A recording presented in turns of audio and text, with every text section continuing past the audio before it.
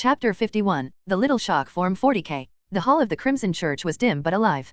Cables hissed, brass arms swung from ceiling rigs, and a scent of oil, copper, and something more arcane filled the air. At the center of the raised platform stood a towering humanoid figure, its body a grotesque blend of industrial bulk and unnatural grace. Its armor was matte iron, shaped not for beauty but for function. Wide shoulders, reinforced joints, exposed pistons flexed along its limbs. Luther stood before it with a tablet in hand, entering code sigils and adjusting the servos manually. The servitor's head was oval, eyeless, save for a single vertical slit of red light. It watched nothing. It obeyed everything. Footsteps echoed behind him. What is that? Hestia's voice cracked through the soundscape. She had stepped past the threshold, hair tangled from restless sleep, expression twisted in shock. New servitor, Luther answered without looking up. You could call it a walking assistant or a new security guard. Her eyes were locked on the unfinished chest. Inside was a mess of crystal conduits, pulsing with heat and light, fused into wire clusters that wrapped around a heart. That's not a tool, she said, her voice quiet. It's a corpse you forced to move. He didn't respond. This isn't creation, Luther.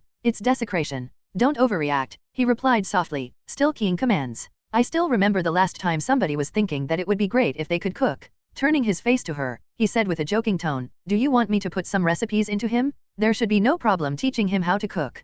Hestia stepped back slowly, with confusion and disgust, but as soon as her eyes fell on the metal skulls floating around, her mind finally started to work, shaking her head. They are different, I don't feel anything dirty from them. Now, Luther raised his head. Of course not, he said, almost fondly. They served me while alive, each one loyal, each one trusted. Extremely brave. No stain. Even in death. He turned his eyes back to the servitor. This one is just flesh. Full violence. No loyalty. No meaning. It's a tool I plan to use, nothing more. As he was about to say something more, the heavy inner door hissed as it opened, and Lilyruka stepped in, now dressed in a clean apron over a short tunic, her face flushed not with embarrassment but with pride. You already finished? She asked, her voice bright with curiosity. Her eyes wandered to the towering servitor and lit up with something between wonder and satisfaction. Hestia glanced at her, stunned. Did you already know what he is doing? Lily only blinked. Of course, he asked for a body, fresh enough and structurally intact. I just did the hard part. Luther finally lowered his tablet, regarding her with calm precision. And who was it?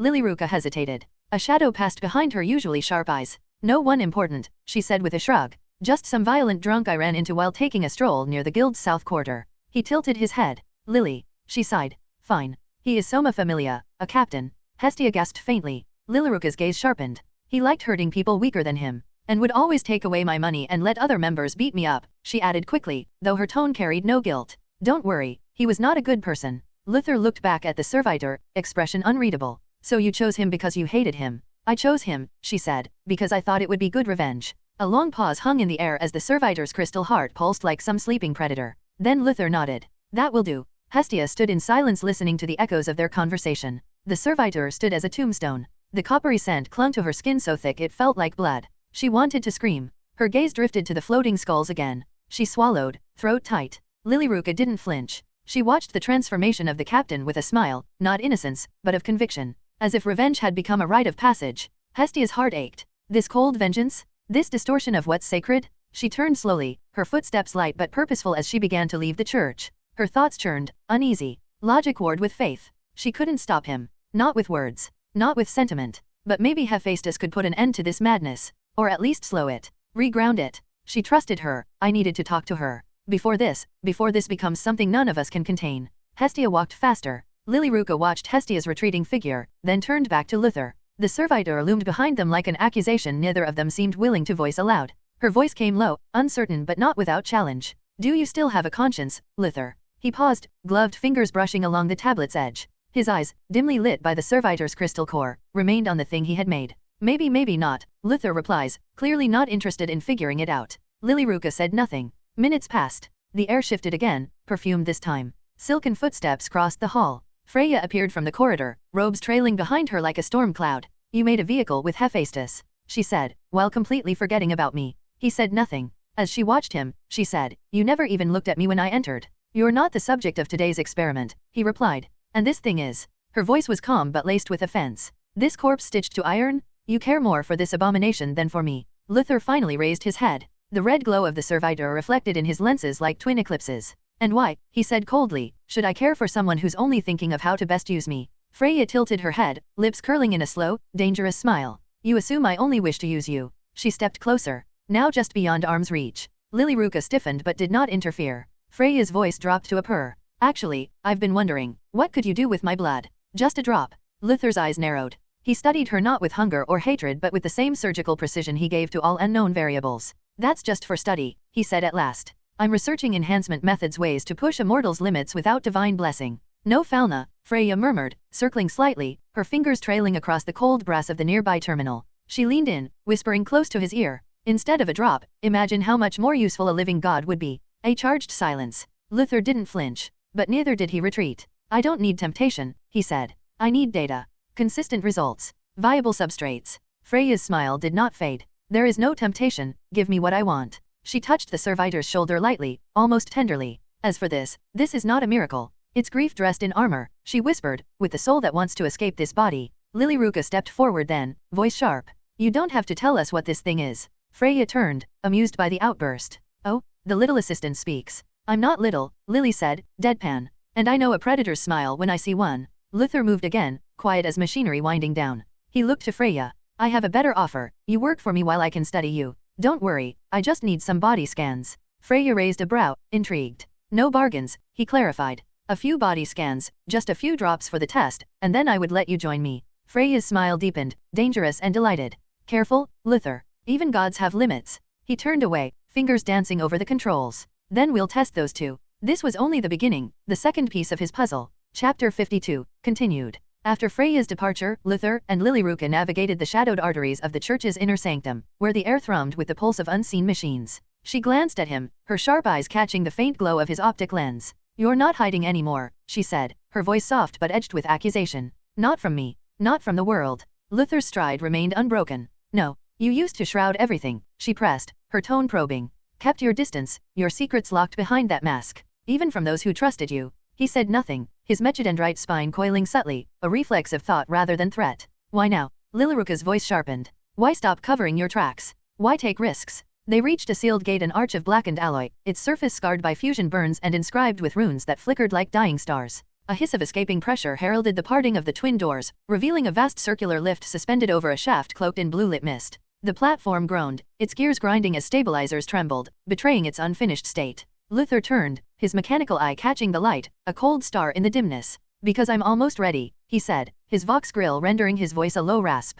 And because. The lift shuddered to life, descending into the abyss. At its center stood a cradle sleek, enormous, and dormant, its contours gleaming like obsidian under the mist's glow. Pylons coiled around it like the roots of some ancient, mechanical tree, pulsing with latent energy. Lilyruka stepped forward, the air thick with the scent of hot iron, ionized ozone, and faint, acrid incense. She halted at the edge, peering into the shadowed depths where scaffold towers loomed. What does it do? She whispered. It breaks boundaries, Luther replied, his voice heavy with purpose, devoid of pride. The astral bridge. A conduit between all that is possible. Her eyes flicked to him, suspicion giving way to unease, a curiosity tinged with fear. And that's why you've changed. For a moment, the steel mask of logic parted to reveal something weary, human. To build this, to gather the knowledge I need, I can't do it alone. The lift continued its descent, the church's under-laboratory emerging from the gloom. Arc conduits crackled, neural thrones stood silent, and power coils encircled the space like a ritual diagram etched in steel. Ghost light danced across cables and sigils, casting long shadows that seemed to writhe. This is what I dreamed of, Luther murmured, his gaze fixed on the cradle.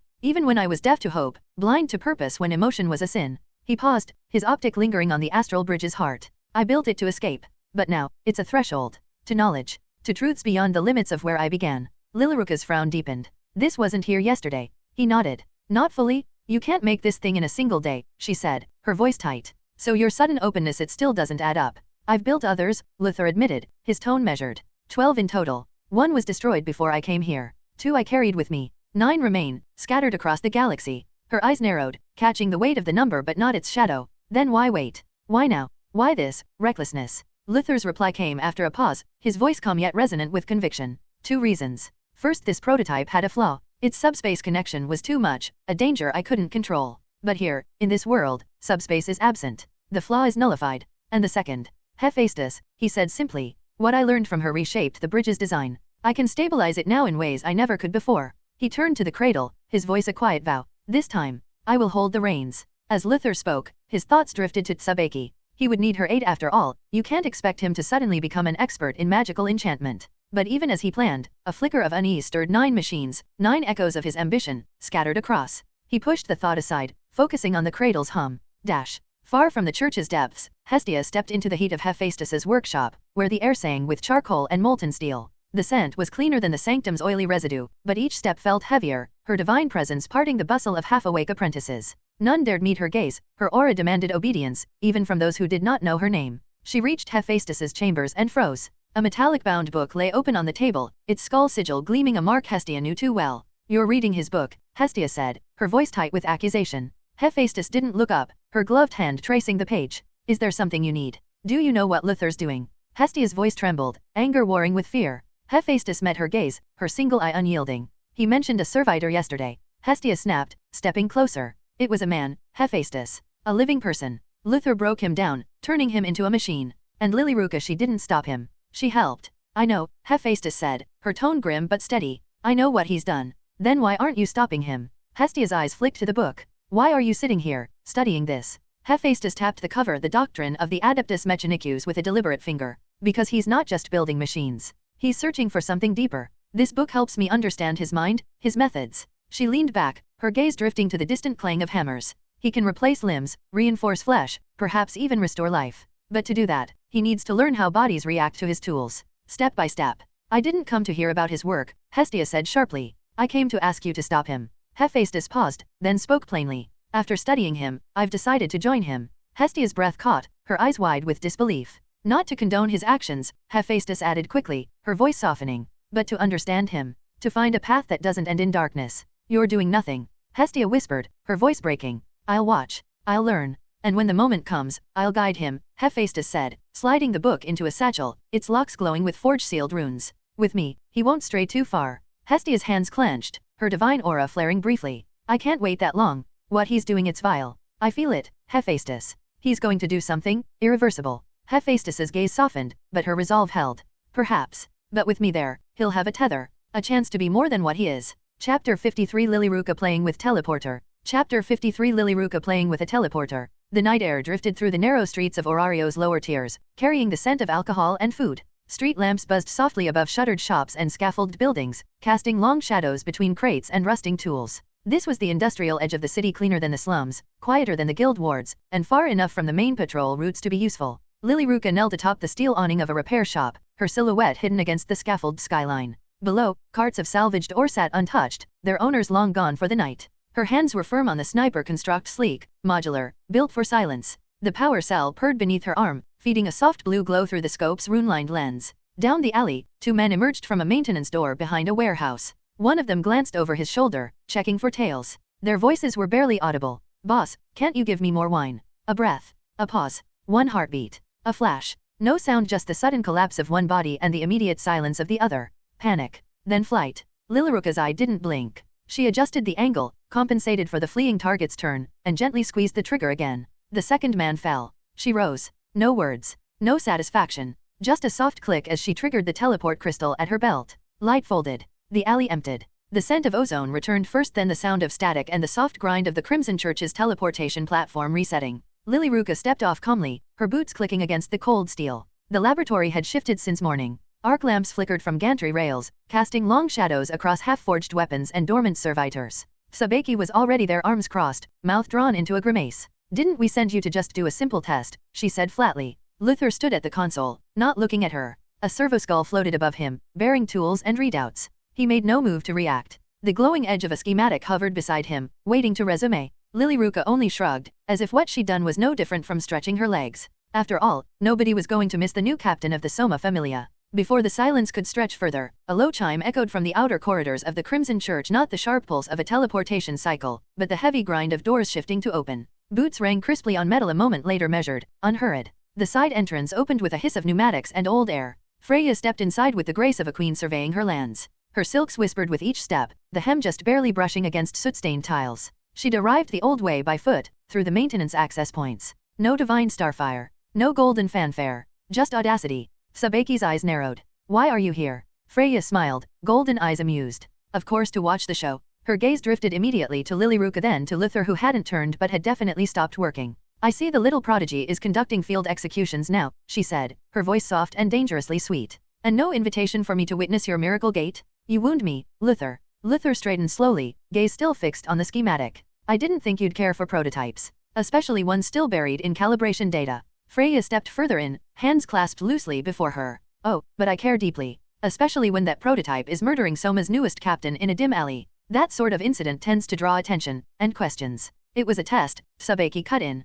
We sent her to check long-distance teleportation. That the fool got his head popped was a bonus. Freya tilted her head. An unintended kill? Or just a convenient one? Luther finally turned, his voice even. She made the call. If you want to lecture her, you can do it after she completes the field testing. A pause. Then Freya smiled slow and calculated. If you speak like this, she might backstab you one day. Lilyruka raised a brow. This was clearly a murder. She knew the type of personality Luther had. She remembered there was a type of bomb you could implant in a person. Now she had to wonder if she might receive one, so she decided to change the tone of the conversation. Goddess Freya, Lilyruka said, raising her voice. If someone is going to betray Master Luther, it would be you, as you always keep thinking about the White Rabbit. Freya got confused. When did her obsession become public knowledge? After a second, she thought, is this the reason Luther always keeps his distance? Because he knows about Belle? Freya gave a slight shrug. I'm just training him. My feelings for Belle are quite pure. Lilyruka shifted slightly but said nothing. After all, who doesn't know about Freya's pure feelings? Freya, not wanting her time wasted on meaningless arguments, let her gaze pass over Lilyruka and linger on Luther.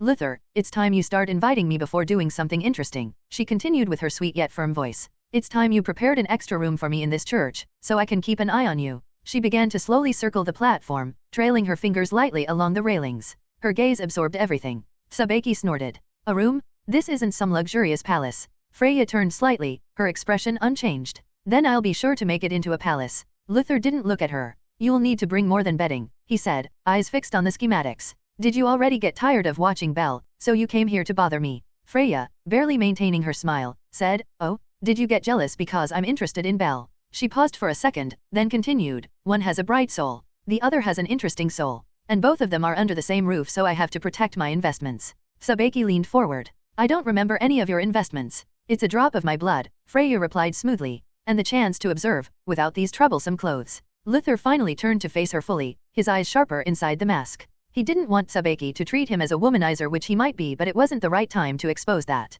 I don't remember my scans requiring the removal of clothes, he said quietly. And for your cooperation in my research, I've only allowed you to watch from the sidelines. Freya's eyes gleamed. Can't you say something nice? Hearing Freya's complaint, Luther began to wonder if he had chosen the wrong god for his research. After a beat, Luther sighed. Then stay. But you might have to share the room with someone. Freya's smile returned. Don't tell me such a big place doesn't have a few extra rooms. Sabeki smirked. Sorry to disappoint you, but we only have 6 rooms, so you'll have to find someone to share with.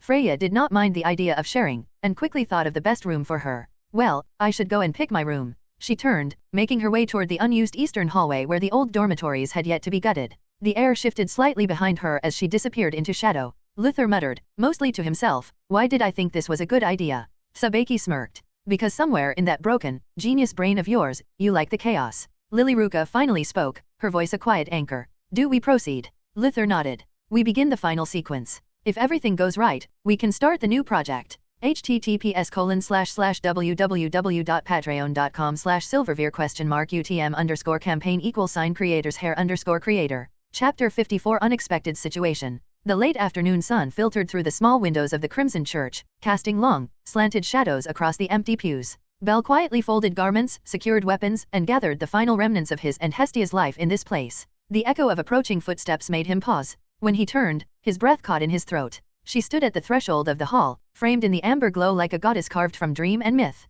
Silvery hair cascaded around her shoulders, eyes of violet gold gleaming like starfire caught in amethyst. Every step she took seemed to shift the world around her, not with force, but with an authority deeper than gravity. Bell straightened, heart racing. Every instinct in him pulled him to her direction: wariness, awe, confusion. His lips parted to speak, but his voice faltered beneath the weight of her presence. Freya's expression was calm, a serene smile curving her lips as she approached. Why are you packing up? She asked, her voice smooth as velvet, soft as starlight. Bell swallowed. Hestia-sama doesn't wish to stay here. Lady Hephaestus offered us a new place. A shame, but understandable. She's never truly belonged here, Freya replied, her gaze unwavering. Her tone was light, but behind her eyes flickered quiet irritation. She could no longer visit him so freely if he left this sanctuary. Bell's hands tightened on the fabric in his arms. I should be leaving now. Hestia-sama is still waiting. Good luck, Freya murmured, stepping past him, her eyes drifting toward the vaulted ceiling. But if you return, I will always welcome you. Her tone bore an eerie certainty, as if the stones of the building bent to her will. Bell offered no reply. He did not trust himself to speak. Freya's smile thinned. You needn't fear me, Bell Cranel. Consider me a friend. But we only just met, he said quietly. She laughed, not cruelly but not warmly either. Time is not a measure of connection. After managing to say goodbye he turned and left, his footsteps swallowed by the stone silence. Freya remained still, her gaze fixed on the place where he had stood. Then a flicker of movement caught her eye. A servo skull descended from the rafters like a pale omen, vox grill crackling with static as it hovered into place above the sanctuary's center. Then came the voice, Luther's voice, calm, grave, and resonant. Freya, it intoned, amplified through hidden speakers. As promised, I have prepared something unique. If you wish to witness a real miracle, come to the lab. The message ended as abruptly as it had begun. The skull drifted back into shadow. Freya's eyes narrowed. Her interest, already piqued, now sharpened into something hungrier. She turned on her heel and walked, her steps swift, decisive. The cold iron halls of the lower church opened before her like the mouth of a slumbering beast. In the heart of the machine chamber, the light was dim and flickering. Shadows coiled around industrial forms, pylons, servo arms, and tangled cables. The skeletal framework of the multiverse portal loomed at the center, a cathedral of brass and bone. Luther stood before it, alone but not unwatched. Sabeki leaned against a far column, arms crossed, a thin line of unease etched between her brows. Lilyruka stood near the wall, fingers twitching unconsciously near the grip of her pistol, eyes flicking from rune to rune as she fought the instinct to run. Even the servitors were silent, their whirring motions slow and deferential. The runes across the bronze pillars began to glow deep crimson, like blood catching fire. The core pulsed to life with a slow, thunderous thrum that echoed in the bones. Coolant hissed through steel veins. Arcs of static danced in the air, illuminating the vast engine like lightning glimpsed behind stained glass. Freya entered without speaking. Her eyes scanned the chamber, then settled on Luther. He didn't turn. His fingers danced across the glowing slate, murmuring a binary chant. His voice was steady until the first whisper broke through. I see you, machine-born. It came through the platform, not a sound, but an intrusion, a presence. Cold, ancient, watching. Luther froze. His hands trembled. The slate flashed red as warnings bloomed across it like bloodstains. Then another voice layered over the first. Not binary, not human, wrong, not meant, not made. A broken key in a rusted lock. The lights flickered. The core shuddered. The dimensional gate's surface shimmered, distorting, folding space like a wound opening in reality. From the gate's heart came a droning vibration, rising pitch by pitch until it sang like metal being torn apart. Sabeki stepped forward instinctively. What the hell is, but she stopped short, jaw clenched. Lilyruka took a step back, eyes wide, weapon half raised, caught between awe and horror. Freya did not move. Luther slammed his hand onto the stabilizer rune. The backup systems roared, vents blasted steam, and arcs of lightning were grounded in a thunderous crash. The chamber trembled. Still the voices echoed. You are a fracture. A beacon. You are calling it. And then, as if a switch had been thrown, it stopped. Silence crashed down like a hammer. Only the hum of machinery and Luther's ragged breathing remained. He turned slowly, sweat trailing down his temple. Behind him, the machine still pulsed, unstable, but intact.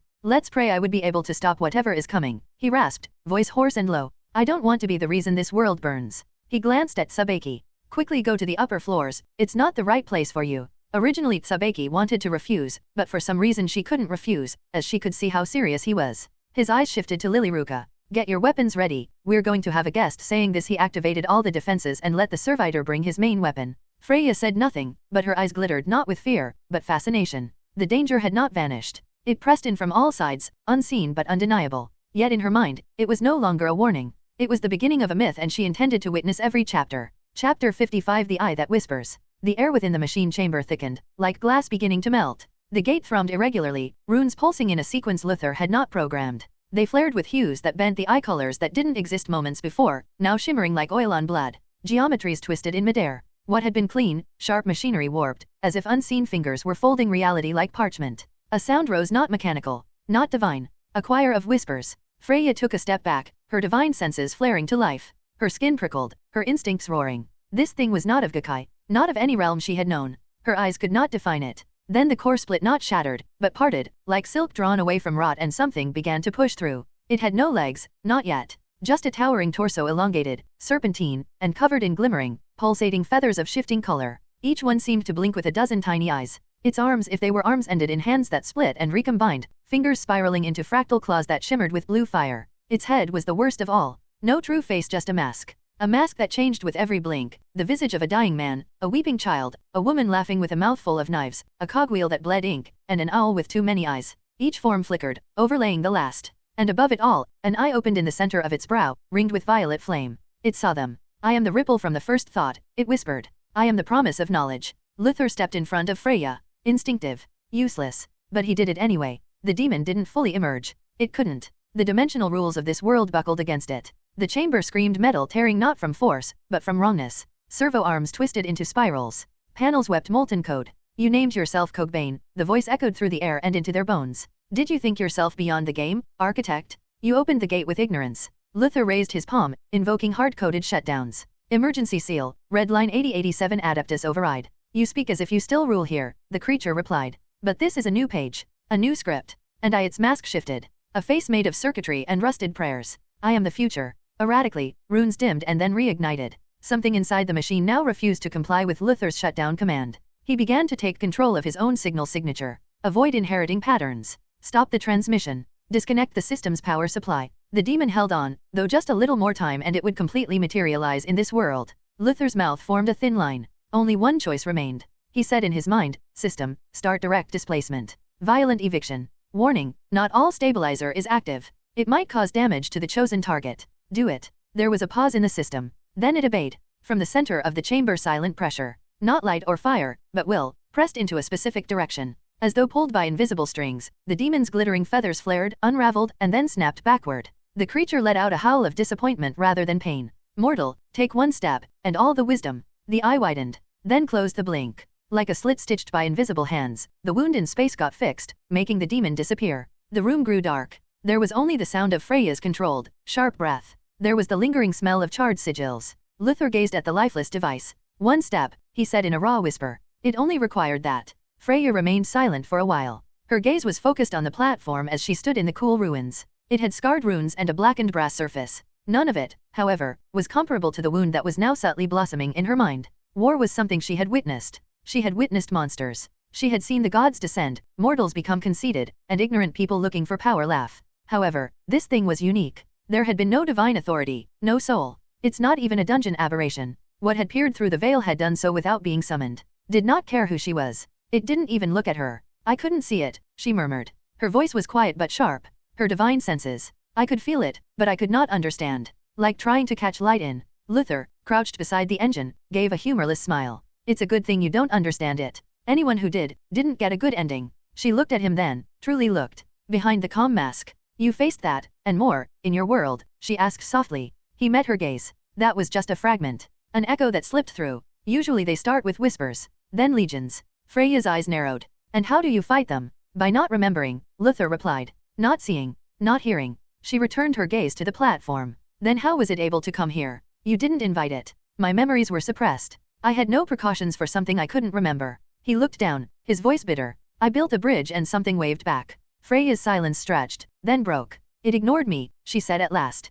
I was in the room. It didn't acknowledge me. Not out of contempt, but because I didn't matter. She was Freya, goddess of love, war, and longing. Her name bent kings and mortals alike. But that thing just ignored her like she didn't matter. I want to see that thing destroyed. Her words came cool and certain. But behind them lay something rare, wounded pride. Not vanity, but an existential reminder that there are powers older than worship, colder than gods. Luther rose. Then you can just wait because one day I'm going to beat that blue crow to death. For the first time, his voice was filled with quiet fury. He had already achieved his dream. But now something from beyond had reached into his world. That, he would not accept. I'm going to join you, she said, stepping toward the blackened core. I will not let something ignore me like that. It's better if the chaos gods ignore you, Luther muttered. But he understood. If you had never experienced the horror of the 41st millennium, you could never understand why ignorance was good. And why remembering was the first step toward damnation. Chapter 56 Purifying. The dimensional gate hissed in its final spasms of function. Arcane runes, once radiant, faded one by one as silence reclaimed the sanctum.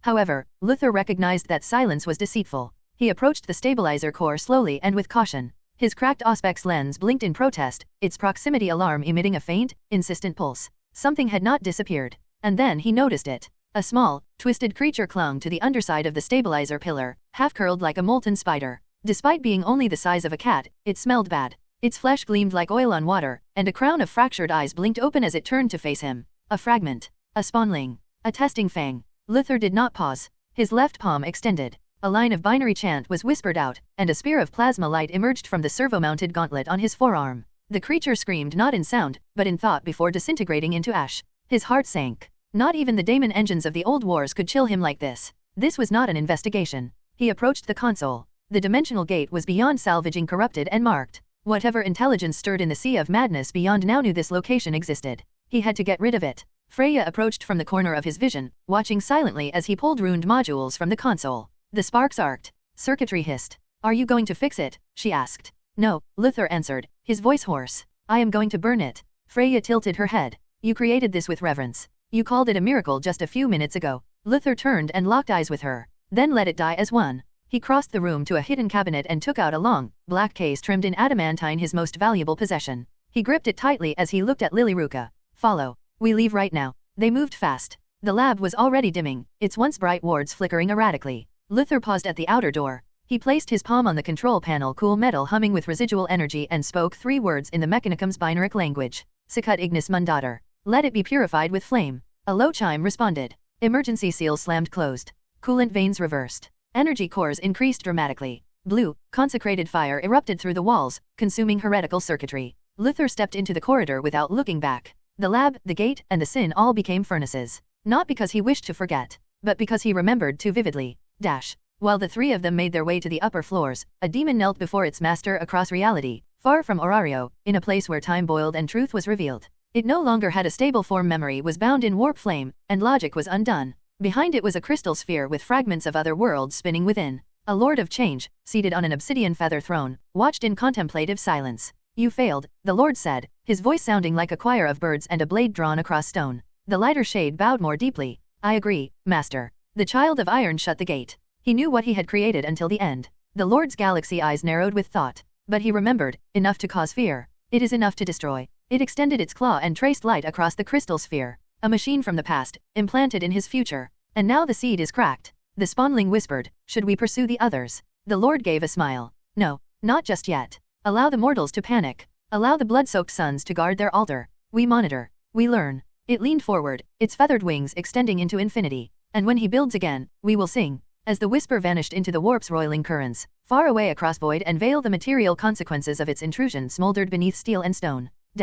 Sanguinious suns arrived in the depths of Forge Caldriux, where sacred fire had scoured forbidden truth, seeking answers rather than glory. The flames had died beneath the earth, but the ash continued to whisper. The air was still heavy with residual radiation and the oily odor of burnt ether. Asteroids of the Blood Angels maintained a solemn vigil around the subterranean vault. Brother Captain Kalen Durius knelt beside the blackened entry seal, his gauntlet tracing the melted engravings. This was not an accident, he muttered into his helm's vox. The ignition pattern is regulated. Ritualized. Across from him, Varen Ossio, a space marine, examined the charred remains of a servoskull, its cogitator core fused and its eyes melted into slag. There are signs that, interference between warps. Intermittent. Targeted. Something attempted to interfere but was met with resistance. Kalen's gaze shifted to the scorched console embedded in the wall, its runes burned away. A mechanical-grade purge protocol. However, there is no evidence of internal presence, no footprints, no activity logs beyond the triggering code. Varen gave a nod. The switch. Whoever programmed it anticipated accidents. Blow up everything. Kalen's demeanor darkened. Who is in charge of this location? Luther Farinus, a Mechanicu's priest, Varen confirmed. A third voice joined the conversation. Malchwire spoke grimly. The enemy came after something buried. Something. They broke the barriers but could not accept anything. He pointed to the still warm corridor, where a faint shimmer of warp residue hung in the air. They were not attempting to steal. If the readings are correct, they were attempting to open a gate leading somewhere. Kalen creased his brow. Then the purge stopped them. Malchwire hesitated. Or something else did, and the purge only sealed the aftermath. Silence fell. Only the distant hiss of cooling vents echoed beneath the forge moon. Kalen turned his gaze upward, toward the void above. Lock this place down. No scribe, no adept, no priest enters not without direct order from Baal. And tell the Magos I want answers. Varen nodded. Kalen's grip tightened around the hilt of his relic blade. Behind them, Servitor sealed the vault. The incense smoke rising through fractured stone curled into silent symbols, unreadable, unresolved. And far above, the warp pulsed. Waiting. Chapter 57, Ashes Beneath the Church. The crimson light of dusk filtered through the grated windows, casting long, skeletal shadows across the interior of the Crimson Church. The servoskulls had powered down silent, for once. The ventilation units maintained their steady sigh, like the breath of something old and wounded. The air carried a lingering scent of scorched circuitry, ozone, and smoke, faint, but unforgettable. Luther sat on the cold floor, a tangle of cables and diagnostic cords half wrapped around his legs. His fingers, still stained with coolant and ash, hung motionless at his sides. The overhead fluorescent strips carved harsh white lines across the dull metal of his mask. Across from him, Freya lounged on a salvaged couch. She studied him not with pity, but calculation. Her expression was unreadable. Lilyruka sat curled at the far end, arms wrapped around her knees. Small and pale beneath the artificial light, she risked occasional glances at Luther, always looking away before their eyes could meet. She said nothing. None of them did. Sabeki sat between the two, brow furrowed, jaw clenched. Confusion clouded her face. She hadn't understood what had transpired below, and that, more than anything, not at her. The room felt suspended like a breath held too long. Only the infrastructure dared to make a sound, the soft ticking of a power relay, the pulsing thrum of cooling units, the whisper of dormant machinery. Luther's optics remained fixed on a flickering schematic projected on the far wall. Distorted by interference, warped in hue, the image pulsed with chaotic static. Still, his gaze never wavered. Freya leaned forward, elbows on her knees. Her voice was quiet but sharp. How long are you going to sit there like this? Luther didn't respond. Her eyes narrowed. There wasn't even a fight. And yet it feels like you already lost. Still nothing. Lilyruka spoke next, hesitant. Was it really that bad? I mean, nothing came through, right? Silence. Sabeki stood abruptly. Her voice rose, edged with frustration. Damn it, Cookbane. If you've lost your nerve, say it. Don't just sit there like a statue. I followed you into that pit. I deserve more than silence. Freya's voice turned colder. Is it regret? Shame? Or something else? A long, taut beat. Then, at last, Luther moved. He reached up and detached a single diagnostic cable from the neckport of his armor. The soft click echoed like a gunshot in the still chamber. When he spoke, his voice was calm and clipped, as if the hours of silence had never happened. I'm going to rebuild it. Freya blinked. You're, what? Luther looked up. The cold flicker of computation danced behind his lenses. I still have one prototype left. This time, I'll modify it further. He stood, slow but deliberate. I know what that bird is thinking. It wants to confuse me, feeds extra knowledge into my brain, offers half-formed designs, and toys with my mind through demons and suggestion.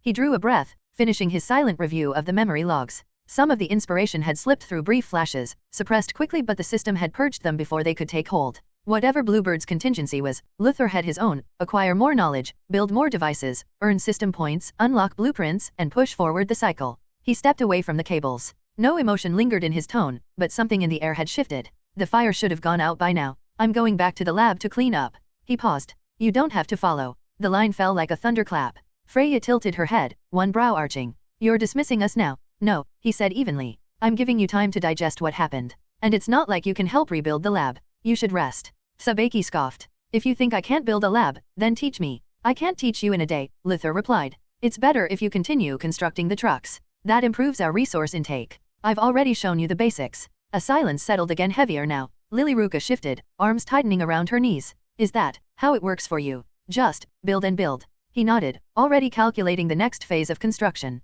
This time, the lab would expand: stasis vaults, containment fields, and emergency caches. If another anomaly occurred, he wouldn't send anyone away, he'd preserve them. Lock them in time. Luther turned toward the corridor leading deeper into the church. I'll be working for the next 7 days. No interruptions. When I return, we'll discuss the future. Before anyone could respond, he vanished into the steel passage, descending once more into the ruined depths. The flames had died. The damage remained. Reconstruction began at once: new foundations, new machines, and new systems. Every piece is built. Every line is calibrated. Above, the Crimson Church stood quiet. But the silence would not last forever.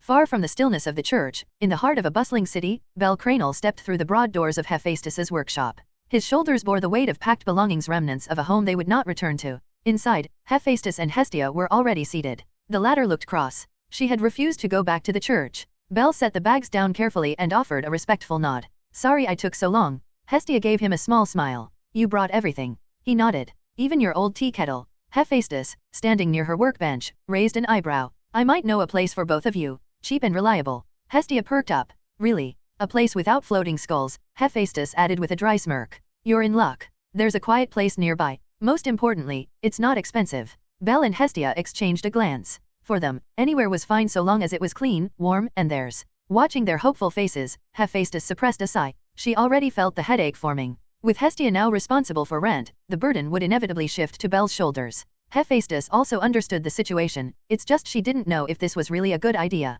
Chapter 58, Back to Business. Certainly. Below is your passage with corrected punctuation, grammar, and consistent paragraph spacing for better readability and a professional presentation. 5 days. That's all it took. Not because it was easy, far from it. Luther didn't stop. He barely slept and barely spoke. The lower levels of the Crimson Church echoed constantly with the hum of machinery, the hiss of plasma welders, and the rhythmic clatter of servo arms. He had torn the place apart once already, now it was time to rebuild it with purpose. Most of the heavy lifting was done by servoskulls and servitors. Luther only had to direct them, coordinate efforts, and implement new designs. A few essential materials, particularly the specialized components for the stasis vaults, had to be purchased directly from the system. Expensive? Undeniably. Reckless?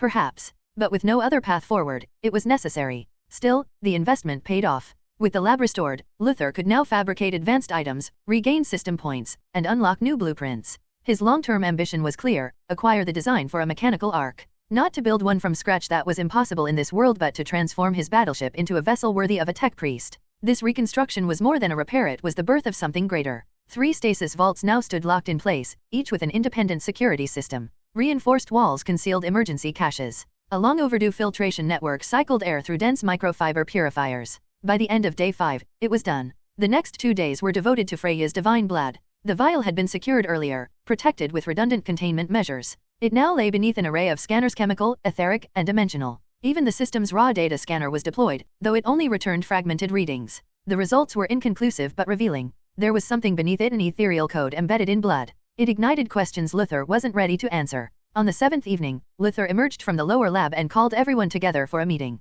Upstairs, everything had changed. Freya had quietly refurbished one of the gathering rooms during the week. Gone were the rusted chairs and bleak iron decor. Now, a polished oak table stood at the center, surrounded by high-backed seats. Warm lanterns glowed in each corner, and a thick carpet softened the floor. They were all there: Freya, Lilyruka, Sabeki, and Hephaestus, who had returned after helping Hestia search for a new home. Freya had briefed her, but second-hand accounts could never match hearing the truth directly. As Luther entered, still wearing carbon-streaked gloves and a soot-smudged tunic, the others turned to him. He sat without a preamble. Hephaestus broke the silence. "So, are you ready to talk now?" Luther gave a quiet nod. "Yes." He looked around at each of them before beginning. "I'm not from Gakai. I assume that much is obvious. I arrived in this world through a device similar to the platform you've already seen." Sabeki furrowed her brow. "A machine that lets you jump between worlds? Like a divine gate? Similar in outcome?" "Not in nature," Luther replied. "It was a prototype, small, unstable, meant for a single jump. I used it. It worked. Barely." Freya rested her chin on one hand, her eyes narrowed. "My first objectives were survival and stability. I needed a base of operations and a way to return or move forward." He paused. "My memories were always fragmented when I was in the previous world. But after the breach, I understand the warp found a crack in what I have abandoned." Freya's voice came soft but deliberate. "You speak of the warp as if it's a willful thing. Is it sentient?" "In a way," Luther answered, his tone somber. "It feeds on chaos. It doesn't forget." Sabeki leaned forward, intrigued. "And the world you came from, what was it like?" He didn't respond at once. He let the silence gather weight. "Ruined. There was once light, unity, faith, a grand purpose. But that was buried beneath the endless war. Mankind ruled the stars, but every planet became a battlefield. The Empire endured, but only as a machine of survival." Hephaestus narrowed her eyes. "So it was just war, and you ran from it?" Luther met her gaze, unflinching. "I didn't flee from battle. I fled from futility. Endless bloodshed without meaning." Freya's voice broke the stillness again. "So what now?" Luther stared down at the stasis key in his hand. Cold. Heavy. "I build," he said. "I build and study, just as I've always done." Freya raised an eyebrow. "Isn't that dull? No thrill in fighting monsters, no stories of your own." Luther didn't flinch. "Is there any benefit in fighting monsters that just respawn? I gain nothing from killing them. They offer no growth, no challenge to me. As for creating stories," he gestured toward Lilyruka, "wouldn't it be more meaningful to let others forge their own paths using the tools I create?" Freya frowned. "That's her path, not yours. And you don't even sell your best work. In the future, people may admire you, but they'll never see your full potential." Before the tension could grow, Hephaestus raised a hand. "Enough, Freya." Freya blinked, surprised by the interruption. Hephaestus's voice remained calm. "Some weapons aren't for sale." Freya leaned back with a sigh. "You're too careful. And you're too hopeful," Hephaestus replied, almost gently. A moment passed in quiet. Then Lilyruka spoke. "So, what now?" Luther looked at the others. "Now, we decide. Do we work together, knowing this may last a lifetime, or part ways here?" He left the consequences unsaid. Hephaestus was the first to speak. "I'm staying. There's too much I can learn from you and too much worth helping you build." Sabeki grinned. "Same here. I'd kill to learn some of your tricks." Lilyruka gave a half shrug, half smile. "As long as you don't stop me from hunting down Soma Familia, I'm not going anywhere." Freya met Luther's eyes. "I will join you on 2 conditions. First, when you go to other worlds, take me with you. Second, I want to know I'm not burning all my bridges behind me." "You'll have the means to return," Luther promised. "That, I'll ensure." Freya gave a small nod. "Then I stand with you." Luther lifted the key. "Then it is decided. First I would build, and when I'm ready, we can go to other worlds to play around." At this point, none of them understood that so-called playing around was just taking away resources from other worlds or fighting wars just to prove a point. Chapter 59. After the meeting, reflections and rest. After the so-called team-building meeting, their conversation meandered into deeper waters, turning toward Luther's previous world. As he spoke of his past, the room fell into a contemplative hush. Each fragment of his memory painted a broader, darker picture. Their eyes gleamed with a mixture of awe and unease, curiosity laced with caution. Eventually, Freya, ever the one to disturb a silence, broke it again. You told us about your world and the threats it contains, she said softly, but not about how you made up your mind to leave it. Luther paused, his gaze lowering to the grain of the polished table, tracing invisible patterns in its surface as though searching for some anchor there. I only fought one war with my own hands, he began at last, his voice steady and even. After the victory, it was supposed to be a recovery mission. The world had been ravaged by a strange plague, unpredictable, mutating. I went to provide aid, restore order, rebuild. He clasped his hands together, metal fingers folding over each other with slow precision. And I did. Power grids were restored. Clean water was distributed. Vaccines synthesized. The people started to hope again. He lifted his eyes and met theirs, gaze unwavering. Then the Inquisition arrived. The room tensed. They detected anomalies, claimed signs of warp corruption. No evidence. No formal inquiry. Just accusations. That was enough for them to declare exterminatus. Hephaestus narrowed her eye. Exterminatus. Luther replied, tone flat, it means to destroy a planet and all life on it. A final solution. A moment of stunned silence passed before he continued. My mind has been engineered to suppress any knowledge of chaos. I thought they were just normal people. So I refused. I locked targeting weapons on their cruiser and warned them to back down. Freya tilted her head. Then you fought. Almost, he said. His hands tightened slightly on the table. Someone on my side intervened. They knew a conflict between a tech priest and an inquisitorial fleet would be catastrophic. So, they knocked me out. Tranquilized me. When I woke, the planet was gone. Glassed. Erased. No one spoke. My father came to see me afterward, Luther continued quietly. He told me I had grown too emotional. That I needed correction. That my judgment had been compromised. A faint tremor crept into his voice. He suppressed my emotional centers. After that, I stopped feeling. I became just another machine. Lilyruka lowered her eyes, her hands clenched in her lap. Freya's voice, though soft, struck like a scalpel. And yet, you're here. I couldn't stay like that, he replied. That wasn't life. So I began construction of a dimensional gate, unstable, dangerous, but functional. And eventually, it brought me here. He rose slowly, weariness clinging to every motion. Hephaestus gestured with a flick of her wrist. Go sleep, Cookbane. You've been up for 7 days. Luther gave a simple nod and turned toward the corridor. His footsteps, for once, were quieter than the machines he once built beside. Returning to his quarters, he stripped the soot-stained gloves from his hands, lay back, and shut his eyes. For the first time in years, the machine allowed himself to rest. The next morning, dawn crept into the Crimson Church, its light dimmed by reinforced windows. Luther awoke not by instinct, but by need. Rest had sharpened his mind. He moved to the workbench and activated his personal console. Task log initialization. Beneath it, he began to type. Current objectives. Pay accumulated wages. Investigate local potion crafting. Prepare 1 light combat suit for Lilyruka. Compile foundational knowledge package for the goddess of the forge. Continue analysis of Freya's divine blood. He closed the interface and stepped out into the main corridor. The silence was complete, no footsteps, no idle conversation. Auxiliary sensors confirmed the others had already left. With nothing more to address inside the church, Luther exited through the side corridor. The door sealed behind him with a hiss as he stepped into the sunlight. At the shop, the familiar hum of street activity filtered faintly around him as he reached the store. The automatic door parted with a soft whisper. Inside, the shop was pristine. The main counter was tidy, and shelves stood neatly stocked. Elna sat behind the counter, focused intently on a ledger, stylus in hand. She glanced up as Luther entered.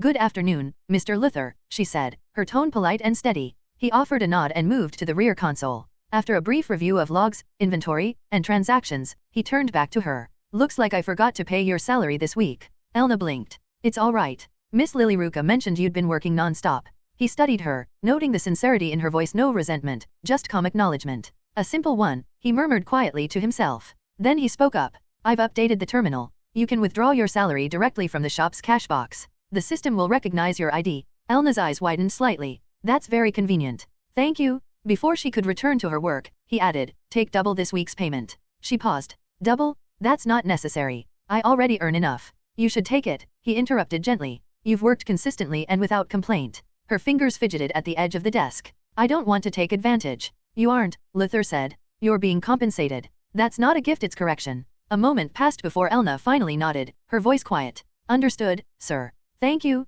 He gave no further reply and turned to leave. Behind him, Elna glanced at her ledger, a faint smile tugging at her lips before she returned to her work with renewed focus. Chapter 60, Second Offer. The cluttered interior of Mayaka's shop was dim and still, save for the soft clink of a stirring spoon against a glass. Luther stood beside the central counter, one hand resting near a half-covered terminal, the other held behind his back. He had not moved in several minutes. Naza stood opposite him, arms crossed tightly. Her ears were flat, her expression unreadable but her tail flicked once, betraying unease. Mayek sat quietly behind a pile of wrapped herbs, watching the exchange with calm wariness. I'll say it again, Luther began, voice low and precise. You compile your knowledge. Every recipe, every method. In exchange, I offer either payment or assistance in improving Naza's prosthetics. Naza exhaled sharply through her nose. If this is a new way to anger me, you're doing a remarkable job. Luther tilted his head slightly. You're free to believe what you want. But I need knowledge. You and Mayek are among the few competent sources in this city. And if we say no, she asked, tail twitching. Then there's nothing to discuss, he replied simply. I'll find others who can provide what I need. Naza's ears twitched at that. Her arms dropped slightly from their crossed position, uncertain. Mayek finally spoke, his voice calm but tired. Naza. She turned to him, face tense. Don't get too emotional, he said gently. Then he looked at Luther, eyes narrowing slightly. He remembered yesterday speaking with Hestia in her new home, asking if she had fought with Luther. Hestia had hesitated. She hadn't wanted to speak ill of him but eventually admitted her fear that one day, Luther might turn Bel into a puppet if it served some greater goal. Mayek didn't claim to understand Luther fully. But that conversation had made one thing clear, caution was necessary. Clearing his throat, he addressed Luther directly. Mr. Luther, your offer is appreciated. But I admit, I'm not certain whether my knowledge and your help with Naza would be a fair exchange. There is no need to judge fairness, Luther replied. I offer services or coins. You provide information. Naza receives a new prosthetic, one superior to the original. It will replicate temperature, pressure, and even pain. What it will not feel is fatigue or weakness. There was a pause. Naza looked down, her voice quieter than before. I don't want to take a risk. We're already buried in debt. Seeing her shoulders slump, Mayek felt a pang of guilt. He couldn't stand to see her like this. He turned his focus toward what he could control. Then perhaps, he said slowly, I can tell you I don't mind sharing what I know, but I would like to understand what exactly you're offering. He gestured toward Naza's current arm. As you can see, her current model is already quite capable. Luther regarded the prosthetic with a glance. I can provide samples for demonstration, but in truth, such devices must be tailored to the individual. Her build, habits, reflexes, even daily motions, all of that matters. He paused, then added, if you agree to begin compiling your knowledge, then when the new prosthetic is complete, we can finalize the exchange. Naza remained quiet, still looking down. Mayek leaned back, brow furrowed. Give me time, I will try to write down everything I know. Luther gave a single nod. I will return in 3 days. He stepped away from the counter, heading toward the exit with mechanical precision. The soft hiss of the door marked his departure, leaving behind only silence and the lingering tension that clung to the walls like dust. Naza finally looked up. Was this necessary? She asked softly. Mayek sighed. You shouldn't care about the small things, and it's not like we are losing anything.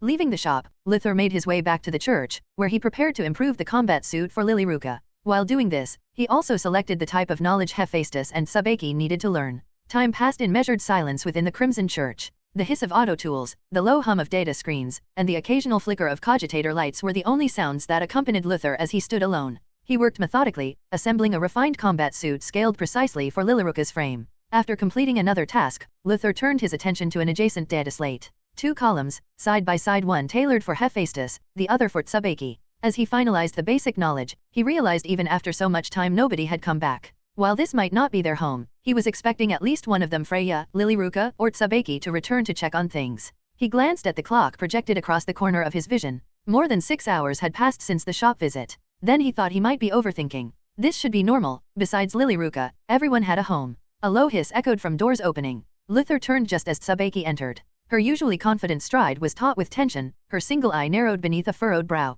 Dust clung faintly to her coat, and there was a restless energy in the way her fingers flexed at her sides. She halted upon seeing him. Relief flashed across her expression, but it was fleeting, quickly replaced by something more serious. There you are, she said curtly. We need to go. Hephaestus wants to see you. Now. Luther's gaze did not waver. Is something wrong? She didn't say much. Just that it's important. And urgent. Tsubaki stepped closer, lowering her voice slightly. It's about Lilyruka and some other people. Luther's eyes narrowed, but he gave a single nod. Understood. He closed the data slate, slid it into a secure port, and followed her without another word. The air between them was heavy, filled not with accusation, but anticipation. The corridor lights dimmed as the church doors shut behind them. Chapter 61, Forced Descent. The damp, musty air of the dungeon pressed heavily against Bel and Welf, as they moved cautiously through the shadowed corridors. Their footsteps echoed softly, accompanied only by the distant sounds of dripping water and the faint rustle of unseen creatures lurking just beyond sight. For hours, they had fought side by side, dispatching monsters with swift, practiced motions, wordless communication forged by countless battles and a shared determination to survive.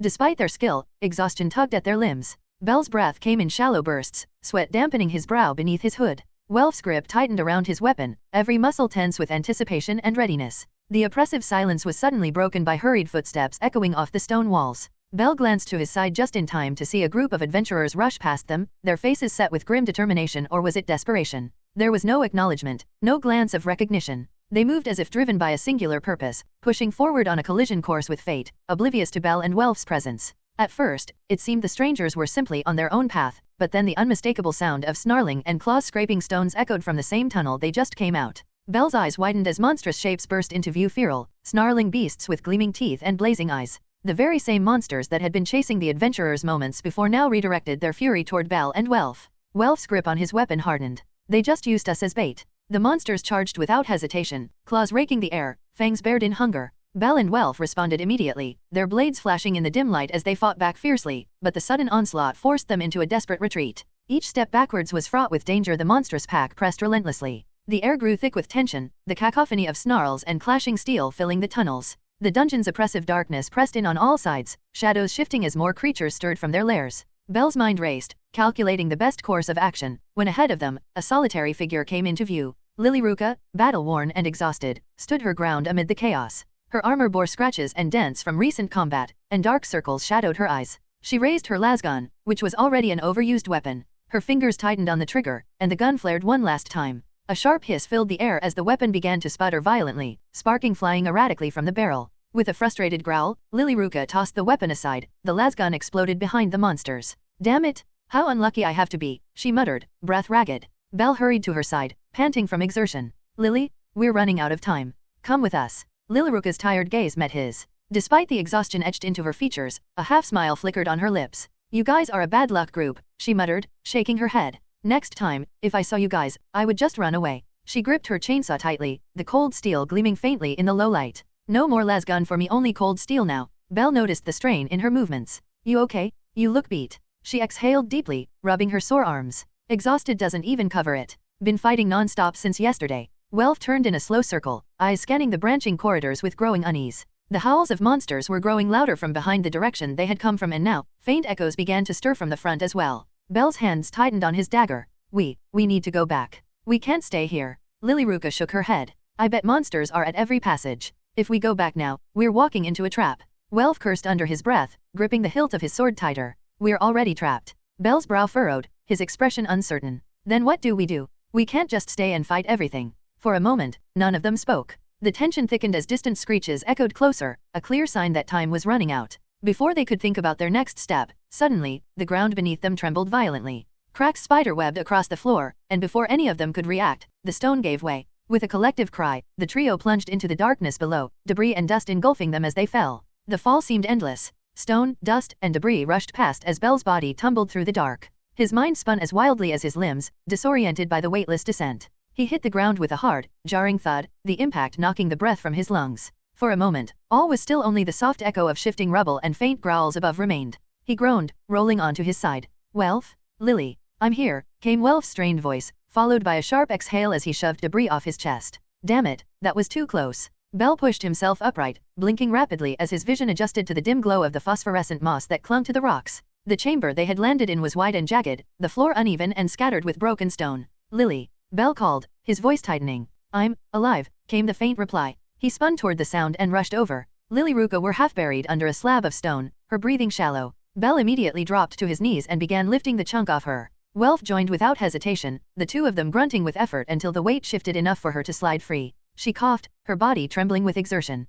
Again, with the falling floors, Bell helped her sit up. "Are you hurt?" "Just sore. Bruised. Nothing broken," she muttered, running a hand through her sweat-matted hair. Welf offered a flask of water, which she took, gulping down the contents. "We must be on the 15th, or maybe even lower," he muttered, glancing around the cavern. "That fall wasn't short. Looks like we can't go back up that way," Bell said, wiping grime from his forehead. The collapse above had sealed the path with boulders and fractured rock. Faint howls could still be heard in the distance, but muffled, trapped above. For now, Bell pulled out a glowstone and cracked it, the soft white light casting shifting shadows across the rough walls. The cave split into several paths, each one sloping deeper into darkness. They were in the dungeon's throat now, too far from help, too deep to retreat. "Let's rest first," Lilyruka said, struggling to her feet. "I guess I really need a little rest." Welf nodded. "It's okay, we can move after some time to safe zone. If I remember, it should be on the 18th floor, right? Maybe we can make it there." Bell hesitated. His instinct screamed that this wasn't the right call, but logic and desperation overrode it.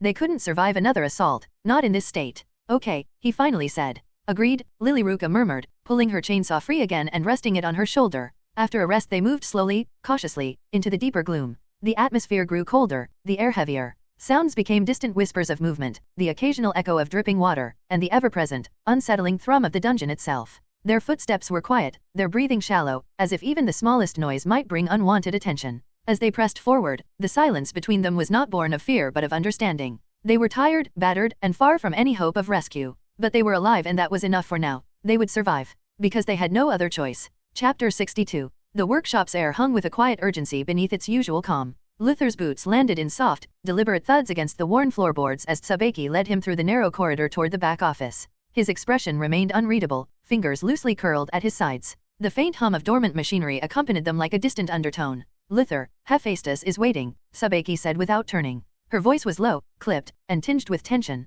He gave a curt nod. The door creaked open to reveal Hephaestus, her brow furrowed in concentration. At the sight of them, a flicker of relief crossed her face before her features settled into firm resolve. There's a situation, she muttered, gesturing toward the cluttered desk. One that might concern you as well. Luther's gaze moved to the scattered papers, reports, sketches, guild dispatches. He stepped forward, hands clasped behind his back. What is it? Hephaestus hesitated, then tapped a folder. Bell and Welf are missing. A monster-luring incident, a pass parade. They were forced down to the 16th floor. Luther's eyes narrowed. His mind swiftly reconstructed the likely scenario, but he remained silent, letting her continue. They've been missing since, she added quietly. No sign of either of them. That's unfortunate, Luther said flatly. But not something that concerns me. Tsubaki exchanged a look with Hephaestus. Her voice was sharper now, but Lily hasn't returned either. The name cut through the air like a blade. Lily. Luther's tone shifted, the disinterest bleeding away. Why would she be missing? She had no reason to be with them. No reason to be near that kind of chaos. She went into the dungeon yesterday but hasn't returned.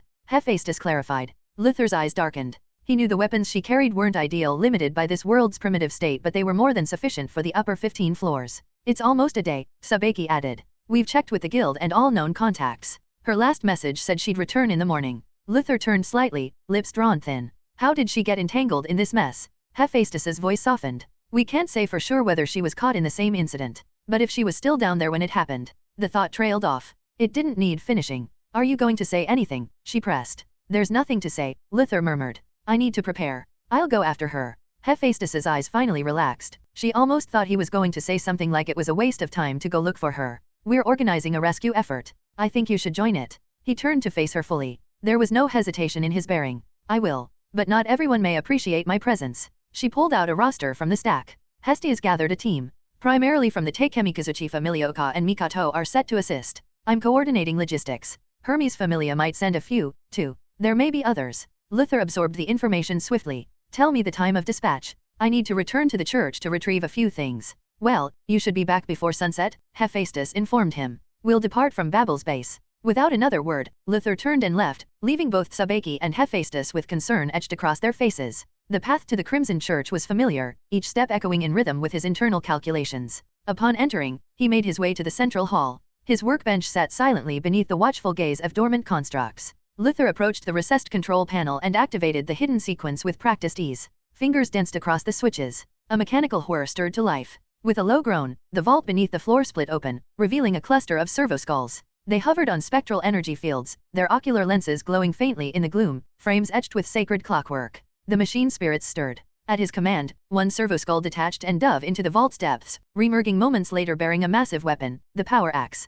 Forged from adamantium and ceramite, the weapon towered over him, bristling with energy conduits and arcane instruments. It resonated with restrained might, a marvel of divine mechanical artifice. The servoskull laid the weapon before him. Luther's hands moved with precision over the surface, unlocking seals, checking stabilizers, and activating dormant circuits. Energy sparked along the power EXE's frame. The glow intensified as its systems awakened, casting harsh light across the chamber. Around them, the servoskulls resumed their vigil, awaiting new orders. He hefted the weapon carefully. It was heavy and unwieldy to others but not to him. He adjusted the energy regulator, and the low hum deepened into a steady growl. One by one, he added enhancements, a targeting array, reinforced cells, and a stabilizing field generator. Each module snapped into place with exactitude. Luther's face remained impassive, but in his eyes, something burned, a glimmer of resolve. This was more than a weapon. It was a promise. Finished, he set the power EXE onto a rack and began collecting secondary gear. He paused only briefly, steadying his breath. Then a voice called from the hallway, sharp and laced with irritation. Luther, are you seriously going down there without me?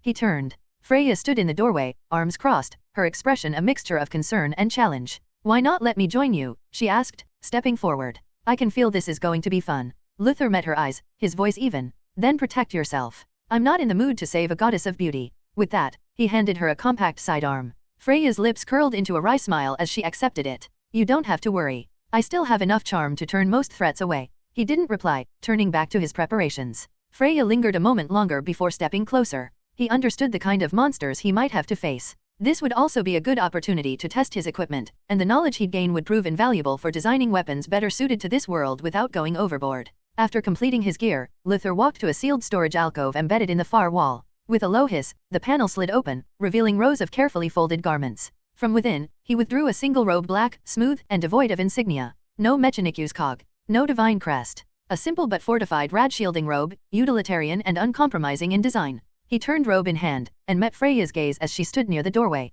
Her arms were crossed casually, but the glint in her eyes suggested she had been observing everything a bit too closely. If you're planning to conceal your identity in the dungeon, wear this, Luther said, offering the robe. Freya's lips curled into a playful smirk, though her eyes narrowed ever so slightly at the plain garment. You couldn't find something more elegant? Or is this your way of punishing me for following you? He stepped closer, tone flat. This is not a clothing boutique. If you have something suitable, you're free to use it. This is just what works. She raised an eyebrow, clearly amused. So serious. You sound like a machine. Tell me, Luther, should I just change here in front of you? Luther didn't flinch. If you're intent on teasing, at least read the situation. You don't need to undress. The robe goes over your clothing, it's a shielding layer, not a fashion statement. The air shifted slightly as the hovering servoskulls circled above, their mechanical lenses flickering red in the low light. Sacred machinery hummed softly, casting moving shadows across the chamber's stone walls. Freya exhaled through her nose, a breath somewhere between annoyance and amusement before stepping forward and taking the robe from his hands, her fingers brushing his as she did.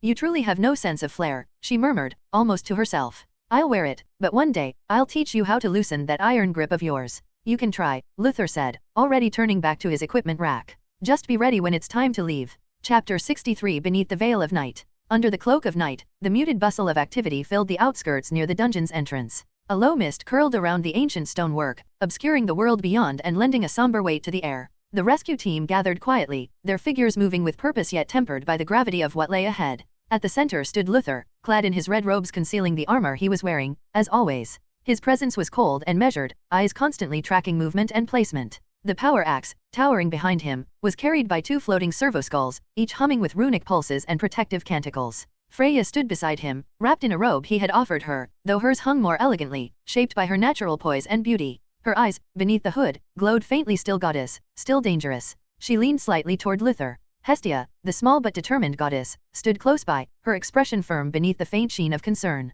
Near her, Hermes, ever composed and cloaked. From the Takemikazuchi familia, Mikato and Kashima Uka exchanged brief nods. Hermes' invitation had brought forth Leon and Asfi al Andromeda. Freya's voice broke the quiet, a low murmur. What a luxurious lineup.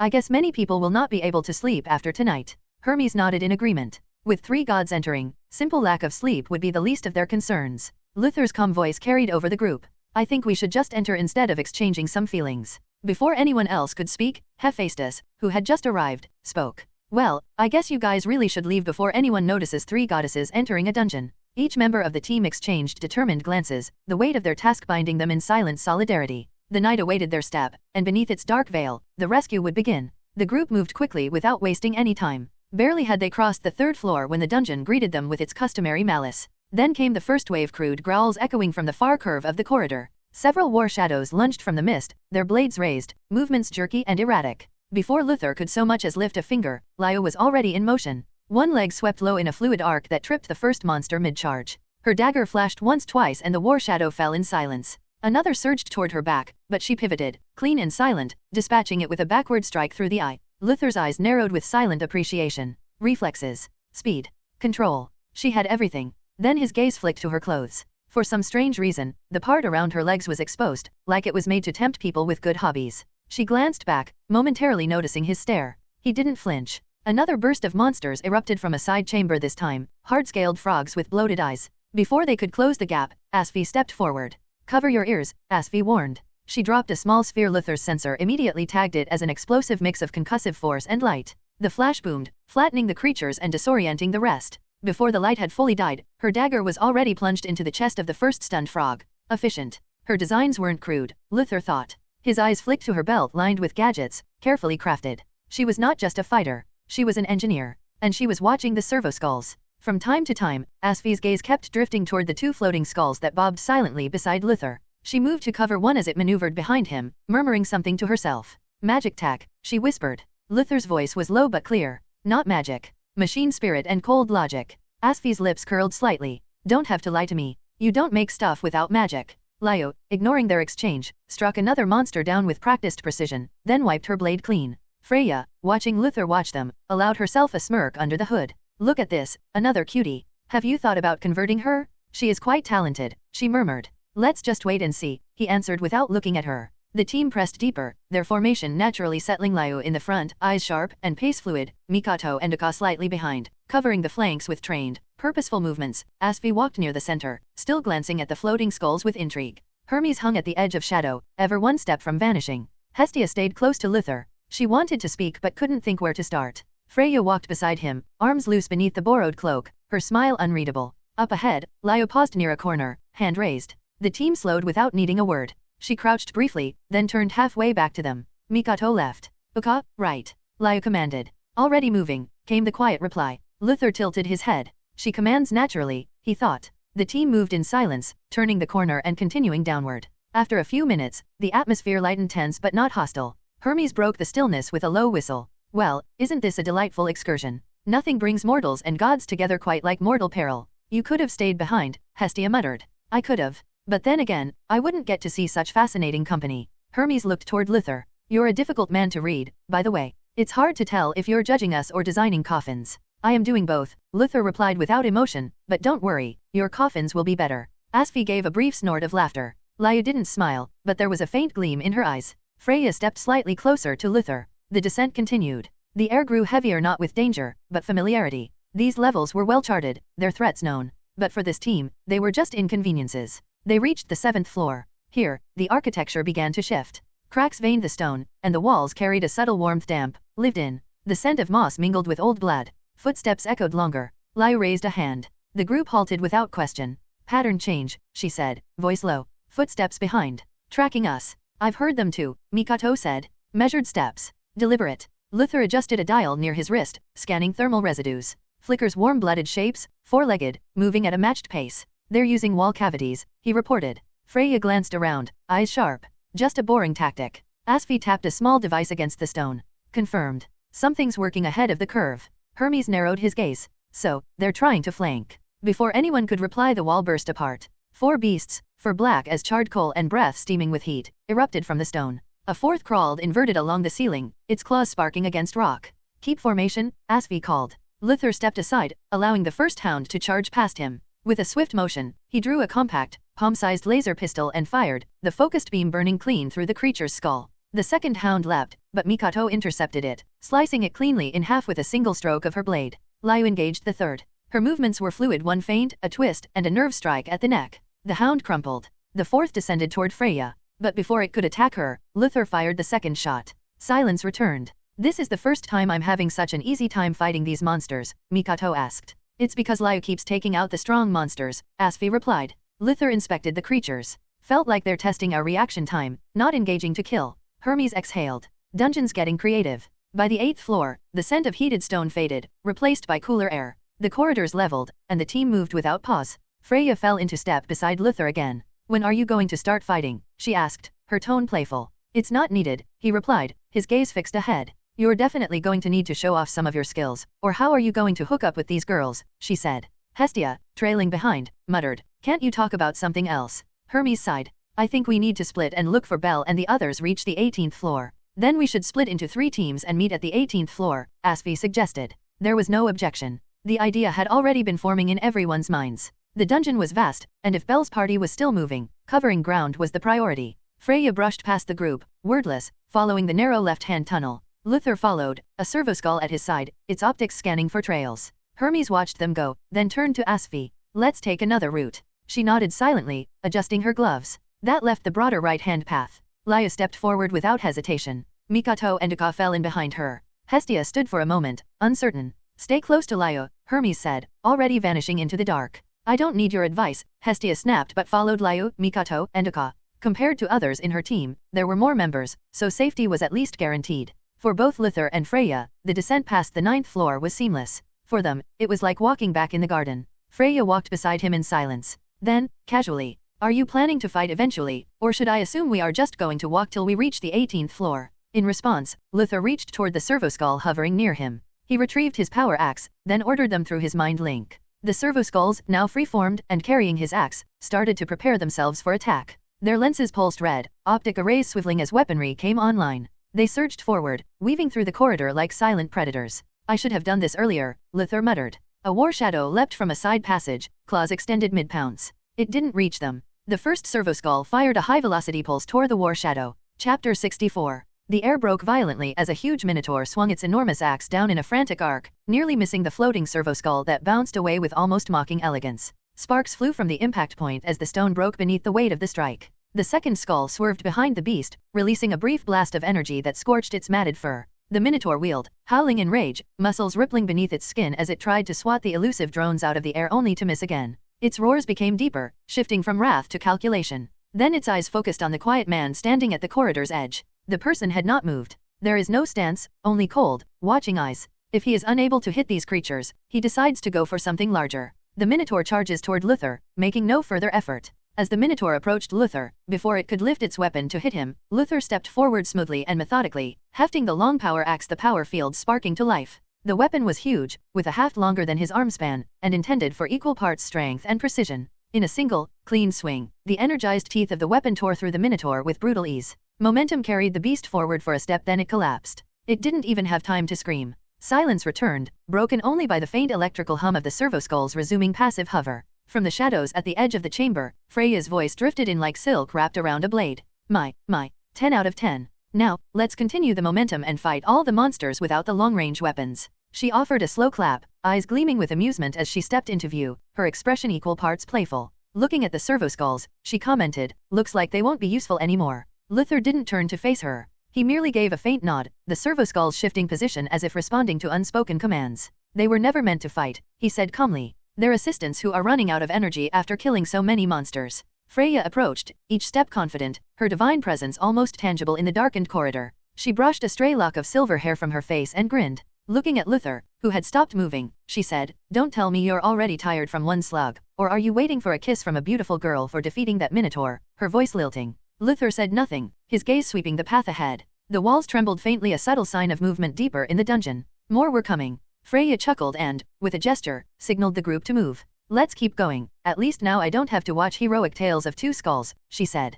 Meanwhile, far below the 18th floor, a much different scene was unfolding as the situation for Luther started to change. Bell stumbled into the 18th floor's safe zone with Welf slung over his shoulder, the smith's arm draped limply across his back. Every step was agony, his legs shaking from exhaustion and strain, but he refused to fall. Welf's blood had soaked into his tunic, sticky and warm, and Bell could feel every ragged breath the older boy took. Behind them, Lilyruka followed, her gait uneven, more dragging herself than walking. One arm clutched her ribs, where purple bruises were already forming beneath her armor. Her chainsword scraped lightly against the floor as she was about to let go. Bell finally dropped to one knee as he crossed into the sanctuary, gently lowering Welf to the ground with a grunt. We made it, he whispered, his voice hoarse with disbelief. Welf didn't respond at first. Then, with a groan, he turned his head and squinted at the glowing sky above. Finally, no more monsters, he mumbled, eyes unfocused. Lilyruka reached them seconds later, falling to her knees just short of collapse. Sweat and grime streaked her face, but her eyes never left the corridor behind them. As the group started to pass out, back at Luther and Freya's location, large numbers of monsters were arriving.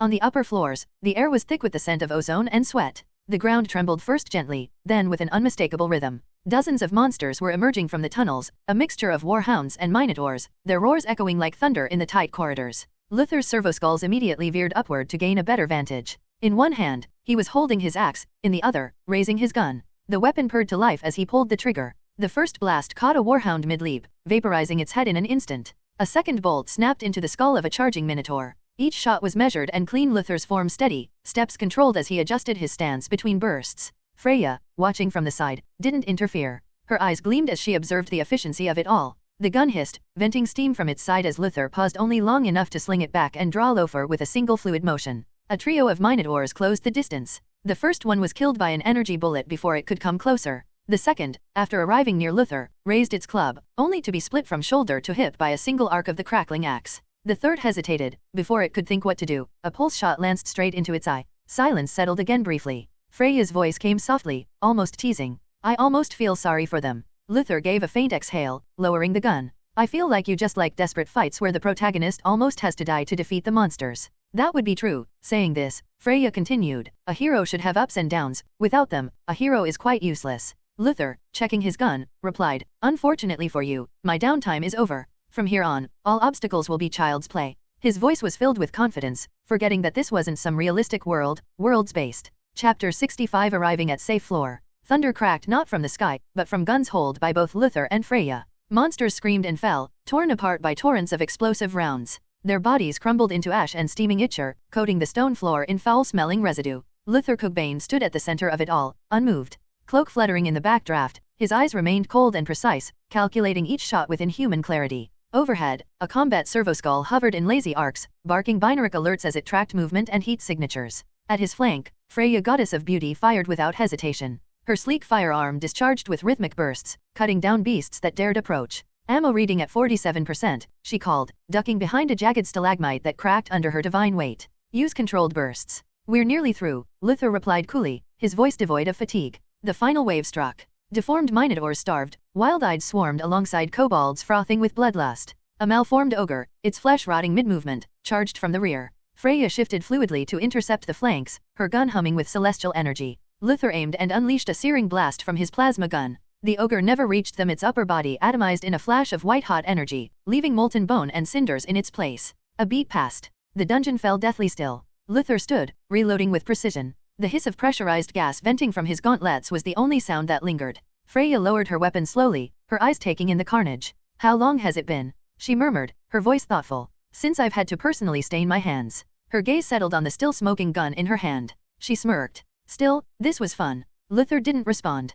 He was already scanning the walls, marking natural seams, calculating layout patterns. We're already on the 16th floor, he said at last. Signs match records. If Belle and the others successfully descended here, the 18th is the only place we need to go. Freya's brow arched, as she didn't want to end the journey so quickly. Without any other word, Luther began walking. The air grew still, uncannily still. Luther and Freya stepped cautiously into the expansive, hollow space of the 17th floor. The oppressive tension of the previous floor fell away, replaced by a vast silence. The only sound was the distant drip of condensation and the soft crunch of their boots against stone. No monsters. No movement. Freya's voice was soft. This is the Goliath's domain. Luther nodded slightly. At least we don't have to fight him. His servoskull hovered in tight, lazy circles. Its scanners pulsed blue, searching, verifying the absence of threats. Come on, this could be a great advertisement, Freya murmured. Only one monster rules this floor. And if you use your weapons to kill him, everyone would come to you to buy them. It's pointless, as most people won't be able to afford it, Luther said. His gaze flicked over craters in the stone. As for adventurers who can afford it, they are not interested in something which won't increase their strength.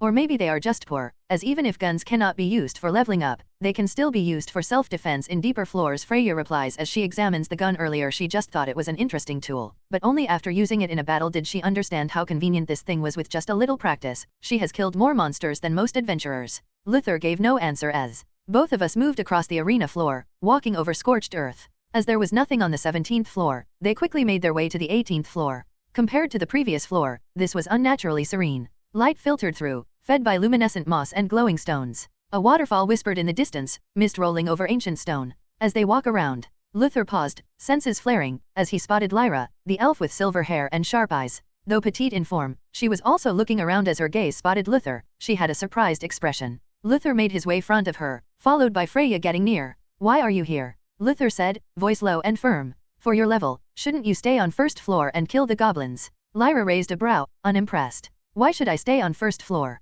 Let me tell you, I am pretty strong.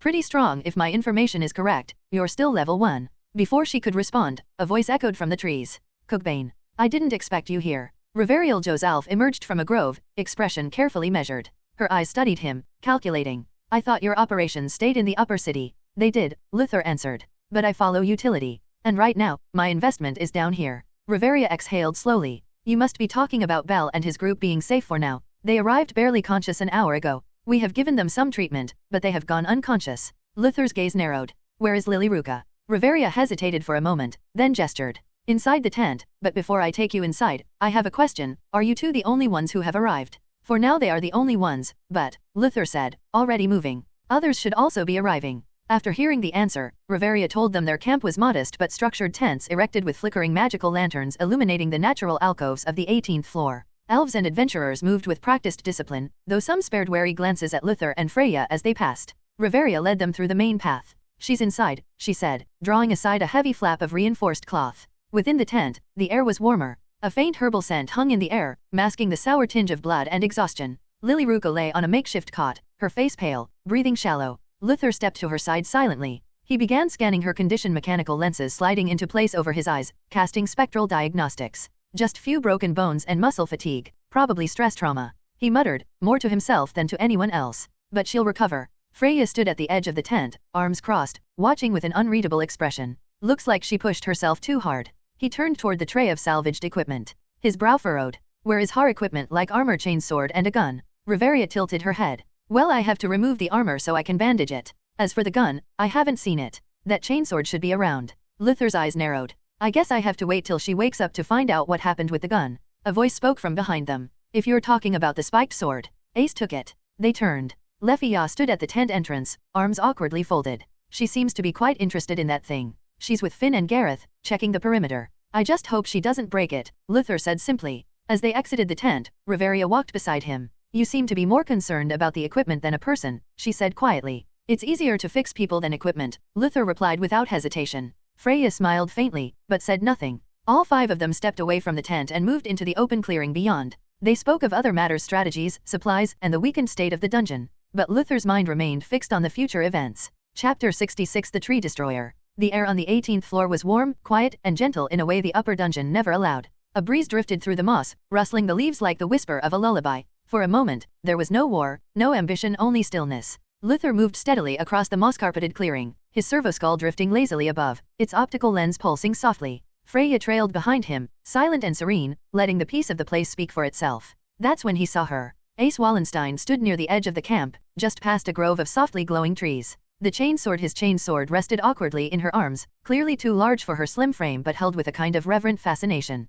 She turned it this way and that, frowning slightly as she poked the activation stud with a gloved finger. The blade remained inert. When she noticed him, her eyes lit up. Without a word, she made her way over, light on her feet, almost skipping. She stopped in front of him, held out the weapon with both hands, and then gestured at it with a small frown. Her brows drew together in a confused, mildly frustrated expression like a child presenting a toy that wouldn't work. Luther blinked once. Then, somehow understanding, he murmured, "It's not broken." Ace tilted her head, clearly not convinced. He took the hilt gently and pressed a recessed rune near the grip. The chainsword coughed once, then roared to life, the teeth spinning with a deep vrrrrrk, its sacred machine spirit awakened by a practiced hand. Ace's eyes went wide with wonder. Without waiting, she reached forward, took it back with care, and nodded with almost comical seriousness like a student finally understanding a lesson. Then, wordlessly, she turned and marched toward a tree. With the solemnity of a knight about to slay a dragon, she raised the chainsword and swung. The weapon tore through the bark in a high-pitched shriek, shredding the trunk with a spiral of sparks and sawdust.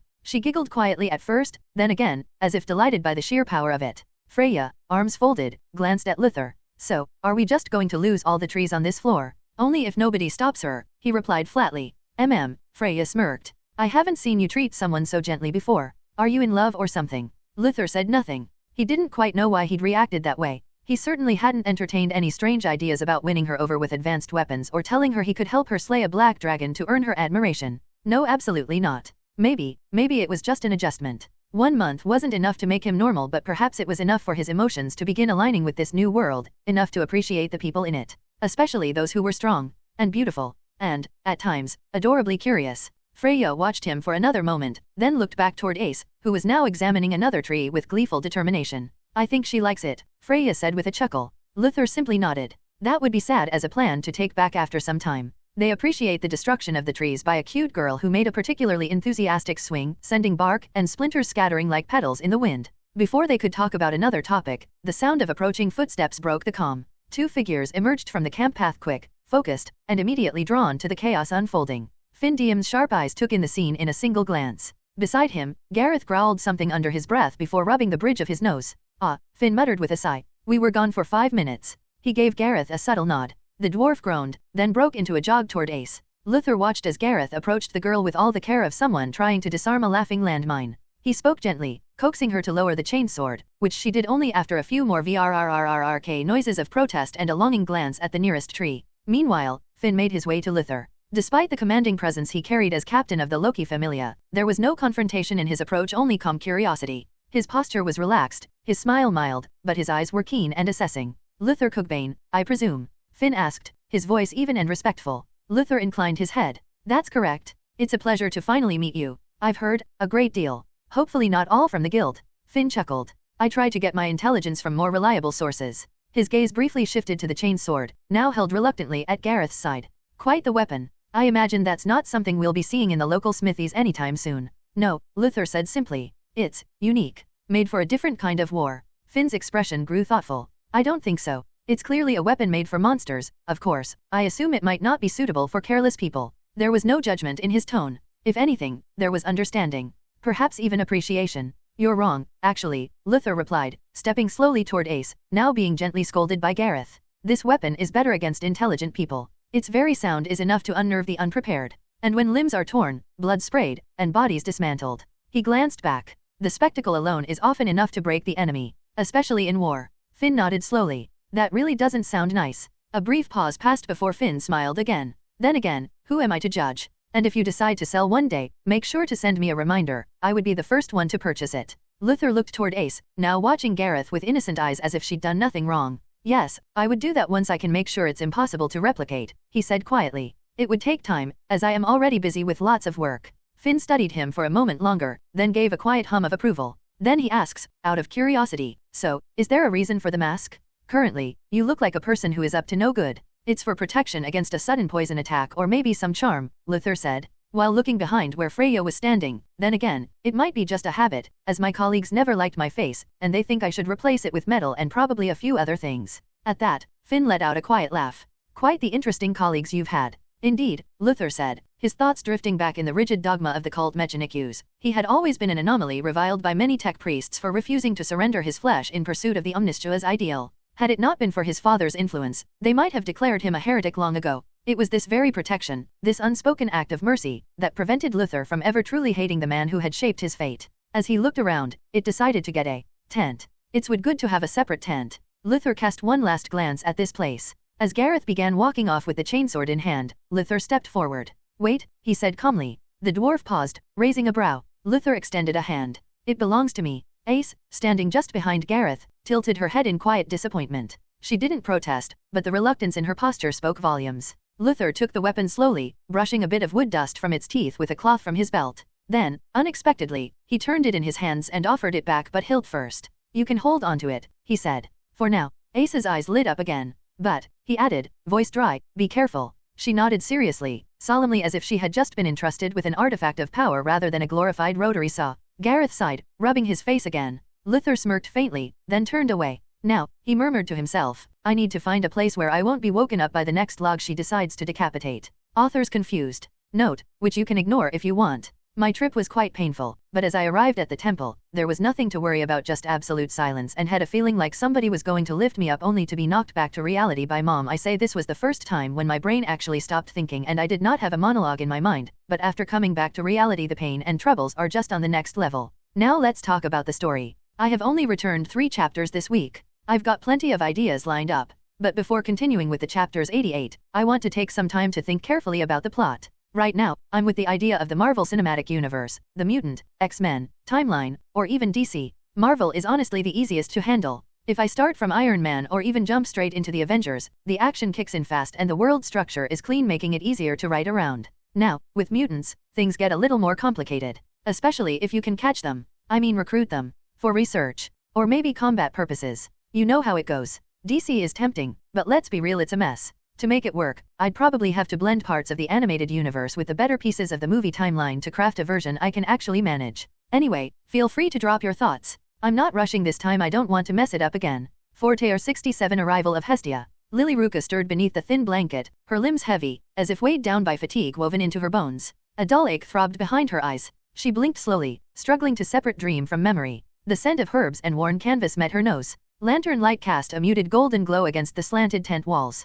She shifted slightly and that's when she noticed him. Seated on a chair a few feet away, Luther sat with a terminal in his hands, back straight, head slightly lowered. A soft mechanical hum came from the servoskull that hovered silently near the ceiling, its sensors dimmed, inactive for now. Luther. Her voice was barely more than a whisper, dry and unsure. He looked up immediately, eyes sharp and unreadable in the low light. You're awake. She sat up slowly, wincing as her muscles protested. Her gaze flicked to her arms bandaged and lightly bruised. How long? I don't know, as I just arrived a few hours ago. His voice was even, calm. Lilyruka frowned softly, looking down at her hands. I guess I got involved in something I shouldn't have. It's okay, he said. There are some things we can't avoid. A pause passed. Lilyruka's brows drew together. Is everyone alive? Luther confirmed. Some minor injuries. They're resting in the other tent. Her shoulders slumped in quiet relief. Then her gaze wandered around the tent until it landed back on him. I didn't think you would come for me. I had nothing more urgent to attend to. That answer made her frown, not with offense, but with thoughtfulness. Still, thank you. Luther didn't reply. He merely turned a page in his book. The silence stretched comfortably between them, the kind that didn't need to be filled. But after a moment, Lilyruka shifted on the cot again, hesitating. I guess I lost your gun, she muttered, looking down. It exploded while I was fighting. I didn't even know what I did wrong. Luther's eyes shifted toward her, steady and unreadable. It's not your fault. The weapon was unstable. He leaned back slightly, tone level. This world lacks the materials for proper heat regulation like thermal sinks or insulative alloys. Without those, the weapon couldn't vent its buildup effectively. It was a rushed prototype.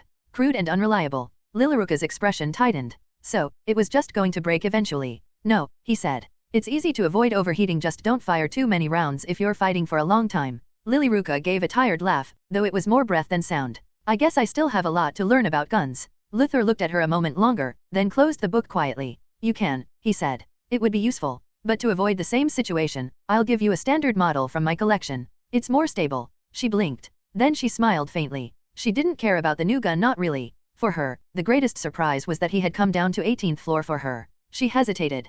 Can I ask you something? Luther didn't speak. Why did you come down for me? I mean, it probably wasn't worth the trouble, right? He didn't answer immediately. Some answers made sense: future investment, battlefield potential, test subject. None of them felt right anymore. Saying you're like family would sound false even to himself. He wasn't that kind of man. Not yet. After a moment, he spoke. I came because, he said, voice quiet, from the moment I picked you up, I decided to make you part of the life I'm building. That makes you my responsibility and not something I discard when inconvenient. Lilyruka stared at him. For a long moment, she didn't speak, then simply smiled. Not brightly, not with relief, just something quiet. Real. That, she said softly, sounds like a confession. Luther, eyes returning to the terminal in his lap, agreed silently. It did sound like a confession, but he thought since they were going to live a very long life, he wouldn't want to surround himself with people he didn't like. Just as the tent settled back into a soft hush, broken only by the occasional flicker of Luther's terminal, a faint commotion rippled through the outside, muffled voices and the sound of someone tripping over a supply crate just outside.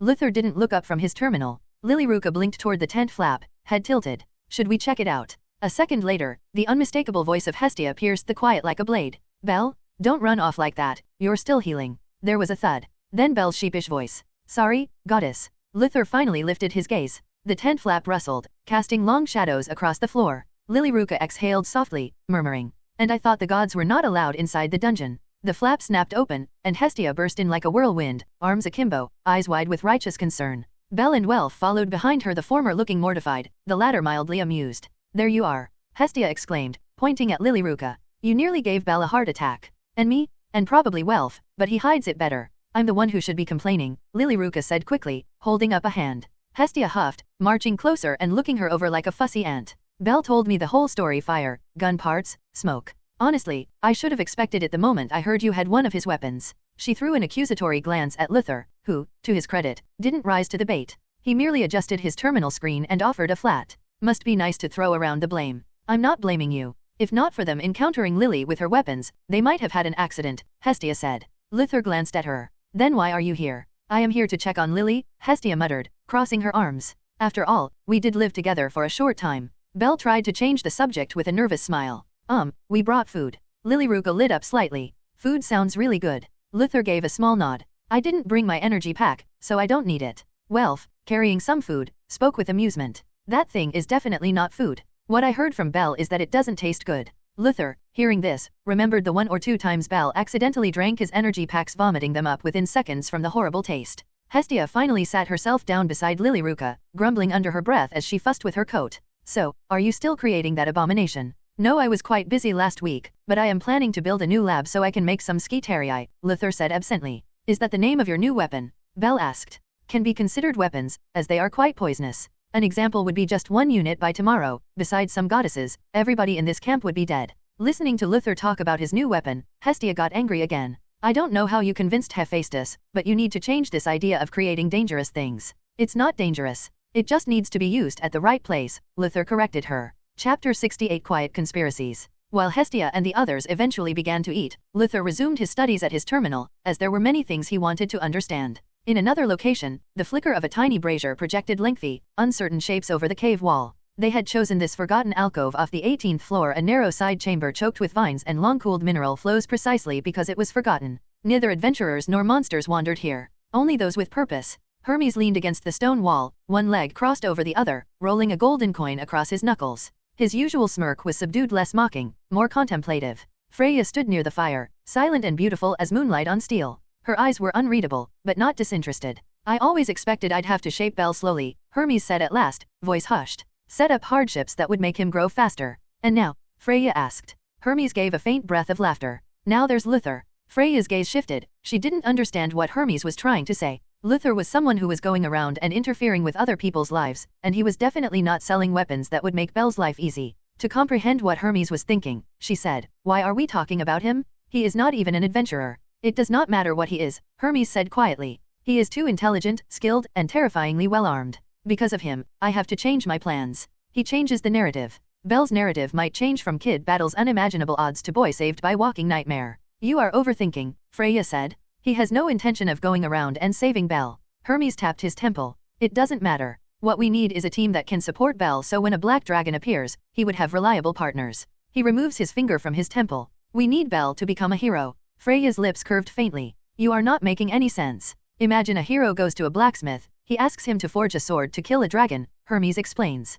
After crafting the sword, instead of handing it over to the hero, the blacksmith decides to kill the dragon by himself. Imagine a world where heroes cannot become heroes because they couldn't get a good weapon. Freya considered him a moment. So you are just worried that a blacksmith would become a hero? Hermes gave a sharp, amused breath. I am not that small-minded. I just don't want him to become a blacksmith who will not give a sword to a hero and also doesn't even bother to kill the dragon. Freya arched an eyebrow as she started to think, in some sense, what Hermes said was true. She knew Luther was just selling some scraps, not his weapons, and he definitely didn't have a plan for any dragon, but now she was on his side, so she couldn't think about streaming against him. So you just want to remove him, then take away his weapon and give it to Belle? No, Hermes said more seriously. He's useful. He might be the kind of support Belle needs. But I have to be careful not to accidentally kill him. That shouldn't be possible, Freya said. It's possible. If my plan worked, we would have a monster running around the 18th floor, Hermes replied. With your help, we can direct that monster to Luther. Then I also want to create a situation where Belle has to save him, which should result in him being grateful to Belle. This might solve the issue.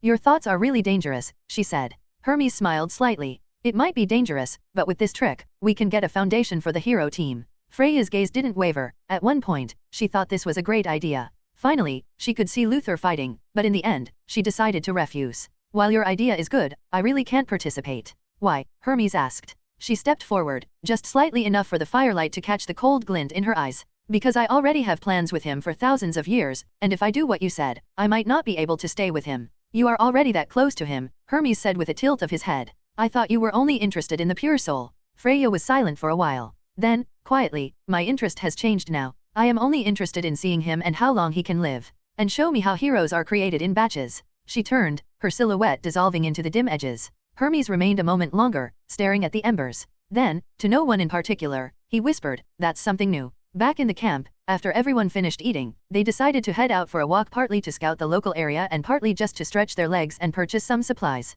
The dense, rich air of the 18th floor never quite cleared from the lungs, but the light filtering down made it feel less like a battlefield and more like a strange, enchanted garden. The bell looked brighter now that food had returned color to his cheeks. Welf was already fiddling with the handle of one of his knives, always an artisan even when pretending to relax. Hestia, after much insistence that this was strictly casual walking, finally allowed herself to join them, though not without several warnings about staying close and avoiding any more explosive incidents. Lilyruka was the last to rise. Her wounds still ached, but something about being on her feet again, surrounded by people who weren't fighting or dying, made her smile faintly. Only one person remained behind. Luther didn't even look up when the tent flap stirred with their departure. His terminal remained open in his lap, lines of data scrolling past with cold efficiency. One servoskull hovered nearby, its sensors calibrated for ambient mana and heat distortion. His mind was far from strolls and small talk. There were records to examine and diagrams to go over. He still had a huge gap in his knowledge that he had to address as soon as possible. His knowledge of manipulating space had significantly increased as a result of his work on the dimensional machine, but something essential was still lacking.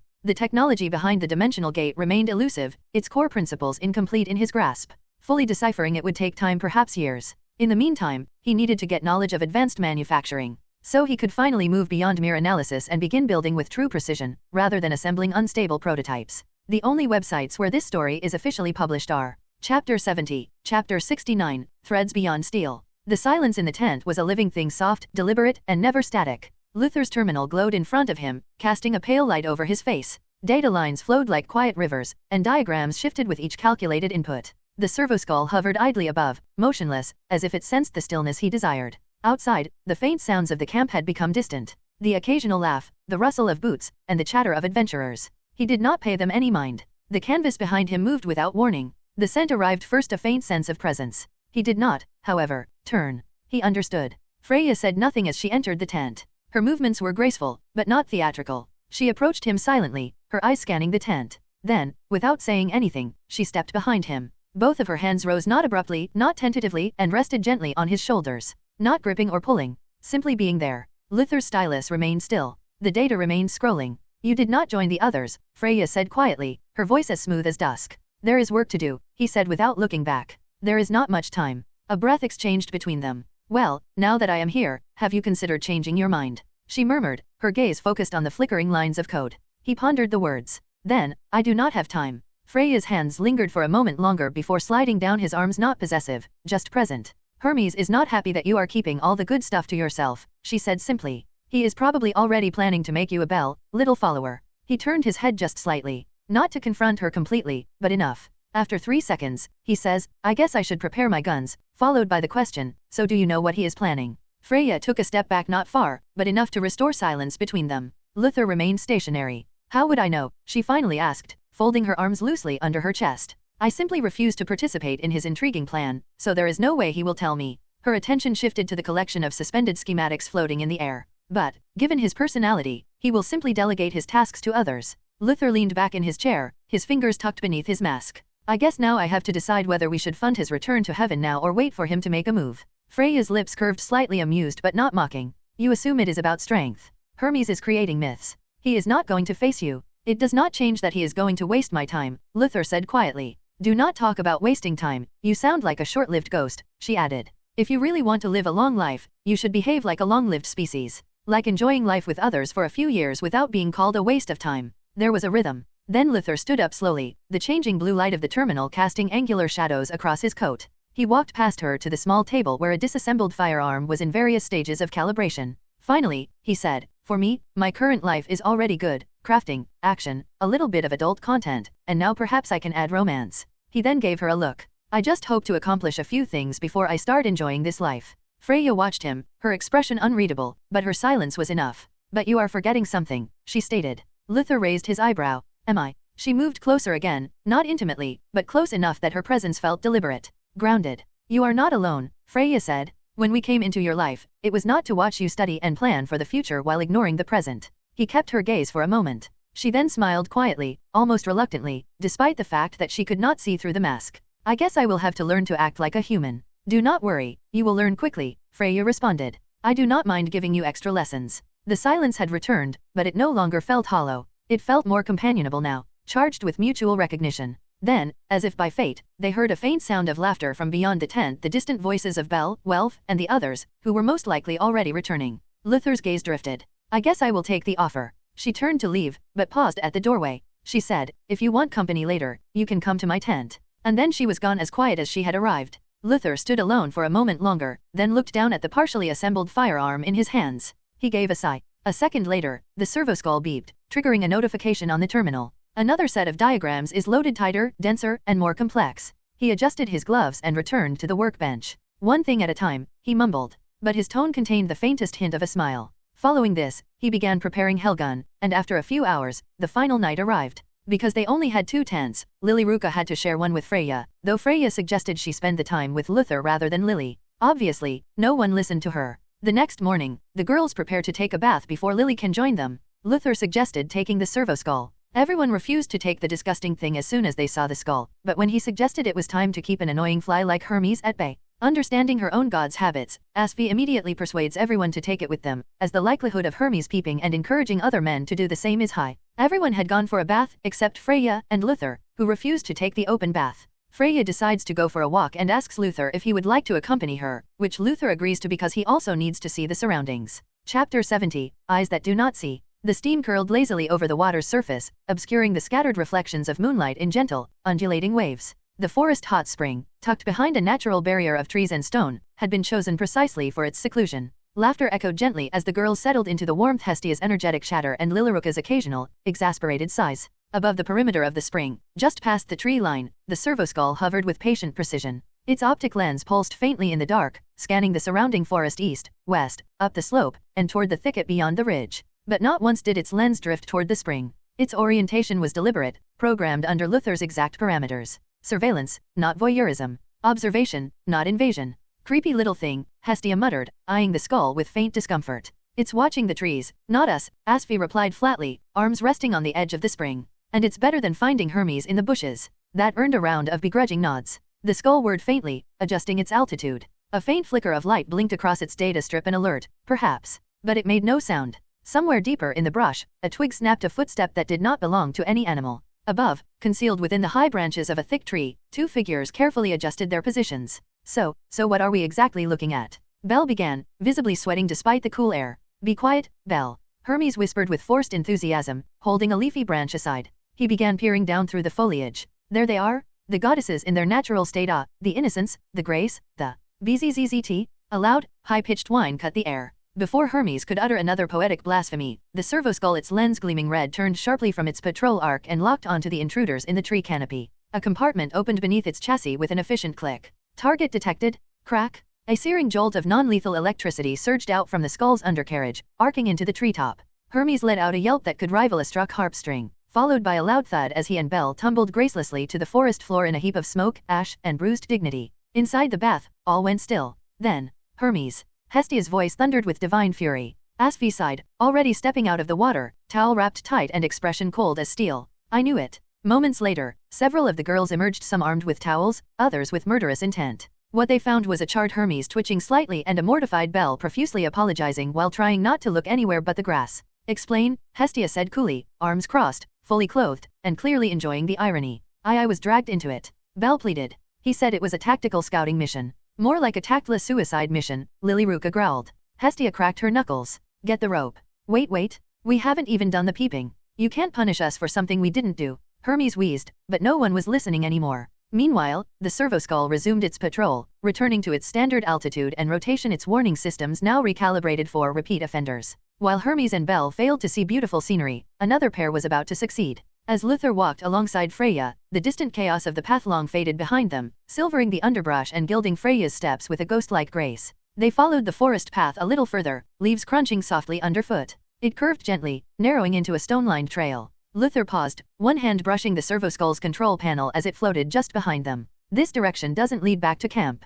No, Freya said, her tone light, almost teasing. It leads somewhere much more interesting. He arched a brow beneath his mask but didn't argue. The servoskull adjusted behind him, its optical lens glowing a calm blue. They stepped through a natural break in the brush and Luther halted. A secondary spring, far more secluded, shimmered under the pale light. Mist coiled across its surface, curling around jagged stones and leafy branches. And in the middle of it, reclining against the edge with her back turned and hair cascading like a curtain of moonlit silk, Ryu Leon. Alone, undisturbed, vulnerable in the quiet peace of the spring. Freya stopped just beside him, her expression unreadable save for the faint, knowing curve of her lips. Luther remained still, analyzing the scene like a battlefield map. His servoskull floated motionless, its lens angled politely away. You brought me here to look at a naked elf, he said finally, his tone a mixture of understanding and faint resignation. Freya tilted her head, amused. Who was the one quietly stealing glances at her butt when we were coming down in the dungeon? He said nothing. She leaned closer, whispering, 6 times. You looked at her 6 times, Luther.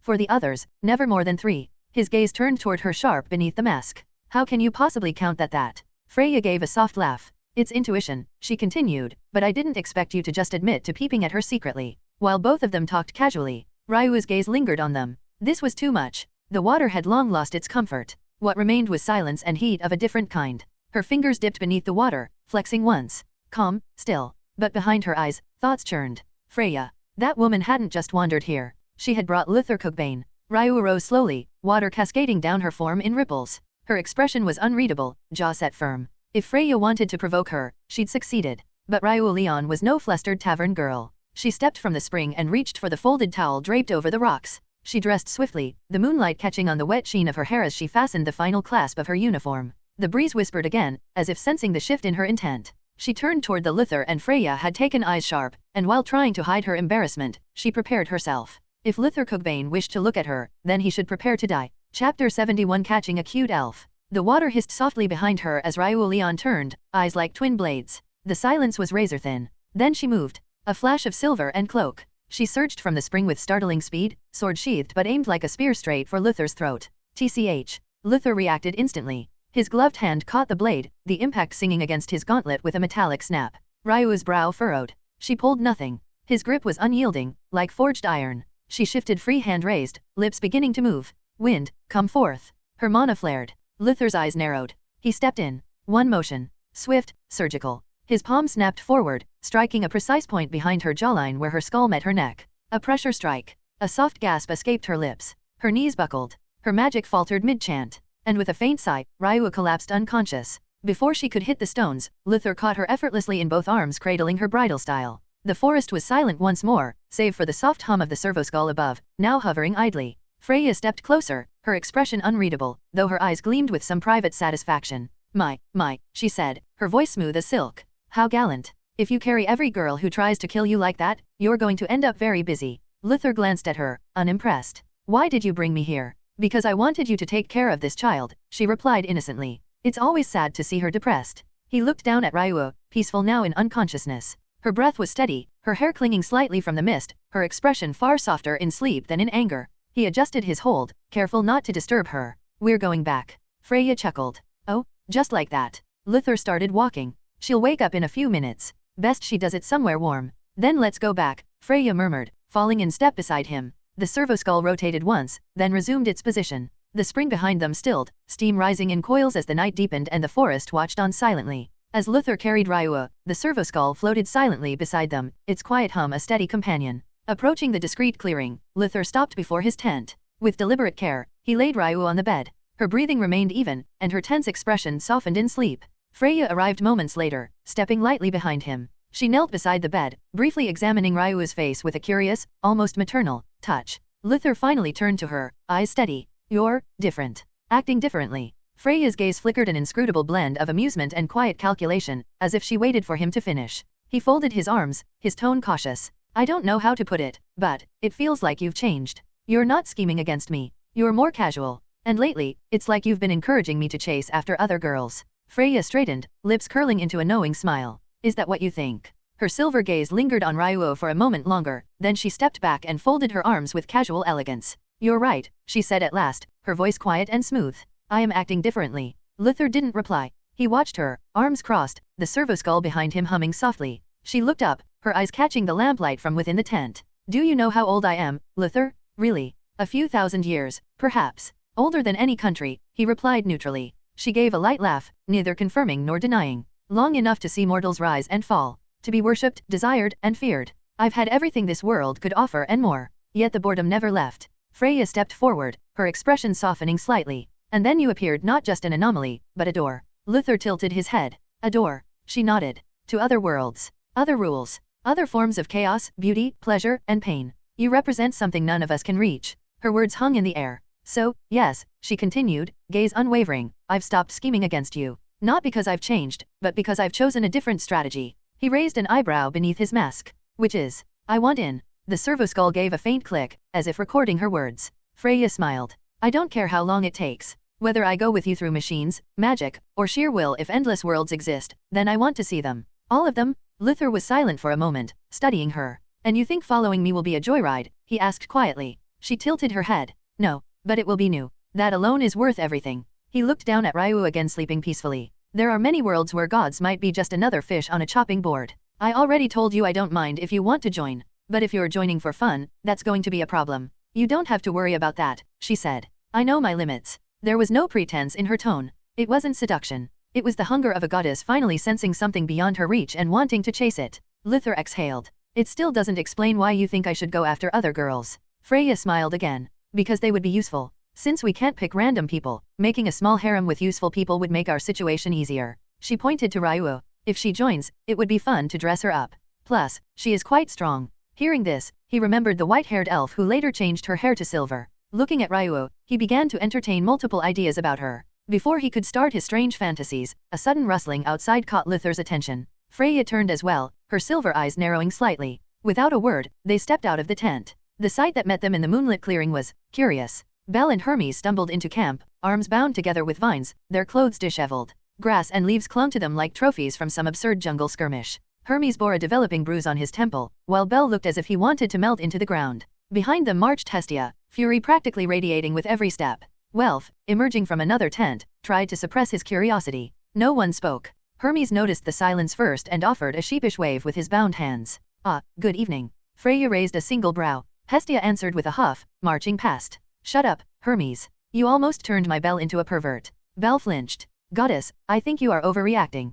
Quiet, Lily snapped, tugging him forward by the rope. You're lucky we didn't dunk you in the spring. Upon understanding the situation, Welf shot Belle a look. Why didn't you invite me? Freya's lips curled in amusement. Luther said nothing, merely observing the parade of shame. Hermes, ever unrepentant, flashed a grin despite grass in his hair. Well, we didn't see anything, so I think we shouldn't be punished. That earned him a hard shove from Hestia and another vine to the face. Freya turned to Luther, her voice low and amused. Let's go back before Ryu wakes up. He didn't respond, but there was a subtle shift in his stance just enough to suggest he didn't entirely disagree. And as the camp settled down for the night, laughter trailing in their wake, the forest returned to its hush. Chapter 72 A Walk with the Elf. Shortly after this commotion, the soft rustle of fabric and a faint groan stirred the quiet tent. Ryu Leon's eyelashes fluttered. Her brows drew together slightly as consciousness returned, followed by a sharp, instinctive inhale. She blinked up at the unfamiliar canvas and wood ceiling, her gaze slowly focusing. She sat up halfway, wincing. Where her voice caught. The memory returned in flashes, the spring, the confrontation, the strike, and darkness.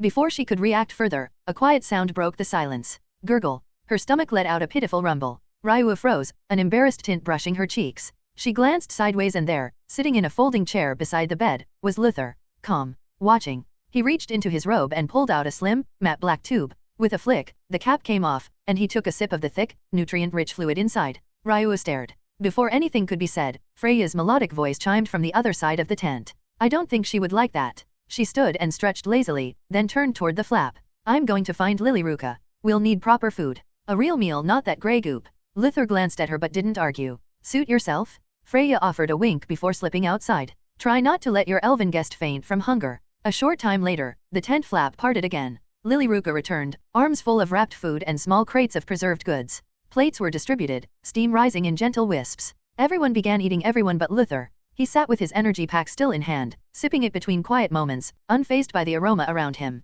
Freya, now seated across from him, quirked an eyebrow. You're going to drink that instead of eating this. He didn't look up. My stomach isn't conditioned for your food. Lilyruka blinked. Conditioned? I've lived on nutrient blends for years, he said, so now it's hard to switch to real food without fixing my stomach. Freya grimaced. So are you going to drink that thing for the rest of your life? Well, I am planning to start treatment for my stomach in a month. I should be able to eat solid food. Ryu, sitting quietly with a bowl in her lap, gave Luther a subtle glance. She didn't speak, but her eyes lingered thoughtfully. The campfire crackled softly between them. Another strange day in the dungeon passed in quiet, warm tones. As evening wore on, the gentle din of conversation gave way to silence. Plates were emptied, steam faded into the air, and the crackling fire dwindled to a low glow. One by one, the group settled in for the night. Lilyruka curled up close to the fire, wrapped in a thick cloak. Belle yawned wide, leaning against Welf as the smith stretched with a grunt. Even Hestia, after a few more grumbles about nutrient-paste addicts, disappeared into her tent with arms crossed. Ryu remained quiet throughout, casting occasional glances toward Luther, who continued sipping from his second energy pack as if it were wine at a banquet. Eventually, Freya rose, brushing her robes down with an air of contentment. She stepped beside Luther with a faint smirk. Well, Captain of Consistency, don't stay up all night and don't do anything weird with Ryu. With that, she left with Lilyruka. Luther didn't respond, but the servoskull turned to track her briefly as she disappeared into the far side of the tent cluster. Ryu stood, quietly nodding in thanks for the meal. Her posture was stiff but her eyes clearer. She struggled with what to do next. Recalling how easily she'd been defeated and now having supper together made her hesitate. Before her mind could overheat, Luther's voice cut through the tent. You can take the bed, as I'm assuming you did not bring any camping tools. Did you sleep on trees yesterday or sleep in those makeshift hotels? Coming out of her thoughts, she looked at Luther, thinking, why does he know I sleep on trees? Is he monitoring me while completely ignoring that he also mentioned hotels? Luther finished the last of his drink, then tapped the metal casing twice. The servoskull responded with a low chime, shifting its patrol route. His eyes moved to her, and he asked, what are you looking at, pointing to the blanket?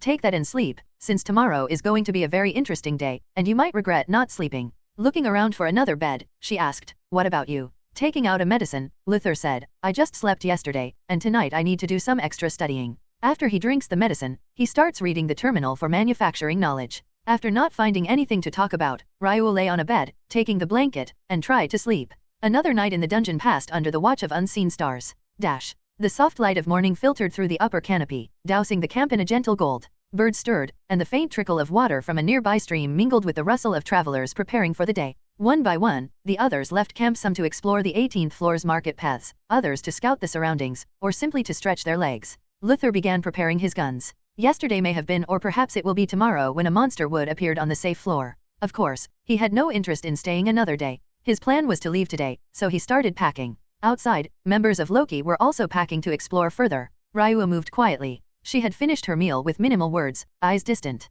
Now, she slipped on her cloak and adjusted the collar with deliberate calm. Her fingers paused briefly near her sword's hilt, out of habit, not tension. Luther didn't look at her, but his voice broke the morning stillness. You're going to the graves. Ryu's step faltered. She didn't turn around. Yes. A beat passed. Then she spoke again, quieter. I go every time I pass through this floor. I won't stay long. Luther finally looked over. I'll come with you. This time she did turn, a trace of surprise flickering across her otherwise composed expression. You don't have to. I know, he said simply, then walked past her to Freya's tent. He informed her they would be leaving today and asked Lilyruka to tell the team so they could decide whether to go with them. He also asked her to notify Ace Wallenstein to retrieve her weapon and to be careful. After a few explanations, Ryu and Luther moved through the forest in silence. The path was narrow, shaded, and speckled with wildflowers. A breeze danced through the leaves, and the trees whispered with age. At the edge of a small glade, the graves stood, simple markers, worn by time, yet tended with care. Ryu stopped before them, bowing her head. Luther said nothing, standing a respectful distance behind her, the servoskull hovering just beyond the trees, silent in reverence.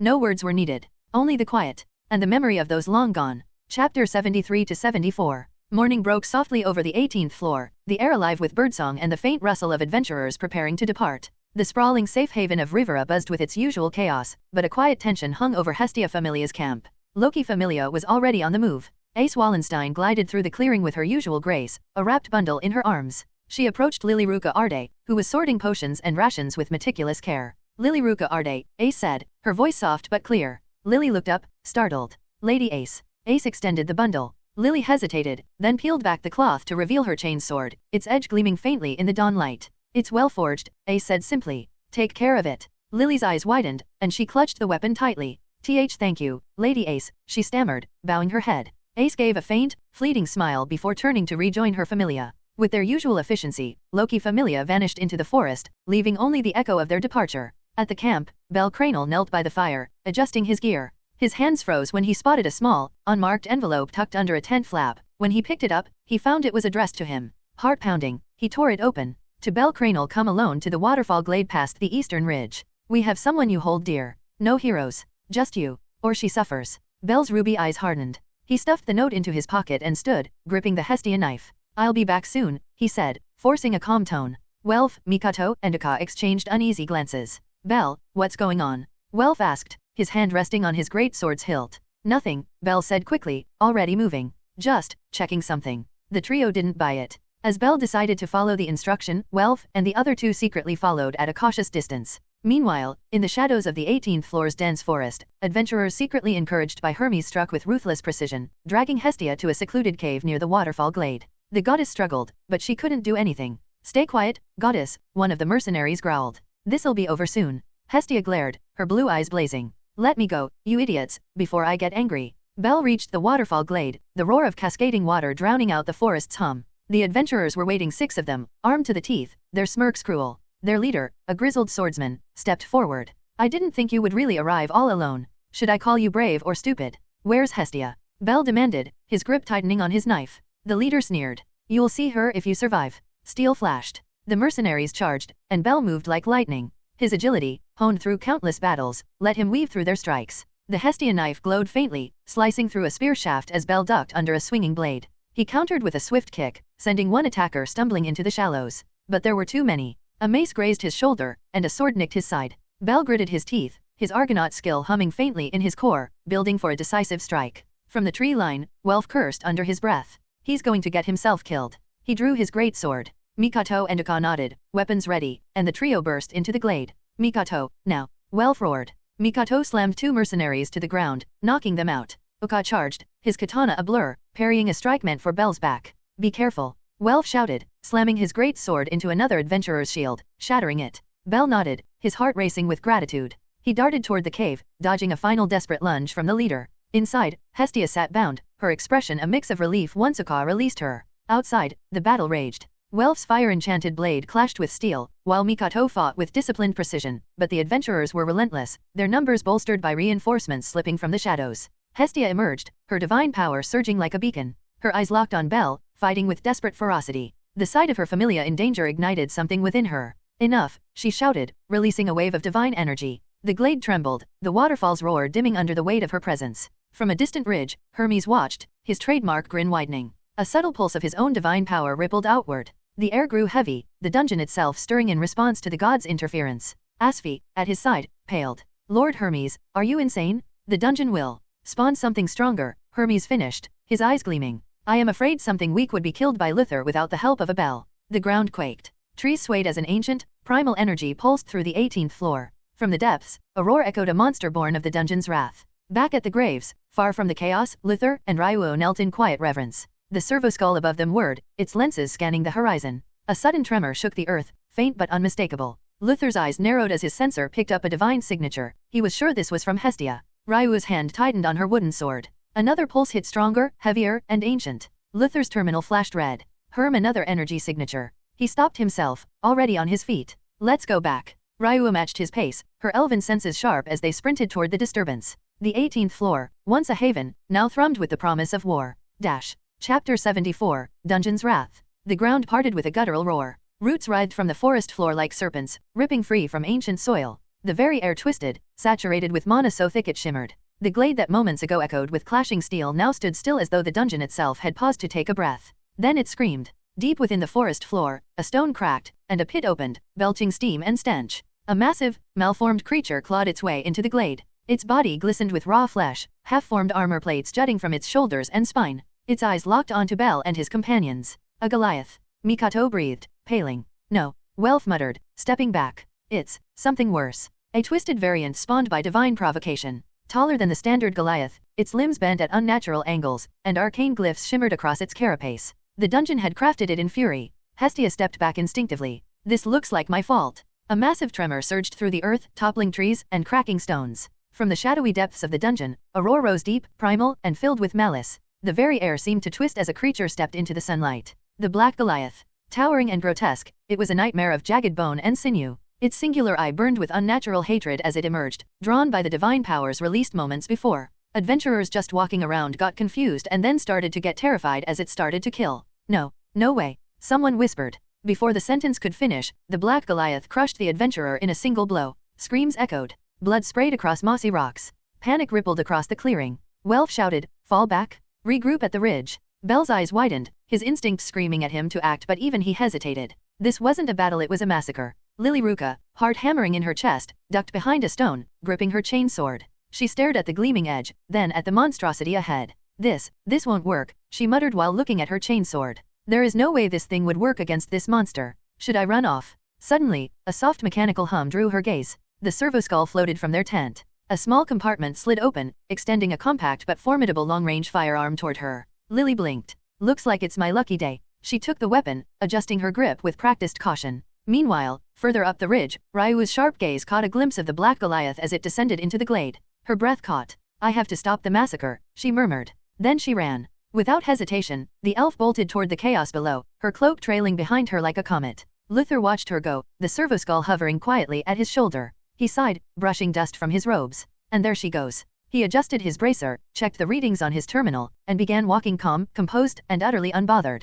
Back in the glade, the Black Goliath continued its rampage. A spear shattered against its hide. Magic exploded across its flank and it didn't even flinch. One adventurer tried to retreat. The creature blinked across the field in a flash of speed, cutting him down before he could scream. Then Bell moved, pushing forward with renewed purpose. We can't let it reach the others. Welf gritted his teeth. It's not the time to think about others, protect yourself. The glade trembled under the black Goliath's wrath, each of its steps a death knell that fractured the earth. Blood-soaked moss squelched beneath its jagged claws. Bell's boots skidded on slick stone as he darted forward, his knife flickering in the light aimed at the beast's flank. The Goliath's singular eye swiveled, locking onto him with predatory focus. It lunged a massive arm at Bell, which he barely dodged. Bell! Welf bellowed, hammering his sword against the creature's leg. The sword sparked against its bony armor but couldn't even leave a scratch. Can't even leave any injuries. How high is its defense? Mikato's breath came in sharp bursts, sweat glistening on her brow as she pressed her palm to the hilt of her blade. O flame, in the name of the war god, grant me thy power and become my blade Futsu no Mitima.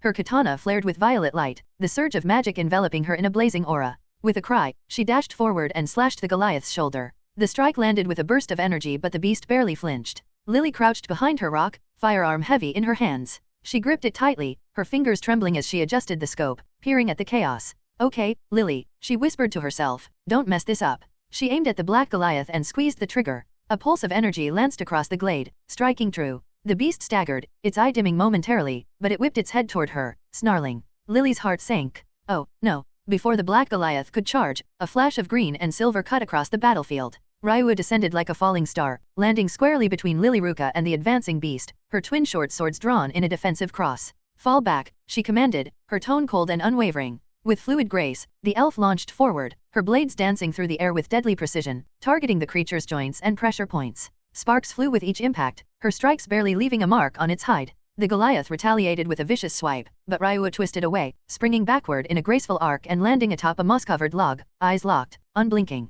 Ryu! Bell called, relief flickering in his eyes. Do you think we can defeat him? Ryu's gaze hardened. I don't know, she said coldly, stepping in front of Bell. Her hands shifted into position, fingers curling around the hilts of her swords as she drew in a breath, eyes fixed on the black Goliath. O wind, turn into my blade and dance, luminous wind. A surge of glowing air gathered around her, condensing into sharp, spiraling arcs. With a swift gesture, she unleashed the spell. Blades of wind howled across the clearing, slamming into the black Goliath's flanks. The creature recoiled slightly, more surprised than hurt, but it was enough. I'll draw its attention, she continued, swords flashing to life in her hands. If anyone has a way to defeat it, do it. Otherwise, run. Without hesitation, she sprinted into the storm of steel and fury, blades whirling, spell fading into the wind as her body moved like a shadow, swift, precise, and unyielding. Hestia, still shaken by the chaos she had unintentionally unleashed, clenched her fists. I have to do something, but what? Welf grunted, swinging his sword to block the Goliath's massive claw. We don't have much time. The beast screamed, smashing an adventurer who approached too closely. Screams rang over the battlefield, littered with shattered weapons and dead companions. Lilyruka stabilized the long-range weapon. I hope this does not explode, she said quietly. She fired from her lasgun once again, its crimson beam slicing through the air and striking Goliath's shoulder. The searing energy scorched the creature's armored hide, causing it to wobble. Ryu stared, her breathing heavy. It is not invincible, she remarked calmly, her eyes focused. Bell leaped forward, his knife glowing faintly. Lily, can you please destroy its eye, he said while preparing his new skill. Lilyruka fired again, her hand steady despite the danger. The shot grazed the glowing eye, causing the black Goliath to yell in anguish and thrash violently. I am not being lazy, it's just I am writing more chapters so I don't have time to properly upload them. You know, I even accidentally uploaded a wrong chapter on Patreon because I thought I have only written 2 chapters, while in reality I have written 3, which and I completely forget about the 1 chapter. Even today I written 2 chapter. Currently I am trying to increase the speed of my writing so I can start writing additional novels. Chapter 75, March of Iron. High above the battlefield, Hermes leaned forward, eyes sharp. That's really bad. I thought Luther and Ryu would fight until the beast tired. Then Bell would finish it with one heroic blow. Asfi's voice was flat. Except the monster isn't tiring. Hermes exhaled slowly. And Luther wasn't in the camp. He scanned the basin again and paused. There. Below, in the burning glade. Ryu's footing slipped. Blood traced a line down her temple. The black Goliath roared, claws descending. Zizrak. A searing beam sliced across the Goliath's forearm, hot enough to scorch skin, powerful enough to deflect its trajectory. The blow missed Ryu by inches, slamming into the earth with a deafening crash. A figure stepped into view, smoke curling from the muzzle of a compact hellgun. Luther. The heavy-barreled Loss weapon hissed with residual heat. Its casing glinted with sacred steel, red Martian sigils etched along its flank. He stood calmly, an island of silence in a sea of violence. The Goliath turned toward him, enraged. Luther stared back. He didn't fire again. Instead, he stepped back slow, deliberate, his robes dragging through the moss. The servoskull hovered beside him, scanning, whirring softly. From its grab clamp, the power axe dangled in wait. Behind his mask, Luther's eyes shifted rapidly, overlays flickering across his vision. Observation: Lasfire caused damage but insufficient penetration. Should I switch to melee engagement or use an enhanced energy weapon? While thinking this, his gaze turned momentarily to the others. Bell was crawling to his feet. Welf and Mikato staggered behind him. Ryua was wounded. Lily still crouched, helpless. The servoskull beeped. The power axe was ready. Luther exhaled softly, his memory surfacing another battlefield, another monster. Then we do this the old way. He caught the axe as it dropped into his palm. The weapon hummed into life, its head crackling with blue energy. Luther turned and walked ahead again, taking deliberate steps while speaking words not to be heard, but to be recorded. Spirits of steel, heed my step. By sanctified spark and machine-born wrath, let this impurity be erased. Hermes, looking from above, tightened his hands in fury as the script he had written collapsed in front of him. Everything was falling apart. Bell's blow had failed, Luther had come, and the Black Goliath refused to give up. This was not a deviation. It was a total breakdown of the show he had planned.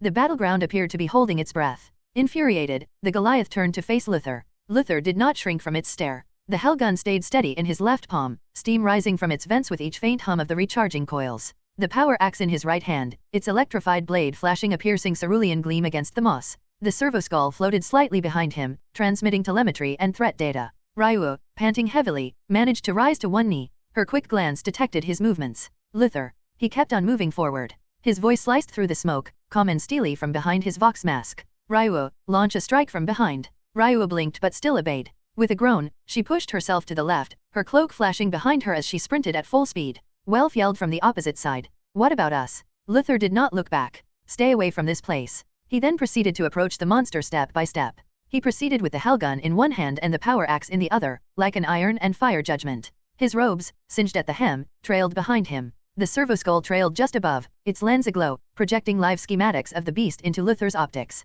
He adjusted his grip. Ryua moved as a blur across the field. Her sword caught the light as she leaped a fallen tree and approached from behind quickly, silently, and relentlessly. Her task was straightforward: slice and grab attention. The Goliath screamed again and whirled toward her, but it was too late. Thrum. A searing beam from Luther's hellgun lanced into the creature's side, halting its motion mid-turn. The focused laser lashbolt burned deep into its hide, the residual heat setting the moss beneath it alight with flickering flame. Clank. Ryua's blade carved across the Goliath's ankle, drawing a line of dark blood. The beast staggered only for a heartbeat, taken off balance. ZZRAK. ZZRAK. Beams of red-hot lasfire protruded from the tree lean. Lilyruka, little but unyielding behind a shattered stone column, launched precise attacks into the creature's flank. Each shot, calibrated by the hovering servoskull, was delivered with perfect accuracy, scorching into exposed muscle and blistering through weak joints between the hide. The Goliath shouted, raising one gigantic arm and swinging. Luther did not back down. Instead, he moved into the action, timing his attack with frigid precision. The power axe arose, not in defense, but in judgment. Wham! The muscle touched the edge. The beast's momentum pushed its limb directly into the crackling blade. The axe bit deep into its forearm, causing muscle, sinew, and bone to split. The weapon's energy field erupted suddenly, breaking the limb along its length and blasting the parts to either side with crackling power. The Goliath roared. Blood sprayed, but it did not reach Luther because he was continually activating the Aegis displacement field, which was invisible but extremely powerful. Luther did not slow down. His grip on the axe never shifted, his stance unbroken. One arm, one action, and one wound shifted the tide. Ryu again. She responded without speaking, twisting around and executing a dazzling slice over its exposed shoulder. The creature swirled furiously, attempting to track both targets. And still, bang! Lilyruka's next shot hit it dead in the eye. The beast reeled back, roaring with rage. Hermes watched in bewilderment from above. What kind of weapon is that? He murmured. Asphi failed to respond. Her imagination kept reliving the scene. The instant the Goliath's arm made contact with the axe, it began slicing through the limb with little resistance, as if the entire arm were made of butter. Back down there. Luther moved forward again, his gaze fixed on the Goliath. This is easier than I expected, he mumbled. Should I hack you into bits or blast you with the cannon? He leveled the hellgun. Another explosion. Another blast of anguish. The monster experienced fear for the first time. I want to ask this time I used Quillbot's paragraph rewrite of whatever that thing is to change some paragraphs, so if anyone doesn't like it, you guys can point out anytime now. Chapter 76, Shattered Roar. The Black Goliath shifted. Where it lay, its enormous body shook, smoke curling from gaping wounds and scorched skin. Its blackened hide was covered with burn marks, and the stone was bled with deep gashes. But the thing moved in defiance, not in the pangs of death. One arm shook strangely, half split down the bone. Then it began to growl, a rumble from deep in its throat, vibrating through the stone underfoot. Steam hissed from ruptured flesh as its body convulsed and forced itself upright. The air thickened, charged with something unnatural. Its wounds gaping, seared, impossible began to close, not through healing, but through sheer brute will. As if the beast refused to die, flesh knitted, bone locked into place. Its breaths came fast and ragged, not from pain, but from rage. With a roar that shook the canopy above, the black Goliath surged to its full height. Its limbs flexed with unnatural power, the movements stiff but unhindered. Cracked skin stretched over reformed muscle. The stench of scorched blood mixed with the heavy musk of rising mana. Its eyes glowing pits of crimson scanned the battlefield, then locked on Luther. This was no wounded beast crawling to its grave. The air shifted. Mana began to pulse. The black Goliath's chest expanded as its head tilted back unnaturally so. Then the first flickers appeared, faint red lines crawling along its neck, racing down its jaw. The glow intensified with each breath, saturating the air in front of it with trembling energy. Luther's lenses auto-adjusted against the rising glare. He didn't need to analyze. He recognized it instantly. Not a roar. A charge. A magic cannon or something similar. The monster's jaw cracked open, and within its throat, energy churned violently, a core of unstable power forming with chaotic intensity. Scatter. Luther's voice cut through the rising hum like a blade. Ryu vanished in a blur of motion. Lilyruka dropped low behind a root-choked ridge, rifle held tight to her chest. The servo-skull zipped to her side with precision, its projectors generating a shimmering energy barrier to protect her from shockwaves. Luther remained still. His own shield emitter pulsed quietly at his side, calibrated and primed. Invisible, but humming with quiet intensity. Behind his mask, calculations ran: blast radius, heat pressure, backscatter. He was definitely not thinking about field testing as he prepared another servo-skull for deployment. The black Goliath finished charging. It fired. A beam of roiling crimson energy tore from its throat, scorching the air as it surged forward like a tidal wave of molten wrath. It engulfed Luther's position in a blinding inferno. Stone cracked, moss disintegrated, and the ground itself screamed under the impact. For a heartbeat, the battlefield froze. Ryu's breath caught as she turned, eyes wide with disbelief. Lilyruka flinched behind her protective barrier, the servo-skull's hum drowned out by the blast. Smoke and light filled the clearing. No one could have survived that. And then something moved. High above the beast, metal gleamed. And then space warped. A shimmer tore through the smoke and air like a blade through silk. Luther materialized midair. The effect was subtle: no thunderclap, no blinding light, only a snap of displaced matter and the scent of ozone as the air screamed to fill the place he'd left behind. He hovered for a breathless moment, just long enough for the rising steam to part, and then gravity took him. The gravity emitters in his armor whispered softly as he adjusted his descent. No words, no war cry, only precision. The power axe ignited, its energy field humming with caged fury. He dropped like a meteor. And struck. The axe buried itself in the back of the black Goliath's neck, exactly where the energy had coalesced seconds before. Bone cracked. Flesh split. But before Luther could destroy the core completely, a shockwave blasted outward in all directions. Luther's form was launched from the beast's back. He crashed through trees and hit the ground with a metallic thud, sliding to a stop in the dirt. The Goliath reeled, half its head scorched and trailing smoke. Its crimson eyes flickered erratically, teeth grinding in painful confusion. For the second time, the clearing stilled. Then Ryu arrived. She dashed past the shattered remains of cover, vaulting through the smoke, sword drawn, but paused as she reached Luther's side. He stirred, one arm twitching as he rolled onto his back, systems rebooting. That was quite reckless, Ryu muttered, lowering her blade. But it looks like it wasn't enough. Luther groaned, pushing himself upright. One knee on the ground, helm cracked but intact. His HUD flickered back to life. Instead of checking his condition, the first thing he did was connect to the servo-skull near Lilyruka.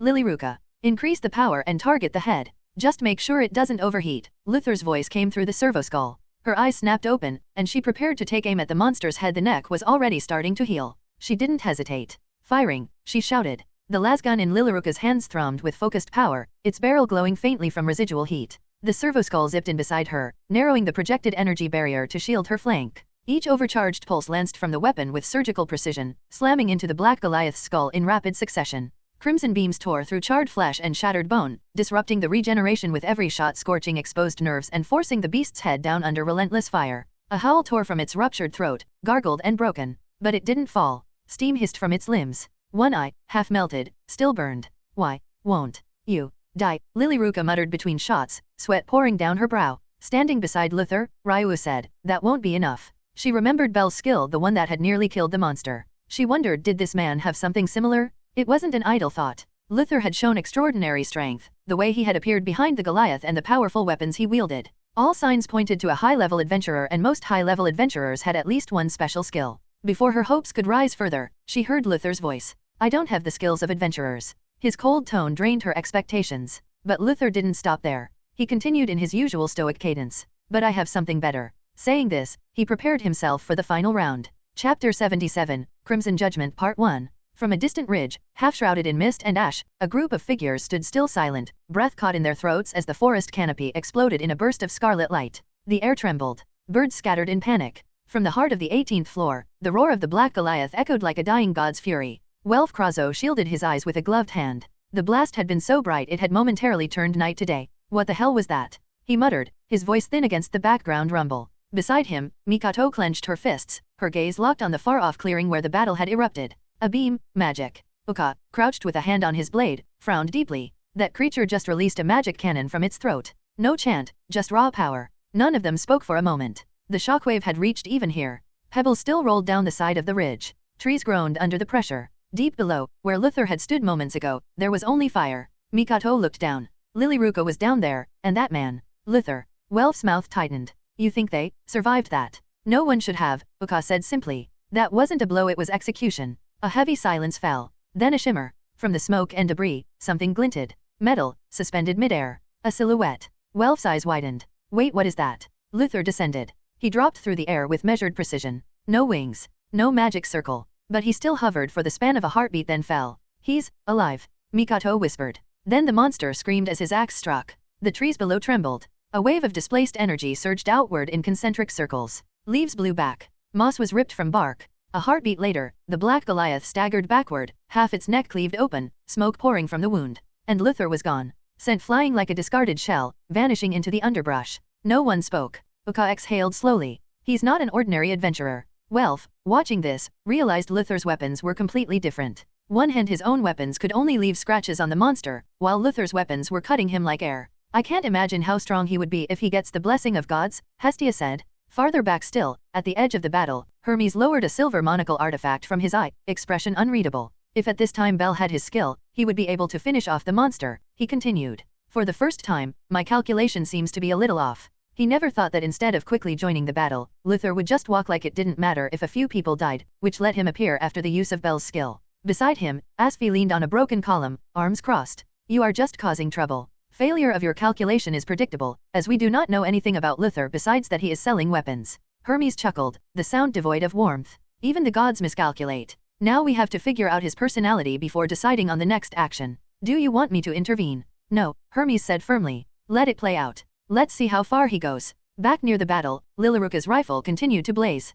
Each pulse lanced into the monster's head, crimson energy burning away flesh faster than it could reform. The black Goliath howled a sound between rage and agony as it reeled back from the unrelenting assault. Smoke poured from its eyes. One half of its jaw hung loose. Ryu stood next to Luther. Her gaze remained on Luther. A thought struck her. Bel had used his special skill to deal a finishing blow. Could Luther have something like that? Luther's mind raced. He needed something powerful enough to end this, something decisive. The dreadnought came to mind, but it remained untested in the confined conditions of the dungeon. Too risky. The battleship was another option, but laughable. It was far too massive, too slow, and worst of all, he had no crew to man it. Even if he could summon it, just starting the plasma engines would take hours. There wasn't time. A tank, then? He had several stored. But again, without crew support, it wouldn't work. Then his thoughts locked onto something else. Yes. It was ground-based, artillery class, and capable of precision strikes. The Carcassonne pattern quake cannon from the arsenals of the Mechanics. It was meant to break fortress walls, to level hive spires. Here, it would only need to kill one monster. The decision was made. He turned to Ryu and spoke with crisp authority. Take this. His power axe, its blade still buzzing with force, and he offered it to her. Buy me time. A few minutes. Ryu blinked, surprised but only for a moment. She accepted the weapon silently. She didn't need to buy time after seeing how this weapon split the monster. She was confident enough to kill it. You better do it fast, or I'll defeat the monster myself with this thing, she said confidently. Luther's focus shifted immediately. Lilyruka, he voxed, connecting directly through the servo-skull, turn down the power of your gun and concentrate on sustained fire support, Ryu. Delay it as long as you can. Understood. Lilyruka's voice came back, starting to adjust the power. Then, Luther took a breath and began scanning the terrain not just for tactical advantage, but for a place stable enough to deploy what he needed. Unlike the instant storage magic often mentioned in novels, his system space was fundamentally different. First, it required time. During this materialization phase, the object was vulnerable to external interference. Even a stray projectile or environmental disruption could compromise the integrity of the process. Second, proper ground stability and line of sight were critical. Imagine taking out a tank in a forest and discovering it had become mixed with trees, or perhaps it had materialized inside the ground. So, he had to be cautious when taking things out. Chapter 78, Crimson Judgment Part 2. The black Goliath roared, its voice a guttural snarl as smoke poured from its shoulder struck moments ago by Lilaruka's lasgun. Each shot had seared through flesh, yet the beast pressed forward, its rage unbound. Every step it took cracked the floor, the sheer weight of its massive frame warping the terrain beneath. From the right flank, Ryu was already moving fast. She darted beneath the towering creature, the power axe heavy in her grasp, far bulkier than the weapon she was accustomed to. Even so, with practiced precision and sheer force, she swung the blade into the creature's leg, severing it completely from the body. The black Goliath staggered as Ryu's strike severed its leg, but it did not fall. With a monstrous growl, it twisted unnaturally, forcing its remaining limbs to compensate. Muscles flexed, bones shifted, and the creature threw its massive arm toward her in a desperate attempt to grab hold. Ryu didn't retreat. She raised the power axe with both hands, bracing herself as the clawed hand slammed into her guard. The impact sent a shockwave through the clearing, the ground beneath her boots fracturing. Her arms trembled, but the weapon held firm. The axe's energized edge dug into the beast's palm as it pressed down, its own momentum working against it. Sinew tore. The weight of its assault only added to the damage it was hurting itself just to catch her. With a hiss of pain and fury, the Goliath jerked its hand back, blood and dark steam trailing from the open wound. Ryu exhaled sharply and shifted her stance, already preparing for the next assault. She saw an opening. The monster was off balance, bleeding, and maimed, its leg severed, its hand torn. Confidence surged through her as she drew the axe back, ready to end it with a clean, killing blow. One more strike. One clean cut. That's all it would take. But then impossibly the Goliath's body began to mend. Not slowly. Not naturally. In a single heartbeat, wounds that should have ended it closed with unnatural speed. Muscle surged, sinew stitched together, and bone reformed with a sickening crack. It rose again, taller and stronger, healing faster than before. Far faster. Looking at the Goliath, which recovered from its injury in a second, she had one thought. How much hatred does the dungeon have to create such a monster? From a decent distance, Lilaruka knelt with her lasgun braced against a root. The weapon whined with charged heat as she squeezed the trigger, each burst a brilliant lance of energy hammering into the Goliath's face. A servo-skull zipped beside her, repositioning the energy barrier on her left to counter the blast radius from the last roar. Bolts punched into the monster's charred armor, but this time the injuries were not severe, as the Goliath was stronger while the power of each shot was lower. Not far behind them, Luther stood motionless, one hand extended toward the clearing. The air shimmered, then bent, then broke. Space twisted unnaturally, folding in upon itself like glass warping under pressure. A spiraling ring of energy formed midair. Steel began to appear. The Carcassonne pattern quake cannon. And it was fast. Luther's helm glinted as he tilted his head slightly, watching the weapon. It was far quicker than standard. What should have taken a few minutes was now done in 20 seconds. Then the notification appeared in front of his eyes. Materialization accelerated. Reason, user need for faster materialization has been detected. Adaptation complete. Dimensional assistance program has been adjusted to new requirements. His brow furrowed faintly beneath the mask. This wasn't the first time, but for the first time he realized to improve the function of the system, he would have to put himself in different situations. Of course, this was not the right time to think about the system. The massive weapon finally finished materializing in front of him. Servo arms locked into place. Stabilizers deployed like the legs of a giant insect, biting into the earth. A central spike hissed as it stabbed downward, reading soil density and calibrating firing compression. For a moment, even the black Goliath hesitated, sensing something alien entering its domain. Good, Luther muttered. He moved toward the weapon gauntlet already interfacing with the control console. The entire surface lit up with luminescent sigils and targeting readouts. Now let's end this. Meanwhile, Ryu ducked beneath a sideways sweep of the Goliath's claws, flipping backward off a crumbling stone slab. Her cloak fluttered, and she used the power axe again on the beast's shoulder joint. Lilaruka continued firing, gritting her teeth as another overcharged round tore from her lasgun. Ryu, it's moving faster. I know. Hold it just a little longer. Back at the cannon, the interface projected a targeting reticle in real space, locking onto the center of the Goliath's mangled upper spine. Target confirmed. Energy shell loading, 87%. 94%. Clear the field. Luther barked through the comms. Both women moved instantly. Ryu vanished into smoke, while Lilaruka ducked behind a deep crevice in the ridge. The servo-skull zipped away, recording. For machine god saying this, Luther presses the button. Within a second the cannon fired. It did not sound like a weapon. It sounded like the world ending. A seismic blast erupted from the barrel, a compressed force collapsing the air in front of it and then shattering reality in a straight line. Light tore through the clearing, annihilating everything in its path. The shockwave followed, flattening trees, vaporizing roots, and fracturing stone. The shell hit the Goliath directly. Its entire back exploded. A soundless detonation expanded outward. Mana, bone, flesh, and shadow eviscerated in the blink of an eye. What remained of the monster collapsed into a smoldering crater, half its skull missing, spine obliterated. It did not scream. It did not flinch. It simply ceased to exist. And when the dust settled, only silence remained. Luther stood before the cannon, steam rising from its cooling vents. His helm tilted downward slightly. Target eliminated. Chapter 79 Reflections and Aftermath. From a remote perspective. Bell sat behind a crushed boulder, his eyes wide as he watched the fight unfold far ahead. The Ryu was a blur of speed, darting beneath the big beast, each movement beautiful. She swung between death and wrath, swinging the massive axe as if it were nothing. Is she fighting the beast alone? Bell mumbled, astonishment racing through his breath. It was both scary and beautiful. He felt the same ache in his chest, the need to rise and fight with her, to defend his colleagues just as they had protected him. Then he heard something. A low, strange hum that becomes louder by the second. He took a quick peek skyward. Ryu abruptly disconnected, disappearing into the tree-line-like mist. Lilyruka, who had previously braced her lasgun against a hill, slid back and hurried into cover, attempting to get as far away as possible. What is happening? Bell mumbled, his brow furrowed. He was not alone in his perplexity. Throughout the peaks and hollows around the battlefield, dispersed adventurers froze in mid-motion, holding weapons and protecting their eyes. Some were completely frozen. Others looked up, as if they sensed a shift in the air, the way pressure thickened like the quiet before a volcano eruption. Then the sound arrived. A concussive blast beyond anything Bell has ever experienced. It did not thunder, it tore. The air condensed in on itself, sucking forward toward a fixed point before exploding forth with terrible intensity. The tremor rushed through the trees, crushing everything in its path. Bell felt the blow from where he crouched, his ears ringing and his chest crushed as if struck by a hammer of sound. And the brightness. A blazing spear of light pierced the sky and earth alike white, gold, and flaming red, followed by a surge of raw heat. The trees it touched became atomized.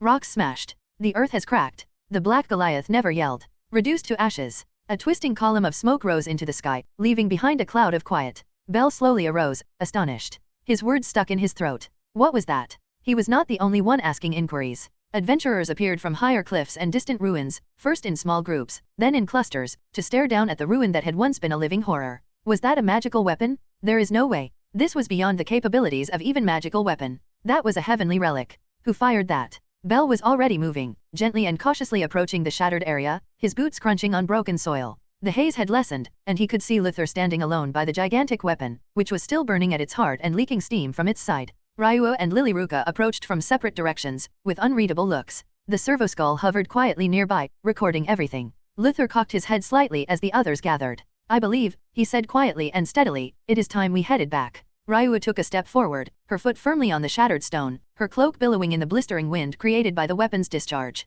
Her eyes, which were normally calm and focused, were instantly filled with rage. What do you think you are doing? She demanded in a raised voice. You should never hurt the dungeon when it answers to a threat you could have caused another beast to grow. Others who had lately arrived also froze. Bell, too, remained utterly still. Luthor did not adjust his course. He exhaled quietly and lifted one gauntlet hand to the still smoking cannon next to him. I am just deploying small versions, but I believe I have demonstrated enough restraint, he said quietly. Then Ryu blinked. Luthor's head cocked slightly. I still have a full-size, fully operating quake cannon, which I did not use. Ryu shot back, incredulous. You are driving the dungeon to create another monster. The servo-skull moved between them, silently humming, its sensors registering the increasing strain. Luthor eventually turned to face her directly, the helm buzzing slightly. If the dungeon dares to create another monster. A subtle hum emanated from the cannon's core once again, as if in response to its master's mood. Then I can only remove the dungeon itself. Silence fell again. The words were not loud. However, the confidence behind them made the air feel heavier than before.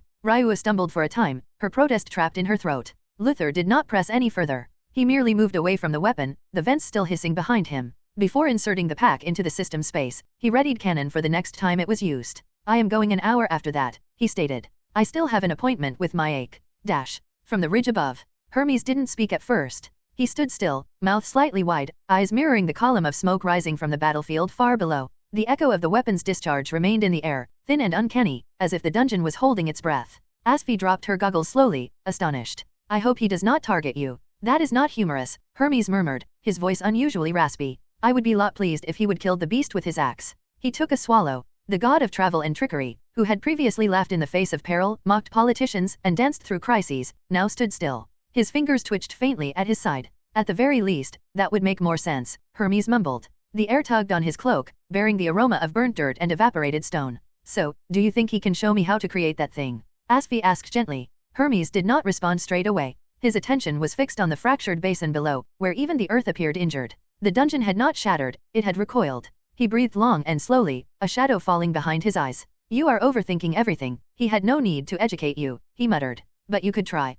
Asphi gave a frown. I only hope he does not murder me because of you. Hermes simply looked around. For the first time in ages, the ever-smiling deity felt a chill creep over the edges of his celestial being, fear of losing control of the tale. Chapter 80, Reflections, Final. Far from the combat and dust, Freya's tent remained calm, lighted only by the flicker of arcane light generated by a projection crystal hung in the center of the chamber. The feed looped slowly. A single shot. The world cracked open. The black Goliath exploded and then turned to ash, without a scream, without a struggle. Freya watched from her seat a curved lounge of black velvet and silver trim. Her expression was unreadable, save for the slight narrowing of her eyes every time the weapon fired in the replay. A sharp hum marked the loop's reset. She did not blink. The tent flap moved. Luther arrived without ceremony. Dust still clung to his robes, silent echoes of the battle just ended. The quake cannon had long since vanished, reabsorbed into system space with practiced precision. Yet it wasn't the weapon that drew attention, it was the weight of his presence, pressing into the tent like a second gravity. The show's over. It's time to go, he said flatly, setting a compact device down on a nearby table. I was hoping you'd finish the monster with your axe, Freya replied without turning. This sends the wrong signal. The adventurers down there, they'll think you only won because of the weapon, not because you're strong. Luther stepped beside the projection. He didn't look at the screen, only at her. They can think whatever they want, he said. I don't have time to fight monster for hours just to find its weakness to defeat him. I'm on a deadline. I promised to deliver a new artificial arm in 3 days. Finally, Freya turned. Her silver gaze met his. What if it happens again? She asked. A stronger monster. This time in the city. And you still want to carry on your research undisturbed. Luther paused. Then, without a hint of humor, then I'll use a bigger gun. Or give Lilyruka one. Silence. Freya slowly stood, her posture as regal as ever. After this, many will want your weapons. Up until now, you've only shown off the less dangerous ones. Unfortunately for them, Luther said, turning toward his packed gear, I'm not selling. I have no interest in dying by my own inventions. She raised an eyebrow at that, somewhere between amusement and curiosity. Luther secured a final case to his belt, his voice steady.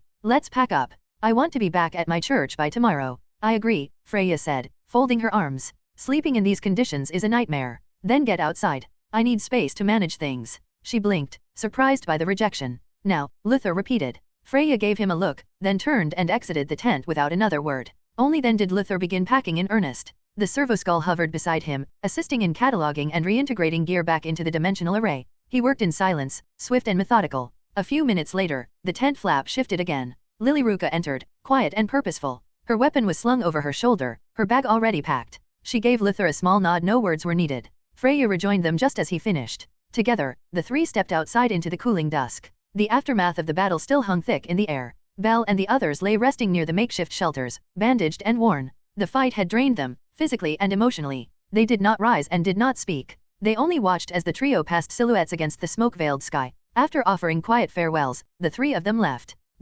As the atmosphere finally began to settle, another disturbance rippled through the air, this one measured, disciplined, and unmistakable. Boots struck the earth in perfect rhythm. They arrived as a wall of silence and steel. Loki familia, led by their vanguard. Ace Wallenstein emerged first, her golden hair windswept, eyes narrowing as she scanned the broken terrain. Behind her strode Bet, Gareth, and the rest, faces grim, weapons drawn but lowered. They had come ready for war. They found only scorched and broken ground. What the hell happened here? Bet muttered, sniffing the air. Even the usual stench of monsters had been scorched away. Finn Diem stepped forward, sharp eyes surveying the fractured battlefield. The trees were gone. The ground itself bore deep cracks still glowing faintly with residual heat. And at the epicenter, the earth was hollowed as though something had gouged straight through reality. Looks like we're late, Gareth murmured. That's your fault. If you didn't talk to me, I would have arrived earlier, Ace said quietly. She knelt beside a smoldering crater, running a gloved finger across blackened stone. It crumbled at her touch. Reveria joined her, eyes immediately drawn to the mana echoes still clinging to the air. Her brow furrowed.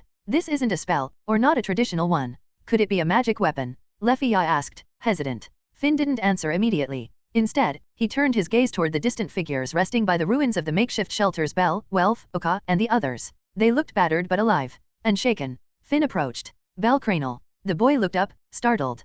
Captain Finn. Finn's voice remained steady. Tell me what happened here. Belle hesitated, glancing back toward the direction Luther's group had gone. He swallowed. A monster, a black Goliath. It spawned. We tried to defeat it, but it kept regenerating. After a while, we couldn't hold it back. Ryu tried first, then Lilyruka. But it wasn't enough. Then who defeated the monster? Finn asked. It was Luther. He destroyed it, Belle said quietly. First, he fought it with an axe. Then he took out a weapon and fired. One shot. The monster was destroyed at its magic core. Finn said nothing. Behind him, Reveria and Gareth exchanged a look. The implications were unmistakable. A power had been unleashed, one potent enough to shake the very foundations of the dungeon. And it hadn't come from a god, but from a man who walked beside one. Where is he now? Finn asked quietly. Gone, Belle replied. With Lady Freya and Lily. A heavy silence settled over them. I have a bad feeling about this, Finn muttered. his thoughts already spiraling through the possible consequences of such a weapon, one capable of altering the balance between gods and mortals. His gaze drifted toward the distant horizon, eyes narrowing as if trying to see what the future now held.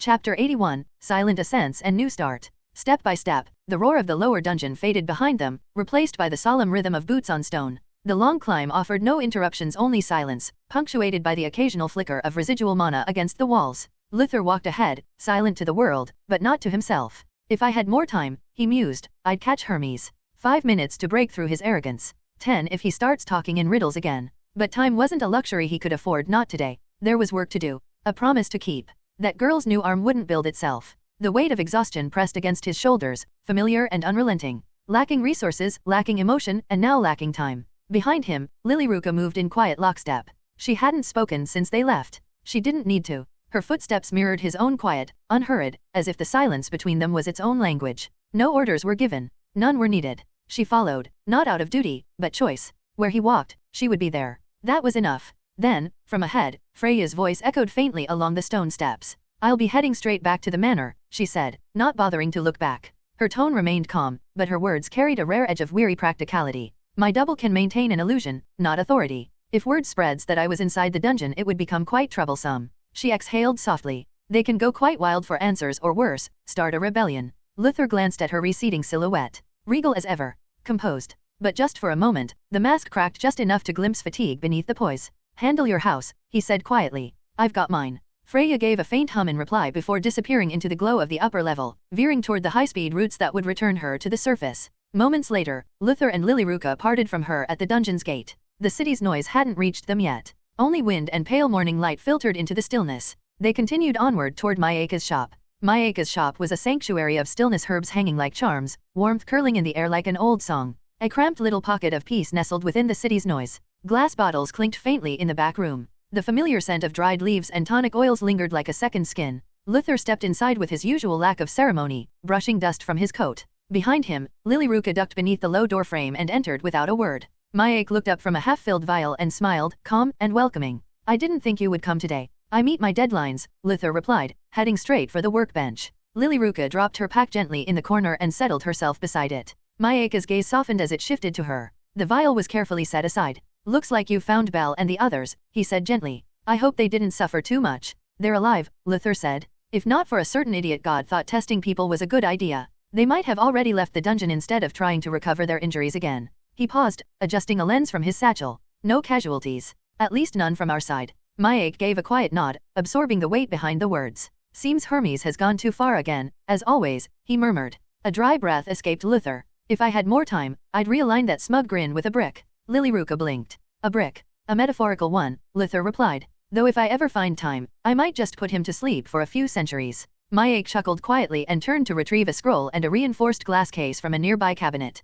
Well, I'm glad you returned in one piece. Now I think you should rest. Resting can wait, Luther replied, his tone steady. I'm here to complete the trade. I've already written down all the knowledge, Mayake said. You can begin crafting whenever you're ready. Only then did Luther lift his gaze. Where's Naza? I need her at the church for the arms integration. She went out shopping. Should return any moment, Mayake replied, reaching for a kettle. While you wait, would you like something to eat? Luther shook his head. If you have anything, give it to Lily. She probably needs it more. Without protest, Lilyruka settled by the bench. Her legs swung slightly as she watched the workspace being prepared, silent and still. Mayake returned shortly with a wooden tray, the scent of warm bread and spiced tea drifting behind him. He set it gently beside Lilyruka. She blinked, then nodded once in wordless thanks. Her fingers broke the crust with practiced care, and though the steam fogged her glasses, she made no move to clear them. She simply sat quiet, composed, weary in that way only survivors could be. Luther arranged his tools in methodical silence. The occasional click of metal on wood punctuated the piece. A few apprentices passed by, casting glances filled with curiosity, but none dared to speak.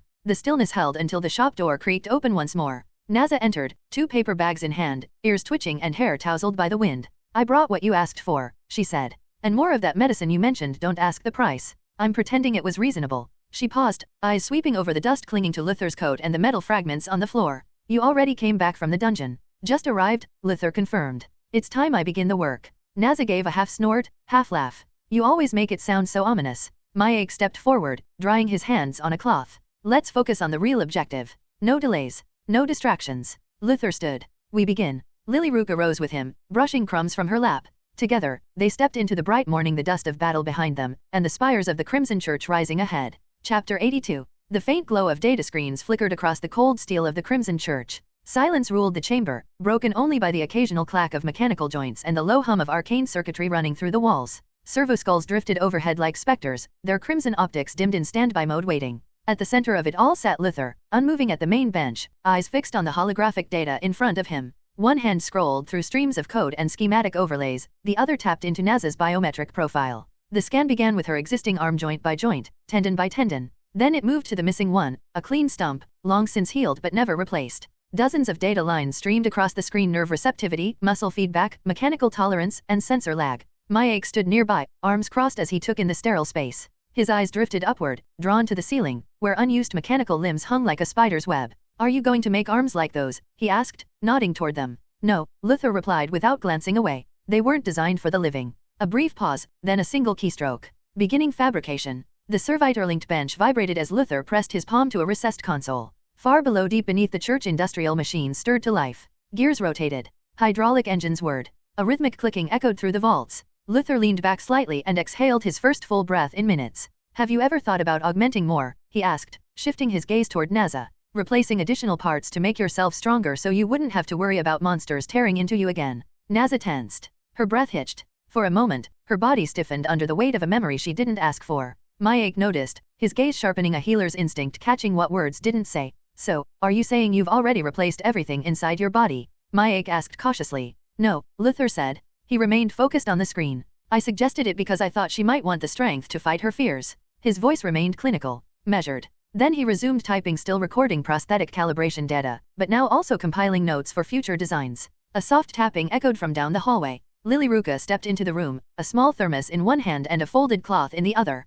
She gave Myaek a polite nod, spared Naza a quick glance, and walked straight to Luther's bench. Without a word, she placed the thermos beside his hand. Luther paused mid-input. He looked at it. "Did you follow the instructions?" he murmured, unreadable. "Of course," Lily Ruka replied. "Your damned machines wouldn't stop speaking about it." He studied it for a moment longer, then picked it up. The cap clicked open with a soft twist. A faint aroma rose: herbs, broth, and something unmistakably real. He drank. Just a sip. The taste wasn't perfect. For a second, his expression twitched, but he didn't stop. Lily Ruka folded her arms. "So how long until you can eat like a normal person again?" "A few more weeks. Until my stomach adjusts," he said, setting the thermos down. "A few? That's not like you. Don't you usually give exact numbers?" she asked dryly. "When it comes to my own body," Luther replied, "I prefer not to assign timelines." Naza raised an eyebrow. Moments ago, Luther had told her exactly how long the arms fabrication would take down to the second. But now, with himself, he was vague. Was he being evasive? Or careful? Luther drank the last sip.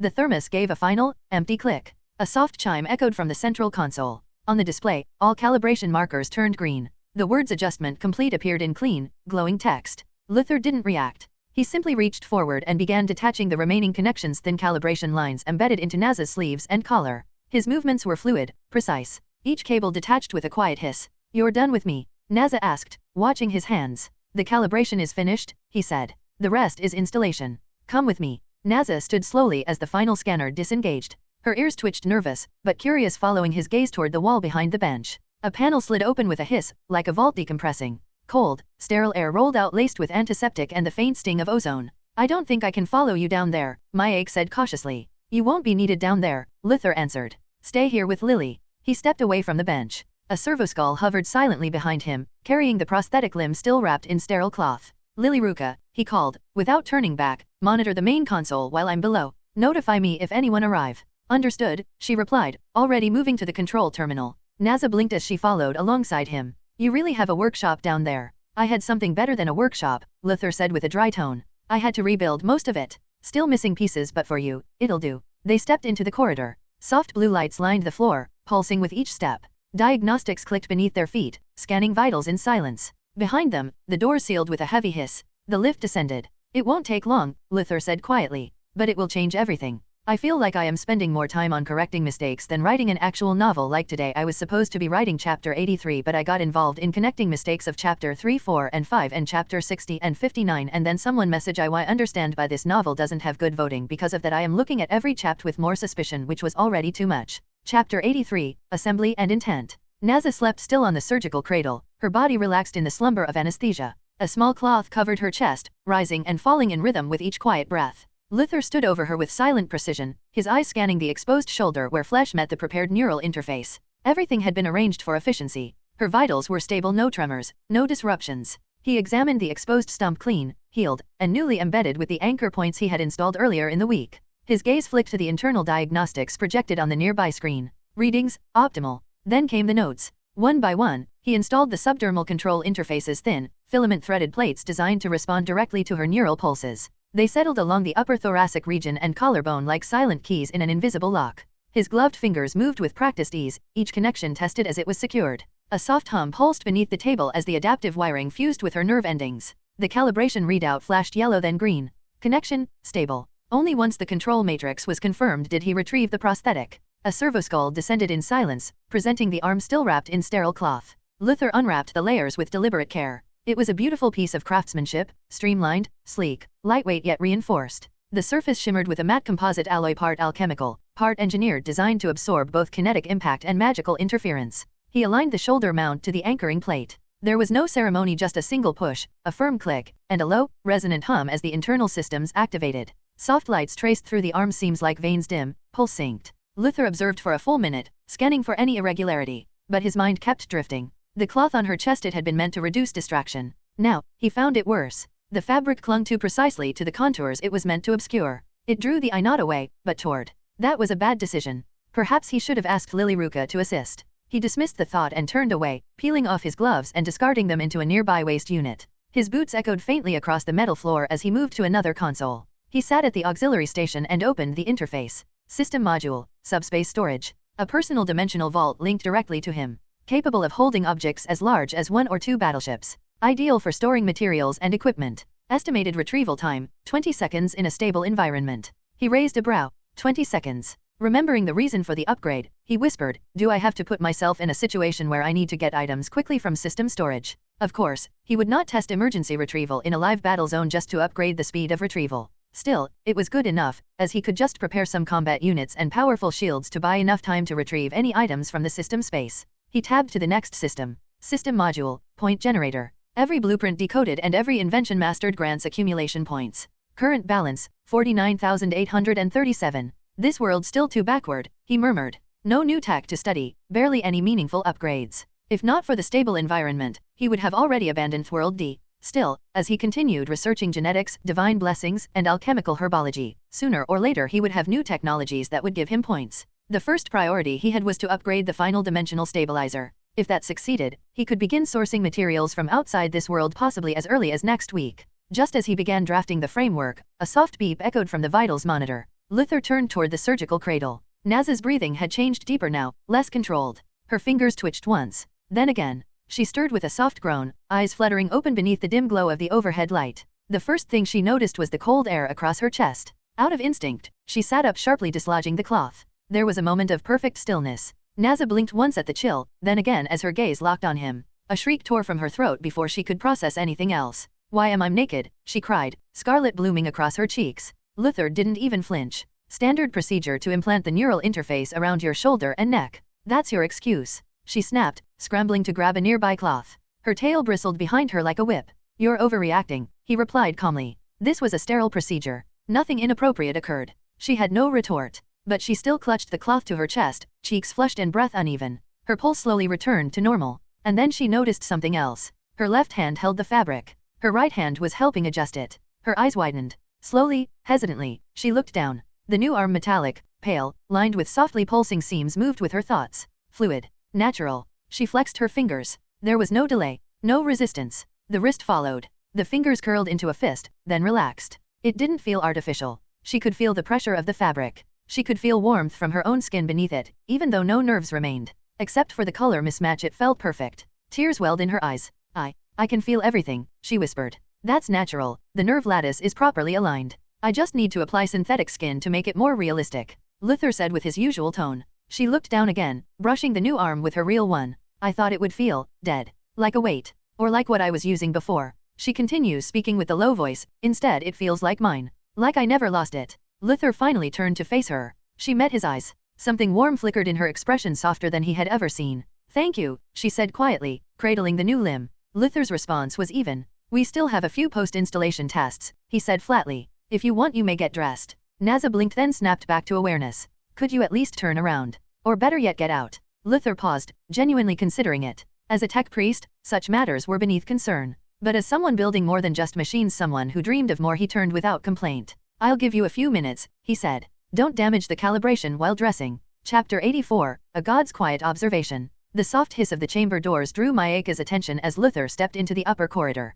The tech priest gave a brief nod, more habit than greeting, and moved to the main terminal without a word. Mayek didn't speak, merely waited for Naza's arrival. Moments later, the door below slid open again. Naza emerged slowly, one arm wrapped around her front, the other moving with cautious grace. She had changed into fresh robes, a clean tunic drawn snug around her shoulders. Her gait was a little stiff, but that was expected. It wasn't the stiffness that caught Mayeka's attention. It was how her right hand moved. Fluid, balanced, natural. He rose quietly from his seat. Naza stood near one of the outer tables, flexing her fingers. Her eyes were half-lidded, lost in the sensation of motion. She tapped her fingertips against the wood, lifted a small metal stylus, turned it in her palm, dropped it, picked it up again, this time with more confidence. Mayek stepped closer, slowly enough not to startle her. That arm, he said softly, looks nothing like what I expected. Naza blinked at him, then smiled faintly. Yeah, I thought it'd at least look ugly. Mayek gently took her hand, examining it with practiced care. The synthetic skin was smooth, with minute texture nearly indistinguishable from real dermis.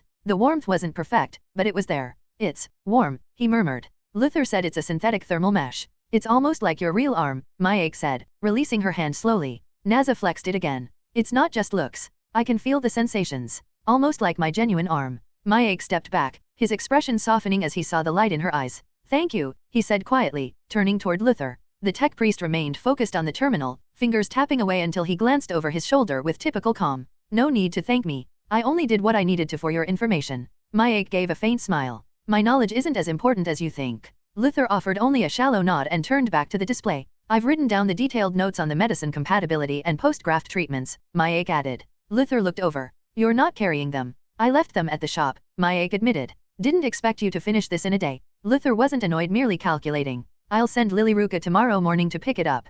Good. I'll be waiting for her. Naza flexed her new arm again, still testing its range. You're not coming yourself. No, Luther replied. I'll be busy for the next 2 days. With that, the moment passed. Naza and Mayek exchanged farewells and made their way toward the gate, the quiet hum of the church swallowing their footsteps. The chamber stilled. Lilyruka stood a few paces from the terminal, arms folded, eyes lingering on the now closed doors. She let the silence settle before finally speaking. Were you planning to recruit her? She asked, her voice calm but curious. Luther didn't answer immediately. He adjusted one final setting before leaning back, hands slipping into his coat pockets. I was, he admitted. Talent like that is always useful. But, Lilyruka raised an eyebrow. But, she's too attached to her god. Loyal in a way that makes recruitment pointless. She would have followed you if Mayek had asked, Lilyruka noted. Exactly, Luther said. Which is why it wouldn't last. He tapped the terminal off with a quiet click. So, I dropped the plan. Better to find someone whose choice can only be me. Lilyruka held his gaze. You already have me. Luther regarded her for a moment before giving a faint nod. I do. But I need someone who can be sealed inside a dreadnought for the rest of their life without complaint. Lilyruka blinked, visibly thrown off. Wait, you mean permanently? Yes. But that's ridiculous, she said, frowning. You designed the capsule-type dreadnoughts so someone could enter and exit. Why force permanence? To save time, Luther replied without hesitation. Lilyruka looked at him like he'd grown a second head. That's the dumbest thing I've heard today. She stepped in front of him, arms tight across her chest. Why does everything have to be about efficiency with you? You made something brilliant, safe and reusable. And now you want to turn it into a tomb. Luther looked at her calmly. Sometimes efficiency outweighs freedom. And some people would choose that if it meant lasting power. Well, I'm not going to be one of those people. I didn't ask you to be. I know, she snapped. But I thought I'd be the one to pilot it. You still can. Good, she muttered. But I'm not getting stuffed into anything that I can't get out of. A faint smirk tugged at his lips, but he didn't argue. Silence settled again. Then, softer this time, Lilyruka asked, Are you still thinking of building another one? Luther's eyes narrowed faintly. No, not right now. She tilted her head. Are you planning to do something else? He turned back toward the interface, inputting a new sequence. Restarting the dimensional machine, he said. I need resources to begin modifying the battleship into a mechanical ark. An ark. Luther nodded once. A self-sustaining mobile forge and stronghold. Something that can explore the space and other planets. A vessel worthy of my ambition. Lilyruka's eyes narrowed, but she didn't object, though she was still worried, as the last accident was still fresh in her mind. Chapter 85, Strange Bonding. The weight of silence hung for a moment longer, the chamber still resonating faintly from the earlier conversation. Luther turned slightly, eyes narrowing as he regarded Lilyruka with detached curiosity. How was the gun? He asked without preamble. Lilyruka glanced down at her side, where the weapon rested in its lock rig. Her fingers brushed the grip out of habit. It was much better than my previous gun, she replied. If I had had that during the monster rampage, I wouldn't have gotten stuck inside the dungeon with those two idiots. Luther gave a short nod approval, though as flat and subdued as ever. Well, the past is past. Now you can practice with this gun, it should handle 99% of your problems, he said.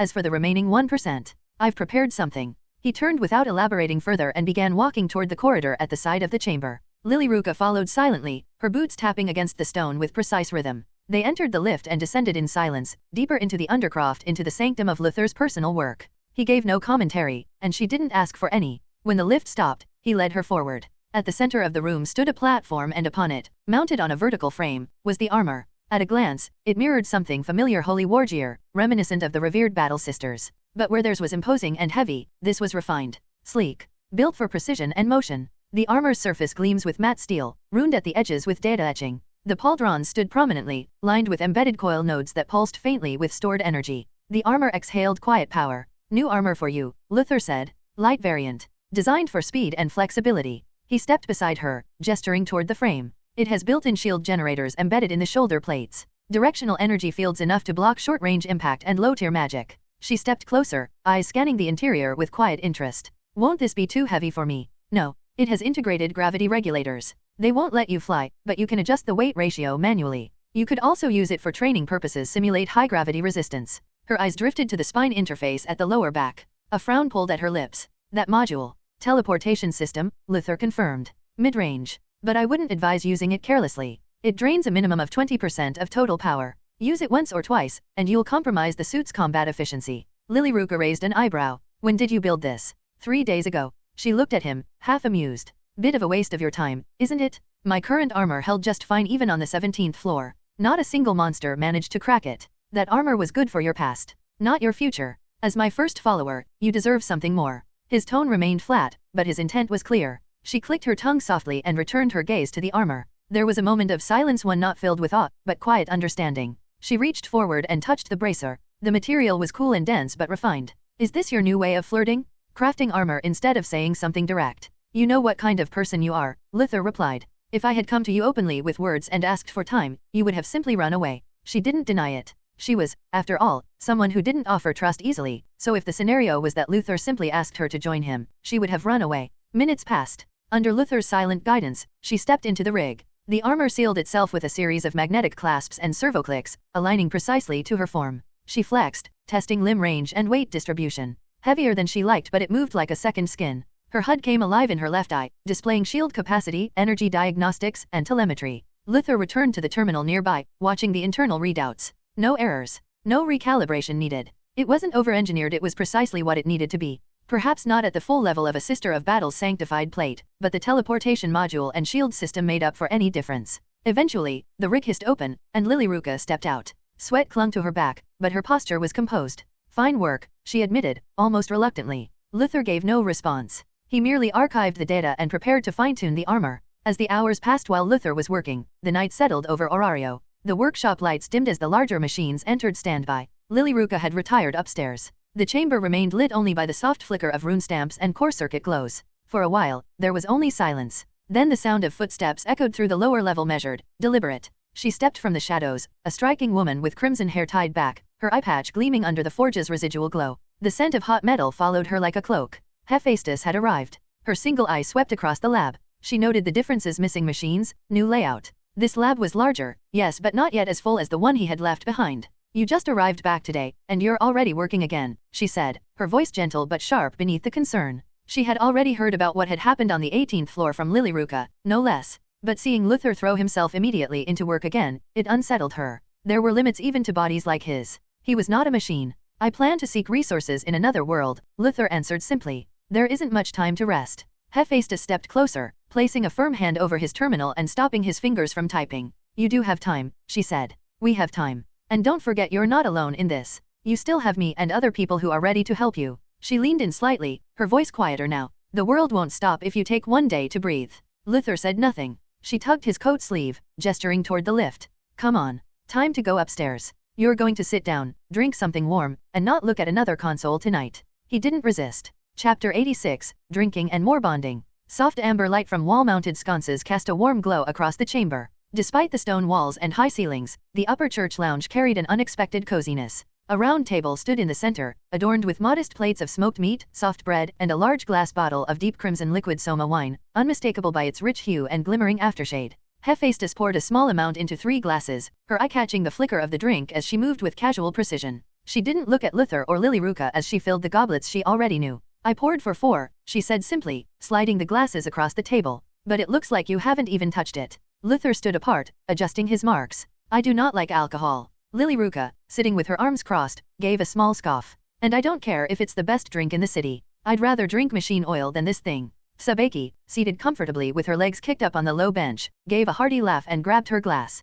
More for me, then. Hephaestus took a small sip, his eyes briefly closing. I still don't know why Soma insists on perfecting his brew like it's divine alchemy. Luther did not make any comment, as that might dampen their mood. Sabeki raised her glass toward him with a grin. You're missing the fun. The room was humming with a casual atmosphere and soft laughter, the occasional clink of metal utensils against ceramic. Lilyruka shifted in her seat, glancing toward the window where the city lights flickered faintly through the dusk. Then came a notification of someone's arrival at the gate. Hephaestus looked at the notification as she realized who had come. She left the room and made her way to the entrance, unfastening the outer latch with a metallic clank. The door creaked open to reveal a familiar shock of red hair and an unmistakably smug grin. Evening, Loki drawled. Am I late to the pity party, or is this still the pre-drink awkward phase? Hephaestus muttered, already stepping aside. One more word of nonsense and I won't give you anything to drink. Loki slipped inside without hesitation, hands behind her head. As she arrived in the room, her eyes swept across the space, landing on Luther first, then Lilyruka, and finally Tsabeki with her second glass already half drained. Oh ho, I see we're already breaking ranks. Mind if I crash this little bonding session? Hephaestus waved irritably. Sit down and keep the chaos to a minimum. Loki's grin widened as she flopped into the empty chair. Mr. Luther, you've created quite a commotion outside. I heard you defeated the monster. It's really too bad we couldn't purchase your weapon, and from the stories, I can assume those weapons are going to be more expensive. Hephaestus entered the room and said, he's not selling those weapons. They might be able to harm him. Loki leaned forward, her grin sharpening like a blade behind a veil of mirth. Oh, might harm him? She echoed with a mock surprise, arching a brow at Hephaestus. That's an interesting choice of words. Sounds like the weapons he's not selling could actually scratch him unless, of course, you're just hoping they won't. Her gaze shifted to Luther, her grin turning sly. So, are you planning to abduct this rising star? Keep him tucked away before you might end up going back to being irrelevant. Hephaestus narrowed her eyes, her lips pressing into a thin, unamused line. You don't need to worry about my bankruptcy, Loki. Oh, Loki tilted her head with mock innocence. So what is it then? Did he join your familia?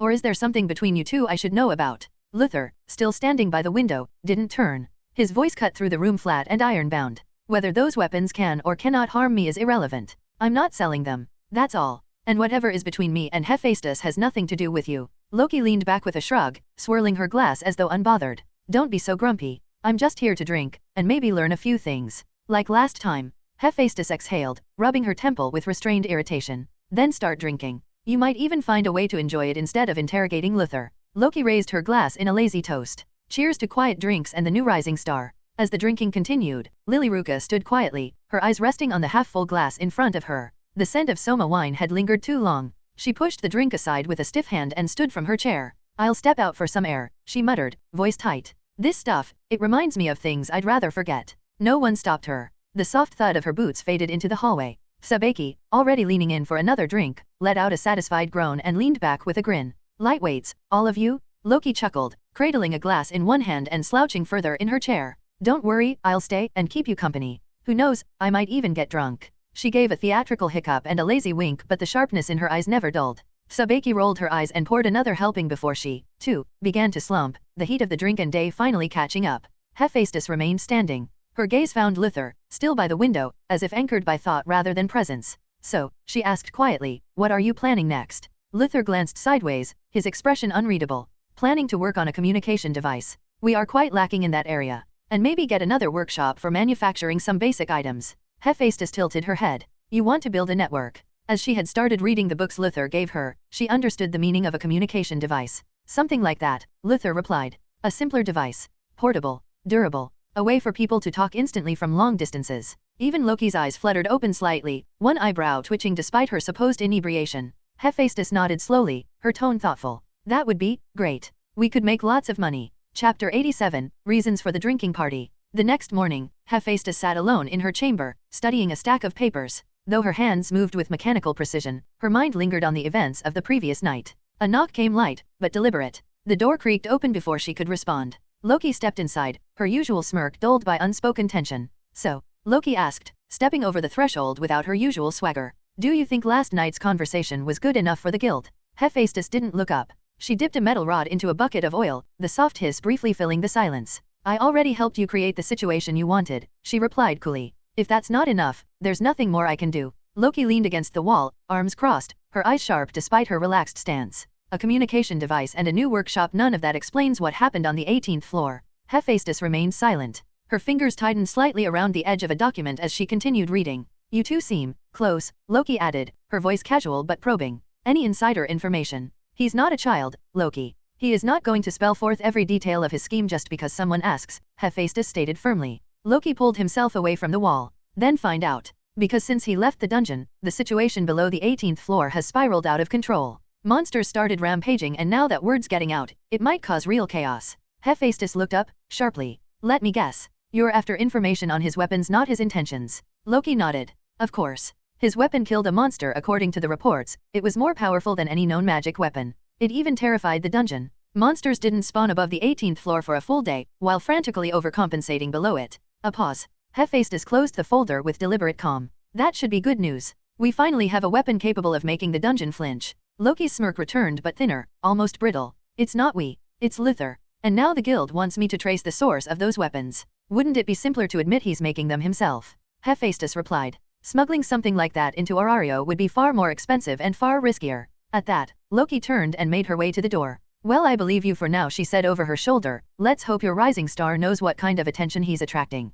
With a flick of her fingers in mock farewell, she slipped out and left the church. Her footsteps faded down the corridor, leaving only silence in her wake. As she lofted, within the lower level of the church compound, Luther listened to the conversation between Hephaestus and Loki while working on disassembled components. A gentle hum from the secondary power core thrummed in the background, keeping the underground sanctum alive with energy. For Hephaestus to offer him alcohol knowing he couldn't digest it and then invite Loki, was suspicious. Especially considering she'd asked about plans she already knew. As he finished sealing a conduit with a final hiss of steam, the picture became clearer. The guild had tasked Loki with investigating his weapons. To do so, she had sought Hephaestus' help. Together, they'd created a harmless setting to coax some information from him. But why such trouble? For him, the guild wasn't worth the effort. Their interference was a distraction from more urgent projects, particularly since Hephaestus hadn't finished her studies. He was still lost in thought, considering the progress of both Hephaestus and Sabeki, when the door opened. Hephaestus entered the chamber, her scarlet cloak flowing carelessly about her shoulders and her expression inscrutable. She did not respond right away. Instead, she observed him in silence, gaze flicking over the hardware and prototypes. I assume you overheard the conversation, she said finally, her voice low. Luther didn't look up. Yes. She'll be back, Hephaestus continued. And she won't be the only one. I think you're still misunderstanding something, Luther said simply. Since you've joined me, you shouldn't care what others are thinking. I'm not questioning you, she said, stepping closer. But what happens when buyers come knocking? Or worse, when people try to blackmail you into handing over the designs? Luther paused, then finally turned to face her. You need to study more, he said calmly. Once you complete your studies, you'll realize the problems you're thinking of aren't the real ones. Maybe you're right, she muttered, almost to herself. So, what you said last night, a real network across Orario. Are you really planning that, or was it just to throw Loki off? I have no intention of misleading anyone, Luther replied. Building a communication network will be very useful in managing my assets. Hephaestus blinked. Then after a moment she gave a small nod. It's good that you're thinking ahead. But is there another plan you couldn't share last night? Using the last remaining dimensional machine parts to create a better version, he said. A prototype will be ready within the week. Are you going to invite Freya again? She asked, arms crossed. You seem to be getting close to her, close enough that I'm starting to wonder if she's actually managed to charm you. Luther turned to her, with the steady purpose of someone who had made his decision long ago. I don't need to be charmed by Freya, he said, voice low but certain. If there's anyone in this city who could actually charm me, it's you. Hephaestus blinked, caught off guard not by the words, but by the quiet certainty behind them. Before she could respond, his arm slipped around her, not forcefully, but gently. The scent of oil and metal clung to both of them, grounding, familiar. She stood still for a moment, feeling the warmth in her chest more than any flame in the room. Then, with a soft exhale, she nudged him away lightly, just enough to free herself. I guess you're learning too much from Freya, she muttered, adjusting her collar. I haven't learned anything from her, he replied with a faint smile. But if you want, I could ask her for a few tips. Hephaestus smirked despite herself, brushing a strand of hair from her face. Unfortunate. No matter what you learn from her, it still won't help you win my heart. Luther didn't continue with the flirting. Instead, he stepped back to the workbench and retrieved a scroll of newly inked schematics.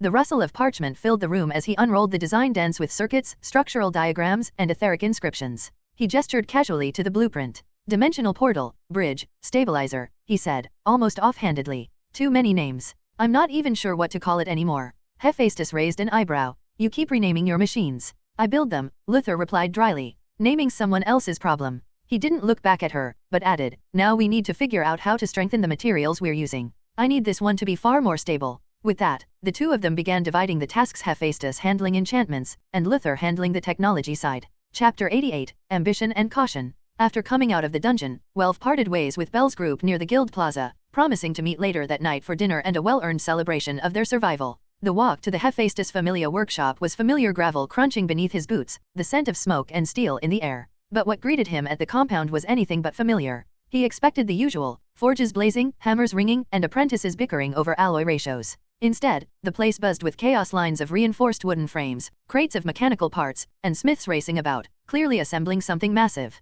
At the center of it all stood Sabeki Kalbrand, coat tied at her waist, her voice slicing through the din like a blade. Move it! You slackers think money just falls from the sky? Every bolt you drive today is one step closer to your own dream, your own fortune. An apprentice hesitated by a half-fitted wheel. No hesitation. Sabeki barked, brandishing her wrench like a divine artifact. We get one of these beauties running, and it's independence. 1 truck 10 returns. 1 month of sweat, a lifetime of coin. The workers laughed and cheered. She had the air of a cult leader but a charismatic one. Welf blinked, half in disbelief. Trucks. Sabeki spotted him immediately. Welf, you're alive. Good. Grab a pair of gloves and start working. Before he could reply, she had him by the arm, dragging him toward a half-assembled frame. The wooden chassis gleamed with fresh polish, faintly glowing runes etched along the edges. We're revolutionizing land transport, she announced proudly. No horses. Just magic-assisted drive, compressed mana fuel, reinforced wheels, hell, we've even got suspension for rough roads. Welf studied the framework with a frown. Looks like a freight wagon with runes. Don't think small. She jabbed her wrench skyward. Think freedom. No more delays for shipments. Farmers, merchants, adventurers, they'll line up to rent this from us. And they'll rent them from us, huh? Welf asked, dryly. Yup. Endless demand, Sabeki grinned. You build 1, and it pays for itself. Build 10, and you're rich. Build 50. She trailed off, eyes glittering either from the vision of the future or pure theatrics. Welf couldn't tell. Maybe neither could she. So, this isn't about craftsmanship. Sabeki's grin didn't waver, but the edge dulled. It's about faster shipments and lots of money. Welf ran a hand over the timber edge of the chassis. It was solid, functional, and lifeless. He felt no fire, no soul, just numbers. I see, he said softly. Sabeki heard the shift. Her expression faltered. You don't like it. It's good, he admitted. But this feels like it was made by a worker instead of a blacksmith. If I wanted to chase coin, I'd still be forging magic swords. She sighed and tossed her wrench onto a crate. Suit yourself. Just don't come begging for a ride when these things rule the road. He smiled faintly, offered a respectful nod, and walked away as her voice picked up again, rallying her troops like a priestess of steel. While she worked on the trucks based on Luther's design back in the church compound, Luther remained immersed in his own work. The soft hum of generators filled the underground sanctum. Light from narrow panels overhead cast the room in a pale glow, sharpening every outline of the tools, scrolls, and steel around him. A sample of alloy slid into the shaping rig. Sparks bloomed. He monitored the pressure carefully, his eyes never blinking. The new material fused with magical residue showed promise. Lightweight, more conductive, and, hopefully, resilient enough to withstand spatial turbulence. He laid the sample aside and turned to his blueprint table. One scroll unfurled in front of him, a dense schematic of what looked like a containment ring. 3 different designs have already been scribbled, and from the looks of it, this 4th one will also be scribbled. Dimensional Gate Bridge MK21. No, too dramatic, he muttered. Space Bridge? That sounds like something from Transformers. Transit Halo. He sighed. Too many names, let's forget it and work on the blueprint. Separate from him, Hephaestus was handling enchantments. They were progressing slowly. Luther's fingers hovered over a resonance crystal. What might happen if it destabilized during activation? That morning conversation echoed faintly in his mind. Hephaestus's overthinking about the guild and his decision to start going to other worlds within a week are risky but very important decisions. The rig hissed, signaling another sample was ready. He rolled up the blueprint and moved to draw a new one. At the same time, across the city, the Loki familia manor stood quiet, too quiet. Within its halls, behind shuttered windows and closed doors, a different kind of fire burned. Loki lounged on a velvet chaise in her chamber, half draped over the cushions with an empty wine glass dangling from one hand. Her usual smugness had given way to contemplative silence. Finn DM stood before her, his gear still dusty from the dungeon. His brow furrowed slightly as he watched her. You're worried, he said, matter of fact. I'm annoyed, she corrected, twirling the glass with idle fingers. Hephaestus didn't cooperate fully. I suspect the information I have gotten from her is incomplete. Finn's gaze sharpened. So what does Guild actually want from him? Actually, it's nothing. They just want the information about that weapon and anything else she had. She sat up, setting the glass down. They want you to investigate. Worse. They want us to monitor, evaluate, and possibly intervene. Not officially, of course. But we both know how this game plays. Finn frowned. Let's say if Hephaestus is on the Luthor side and we really help the Guild to monitor Luthor, then Hephaestus might cause lots of problems for our family. Then we can also pretend to monitor him without offending them. Agreeing with Loki's words, Finn asks, so what do we know about him currently? Just the basics. His planning for communication gear. A new workshop. Nothing about those weapons. And you believe he's hiding something? I know he is, she said. From the first glance I could say the guy is too troublesome. Finn folded his arms. What's the plan? We watch and try to pick the stronger side with more benefit. A moment passed. Or just stay out of this matter completely. Chapter 89, Setting Up Communication. Perched atop the slanted roof of Luthor's shop, Lilyruka Arde kept an eye on the servoskull as it tightened the final bolt on the steel frame of the relay dish. Her small hands crossed over her chest, she stood like a boss surveying her junior. The early morning wind tugged at her cloak, but she ignored it, eyes focused on the task. Around her, a trio of floating skull-shaped drones hummed softly, their optics flickering as they scanned the area. Connection node stable, one of them chirped in a metallic voice. I know, she muttered, not looking up. See myself. Behind her, the rhythmic clanking of metal echoed as the servitor climbed the steps, arms full of cables, signal cores, and a large power relay. Once, he had been the proud and cruel captain of the Soma familia. Now he moved like a domesticated hound, silent, obedient, and entirely unrecognizable. If not for the cloth covering him, forget the children, even the adults might get scared from one look. Lilyruka didn't need to look to know it was him. She could feel the wrongness in the air. Not fear, not anymore. Something colder. The servitor paused at her side and set the equipment down with reverent precision. Order complete, it said in its hollow voice. She tilted her head, studying him with narrowed eyes. Funny, she murmured. You used to bark orders at me. Now look at you carrying my tools, obeying without question. You don't even get to grunt anymore. She sighed as she connected the last interface line, testing the signal strength. A thin green glyph flared across the panel. Perfect. As the signal uplink began pulsing, Lilyruka straightened, dusting her gloves. The skull drones hovered to attention, scanning the perimeter for interference. She glanced sidelong at the servitor. Do you even think in there? Or are you just bones and wires now? The servitor did not reply. It didn't need to. Whatever humanity it had, whatever pride, it was long gone. Reduced to code and servos. Lilyruka's lips curled into a crooked smile. I am thinking, how would you feel if you could get your emotions and voice back? She muttered. It would have been perfect. I could order you around, then give you some shocks time to time. Maybe take out a few limbs of yours. Of course, she wouldn't do such a thing. She might not be a good person, but torturing someone wasn't her style.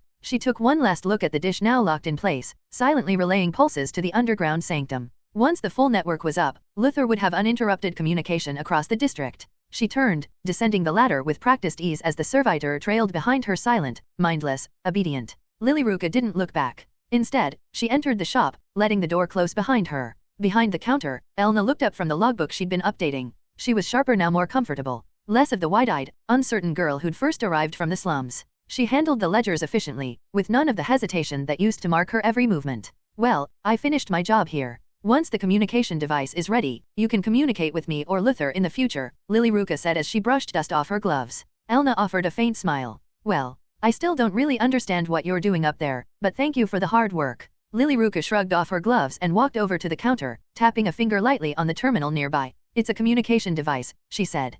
Kind of like this terminal, but instead of typing or sending messages, you just talk. No magic stones, no messenger runners. Elna blinked. Just talk. Lilyruka nodded. Yeah, you can speak into it, and someone far away can hear you instantly like they're standing right next to you, and if they say something near their device you can also listen their voice. That's impressive. Elna tilted her head. So it's like magic. It's not magic, Lilyruka said with a smirk. You should just be ready tomorrow. I'll send the machine. So is Mr. Luthor is going to start selling this thing? Elna asked. Lilyruka replied, currently, we only plan to install it in the shop, the church, and Hephaestus's workshop. Once we have a proper facility to produce them, we'll rent out the service. She moved past the counter, heading toward the back hallway, but paused just long enough to glance over her. You've changed. In a good way. Elna's smile grew just a little. Having a steady job and money does change things. Don't get too cozy. And keep an eye on the thieves. With that, Lilyruka pushed through the door and stepped outside. The servoskulls hovered into formation above her without needing a word. The servitor trudged close behind, still carrying the empty casing crates from the dish assembly. Silent, mechanical, faithful. She gave them a brief glance, then pointed toward the church's outer gate. Let's move. The streets were still quiet. Early merchants were only just setting up stalls, and the sky had yet to fully brighten. Her boots clicked against the worn stone path, each step measured, unhurried. She kept her hood low not out of fear, just a habit. As they entered the church, she gave a small wave of her hand. Back to post, she muttered. The servitor peeled off without a word, heading toward his docking position, where he would enter standby until called again. The servo skulls dispersed on their own, splitting off into programmed flight paths or returning to their charging nests around the perimeter. With her entourage dismissed, she entered the side corridor familiar by now. She passed empty rooms and quiet altars with barely a glance. Her focus was straight ahead. At the narrow corridor, she pressed her hand against the side panel and waited for the rune to scan her. The lock disengaged with a soft hum. The lift was already waiting an enclosed platform nestled between iron rails. She tugged the lever. With a smooth hiss, it descended. She leaned back slightly, arms folded as the walls slid past. Dim lights flickered along the shaft, glowing runes carved at even intervals. She'd grown used to this descent. The lab's door slid open ahead, thick, seamless metal parting silently. Cool air met her face, tinged faintly with copper and arcane static. She stepped inside. 2 people were already at work. Luther stood over a fresh blueprint, double-checking arc lengths and measurement calibrations. Nearby, Hephaestus had completed another batch of enchanted alloy parts, her expression calm but focused. Lilyruka stepped forward, boots echoing slightly across the steel floor, arriving in front of Luther and preparing to inform him about the installation of all 3 communication devices. Chapter 90 Thresholds. Luther didn't look up immediately. His fingers were still tracing the outline of a convergence ring on the schematic, eyes distant in thought. It was Hephaestus who noticed Lilyruka first, her crimson eye glancing up from the enchanted ingot she'd just finished inspecting. You're done, she asked.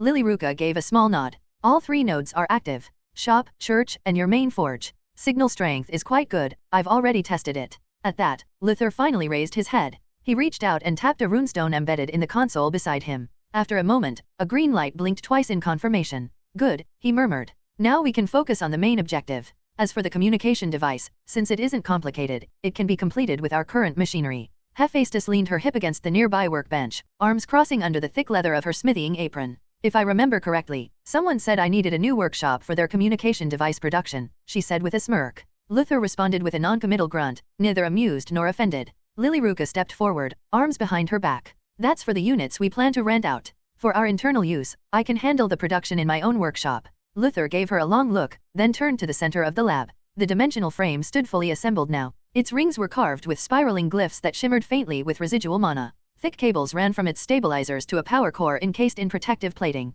Overhead, a crystalline alignment lens hung from a ceiling track, already calibrated for spatial coordinates. The entire machine pulsed softly alive, ready to be used. Luther, eyes fixed on the machine, said, I need to begin the final calibration today. He paused, his gaze hardening slightly. And if it fails for the next few years, I won't be able to build another one in this world. Lilyruka's eyes narrowed slightly at his tone. And if it fails, she echoed, stepping closer. Or if we get another demon or whatever that monster was. Luther didn't flinch. This one is different. It doesn't open a gate between universes. Hephaestus raised a brow. Then how are we going to other worlds? Luther turned back to the dimensional frame. This one will send me to a place that exists between all worlds. From there, it will be easier to travel anywhere. Lilyruka folded her arms. Sounds complicated. But more importantly, you haven't told us the method this machine will use to send us to a new world. He nodded slightly. This method is different. I'm no longer the rift between 2 universes. Instead, I'm constructing a fixed-phase dimensional corridor, stabilized through quantum anchoring. I'll be powering the machine myself, ensuring it can't function without me.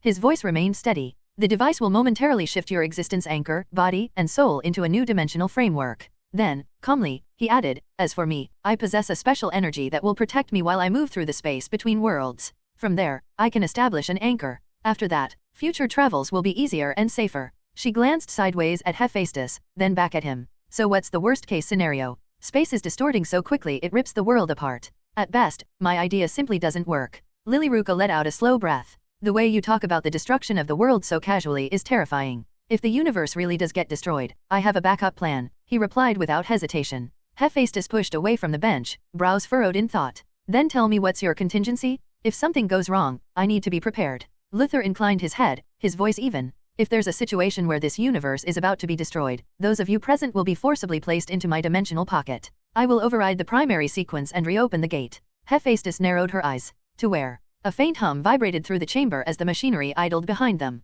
Luther's gaze remained steady. To the Imperium. While it's a terrible place, I believe no matter how strong the blast of this machine is, it wouldn't cause any damage there. He paused, then added plainly, then we can go back to my home planet and probably cry to my father so he can help me build new machines. Hephaestus arched an eyebrow. I thought you didn't like your father. Aren't you worried he'll freeze your emotions again? Luther gave a dry shrug. Well, he is a billion times richer than me. I've got 2 ships, he commands an entire fleet and owns multiple planets. At that scale, holding a grudge just seems impractical. As he said that, Luther remembered the fools who had tried to kill him during his escape from the 40K universe. With a faint grimace, he added, we just need to make sure we don't die mid-journey, or get caught by one of the factions. Can't you at least make sure we don't end up stranded on some alien planet instead of your home world? Lilyruka asked, her tone flat but cautious. Luther didn't look at her directly. If we land on some alien planet, it's actually easier. We can just kill everyone and take over the place. The real problem is ending up in a human-controlled world, then you need a more creative reason to kill them before they try to kill you.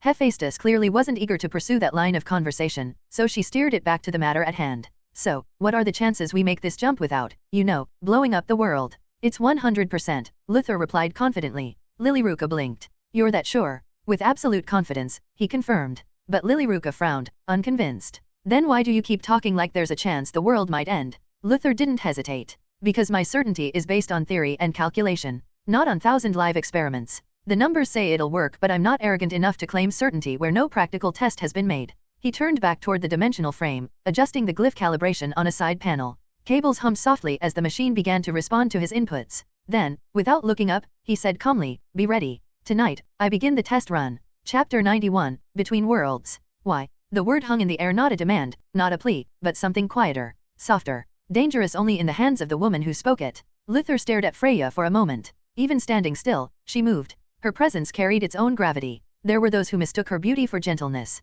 They didn't understand how sharp a thing could be while wrapped in silk. Luther took a breath, fingers pausing over the activation panel of the device. Because I can, he said finally. Because someone like you who is made of energy and driven will, if I take you without understanding how, your divine energy might react to the new world. If the world completely rejects your divinity and magic, it would be over for you. A subtle twitch touched her brow, but before her words could cut loose, another voice broke through the rising tension. He's not going out to play, Hephaestus said, stepping into the light of the workshop's upper ring. Her tone was steady, pragmatic. This is a test. He's not going to another world yet. He's heading into a place where nothing exists. No rules, no space, no time. A true null zone. Freya's gaze did not leave Luther. And then, Hephaestus continued, he creates a passage for us so we can travel more safely. She crossed her arms and added, pointedly, and I don't think you should be the first one to go. I believe I could provide better help to him in the new world. Freya's lips curved, but it wasn't a smile. But I think you're the one who should stay behind. There are plenty of important projects in Orario, someone needs to supervise them.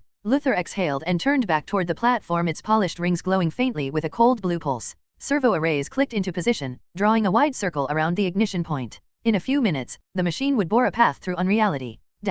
At a little distance from all 3 of them, half-shrouded in shadow, Lilyruka Arde watched. She wasn't meant to be there, not officially, but no one had asked her to leave either. Freya's voice echoed like silk drawn over steel, and Hephaestus answered with her usual, even-tempered fire. The 2 goddesses clashed in words, not volume, but their meanings cut deep all the same. Luther stood between them, silent once more. Always measured, always prepared, always distant. Lilyruka gripped the edge of the small knife. He was preparing to cross into an unknowable realm, and these goddesses, powerful, unpredictable, immortal, were already staking claims. Subtly, yes, but it was there. And where did that leave her? The girl who had once cowered in alleyways. The support that no one looked twice at unless they needed something carried. Her fingers flexed, knuckles tight. No, she wouldn't let this moment pass her by. Freya could charm. Hephaestus could forge. But Lilyruka was the first follower of Luther. She had spent more time beside him and adapted to the logic and madness of his machines. If anyone deserved to be the first through that gate, it wasn't someone blessed by divinity. It should be her. Her mind sharpened. She couldn't let these goddesses steal her first place.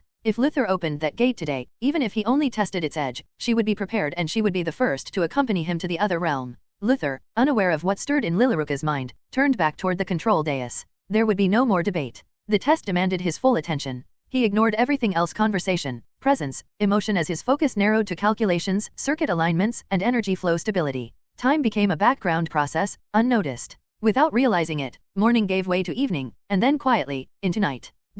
Silence settled over the workshop. Not an awkward pause or the hush of uncertainty, but something deeper, reverent. As though the chamber itself understood what was about to happen and had chosen to hold its breath. Even the sound of machines had disappeared. The air had changed. Not in temperature, but in texture. Thicker, heavier, charged with something neither magical nor divine, but older, colder mechanical purpose made manifest. Luther stood at the center of the platform. He had been there for minutes already, motionless, as the final calibrations resolved around him. The circular mechanism responded to his presence, anchor points engaging with a mechanical hiss, telemetry beacons pinging silently in confirmation. The luminous rings beneath his boots brightened in sequence, feeding data into the rotating core above him. Around the chamber's perimeter, servoskulls hovered in formation, awaiting the final signal. He looked up. Above him, coils began to turn slow, deliberate, ancient, and new at once. The gate was aligning. Below him, beyond the radius of the platform, they all watched. Hephaestus, Freya, Lilyruka. No one spoke. No ceremony. No blessing. Just breathless silence.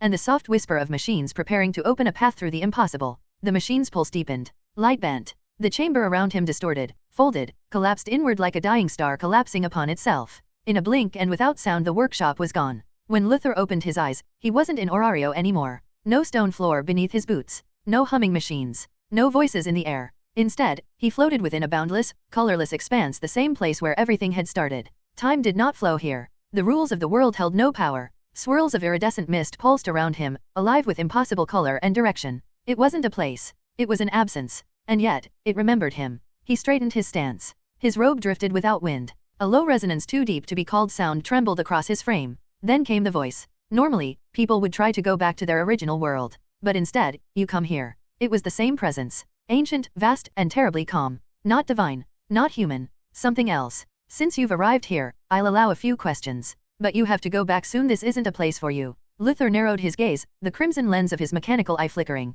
Do you think now it's time for you to explain what actually happened with me? Is there any reason I got a system and a second chance? No, there is no reason. You're forgetting if your soul hadn't accidentally gotten involved with that universe, I wouldn't have granted you the system. As for your current thoughts, you're overthinking. Looks like I can only believe you for now, he said. Suit yourself, the being replied. Luther's eyes narrowed.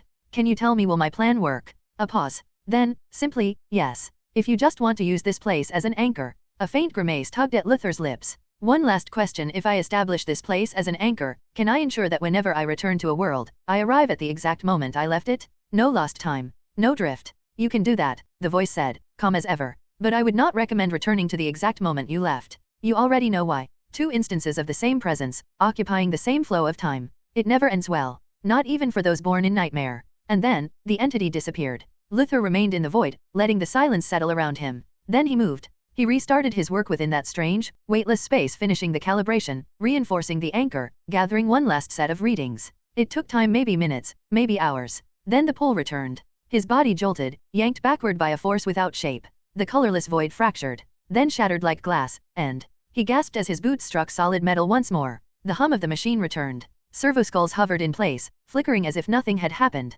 The others were still watching. Only a second had passed in the workshop. But Luther knew his work was done. He looked at them. I'm ready. Chapter 92, Arrival. As the Nexus Gateway was completed, it sent Luther and Lilyruka away with no fanfare, no thunderclap, no blinding light, only the faint distortion of space folding in on itself for a split second. The ceiling of the church vanished. In its place stretched an endless sky of harsh blue and a sun-bleached wasteland of sand and stone. Luther exhaled quietly, his boots crunching against cracked, sun-baked earth. A dry wind swept across the barren plain, dragging fine grains of sand against the edges of his robe. Above, the sun blazed like a cruel overseer, unblinking and indifferent. Distant mountains rose on the horizon like jagged teeth, framing the edge of the world. Lilyruka stumbled slightly, her cloak whipping behind her. She scanned the vast emptiness and muttered, "This doesn't look special." "Don't assume anything," Luther replied, his voice steady. "First, we find someone to gather information." His mechanical eye adjusted, scanning ambient radiation levels, magnetic resonance, and gravitational variance. "No trace of magic or divine structures," he added.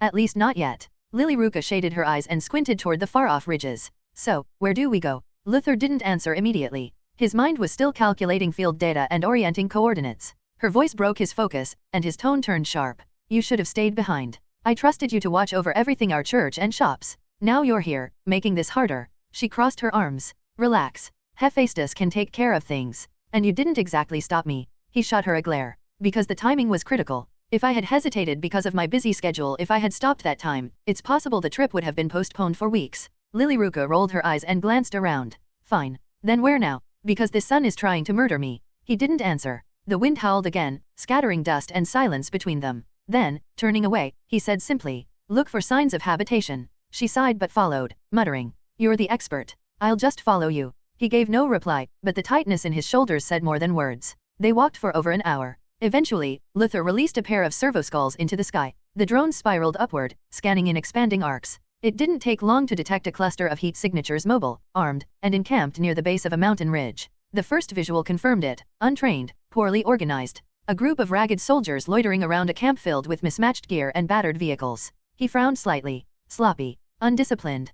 Possibly paramilitary. Probably not state-sanctioned. And judging by their outdated weapons, they posed no real threat. Lilyruka followed his gaze. Are those guns? He gave a short nod. Yes. And from the looks, quite primitive guns. Then added, more to himself than to her. Looks like we're on a version of Earth. Or something very close to it. Her brow furrowed. Is that good or bad? He didn't answer right away. His mind was already sorting through the logistics. With most of his servoskulls left behind to guard the church, his operational efficiency was limited. But these soldiers, they arrived like a gift from the machine god. Bodies, knowledge, and equipment all ready to be harvested. Crude, yes, but enough to rebuild what was missing. And perhaps enough to establish a base of operations for the night. Luther descended the slope slowly, each step measured. Sand shifted underfoot, and the wind pulled at the edges of his robe. Lilyruka followed, a few steps behind, staying just to his left, alert, but silent. As they neared the outskirts of the camp, the first sentries spotted them. One of the men, lean and ragged with a battered AK slung low on his chest, raised a hand and barked in a sharp tongue.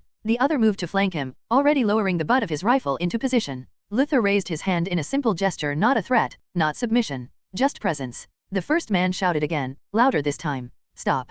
Broken English, but understandable. Luther's mechanical eye adjusted, scanning the tension in their trigger fingers. We are travelers, he said calmly, his voice carrying with unforced authority. I require a conversation with your leader. The two exchanged glances. The one on the left took a step forward, his rifle lifting slightly. This isn't a place for travelers. Now turn around, and I'll pretend I didn't see you. Luther tilted his head. I wasn't asking permission. Feeling the pressure from the voice of Luther, the man fired a single shot. It struck Luther squarely in the chest. The bullet bounced away from his robes without leaving any mark. The two sentries froze. Don't worry. It will be over soon, Luther said. Then he stepped forward, voice cold as the void. Now let's start the harvest. A servoskull dropped from above, its auspex eye glowing red. With a metallic shriek, it unleashed a dissonant frequency that made both men stagger. Luther extended a hand to put them down gently. As others noticed the commotion, the camp came alive. Shouts, scrambling boots, metal clattering. One by one, a half-dozen armed men spilled from their tents, taking position behind sandbags and rusted trucks.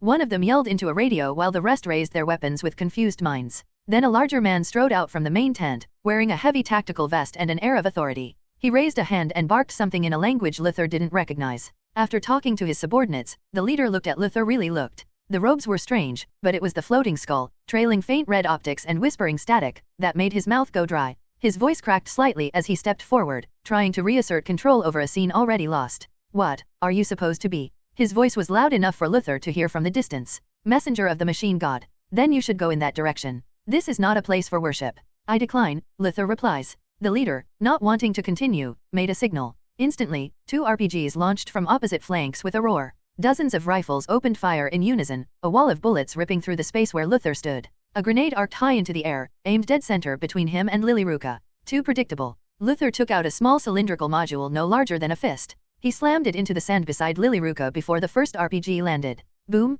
The earth shook. Fire and shrapnel tore across the ridge. But the shield flared to life, a translucent dome snapping around both of them just before the shockwave hit. Energy shimmered violently as bullets, debris, and heat pounded against its surface. Lilyruka gasped, half stumbling back into him. He didn't look at her. His mechanical eye pulsed once, calculating trajectories, targets, and positions. The second RPG hit. Another explosion. Still standing. From outside the shimmering field, one of the militants shouted something guttural, probably a command to flank. Others fired blindly, the muzzle flashes strobing across the ridge. And through it all, Luther didn't flinch. The bullets didn't touch him. The flames didn't scorch him. Inside the dome, Luther raised a hand. Lily, you said to look closely. This will be a great experience to learn how to suppress this type of people. He didn't shout. With a single mental command, the servoskull at his shoulder pivoted sharply. Its optics flared red as it locked onto the source of the RPG fire. A thin beam of high-intensity plasma lanced out, silent, instant. The launcher detonated in mid-grip, taking the militant with it in a violent, fiery bloom. The servoskull turned again, this time unleashing a sonic burst toward a cluster of riflemen taking cover behind a rusted truck.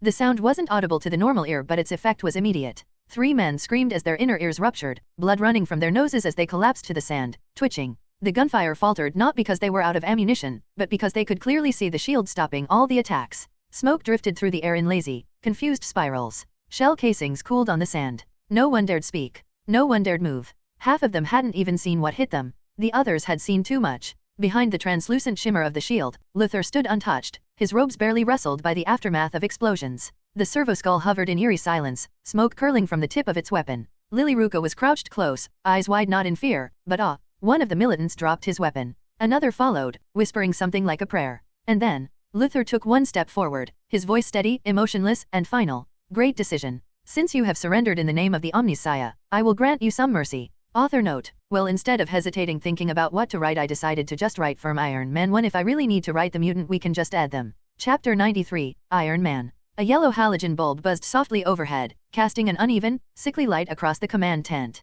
The illumination pooled on the scarred map table, revealing cracked radios, ammo crates, and grease-stained documents. The rest of the tent was shrouded in shadow. A handful of militants moved under cover, dragging away the bodies of their former comrades and clearing the wreckage left from the skirmish. Overhead, the lone servo-skull drifted slowly, its red optic glowing as it recorded every motion. Luther stood at the center of it all, across from the camp's leader, one hand resting calmly on the table. The leader sat rigidly, jaw clenched, eyes flicking between Luther and the floating skull. He looked like a man who had seen enough to fear more. What country is this? Luther asked, his tone devoid of emotion. The leader hesitated. Afghanistan. Date? Year. 2008. What powers govern this region? Who holds dominance over this world? The man blinked. The US mostly. NATO. Some of us fight against them. Technological capacity. What? Luther's mechanical eye whirred softly. Do you have satellites? Supercomputers? Spaceship? Superpowers? The leader frowned. Us have satellite, lots of them. We have some computers. As for superpowers, they are just some stories, nothing else.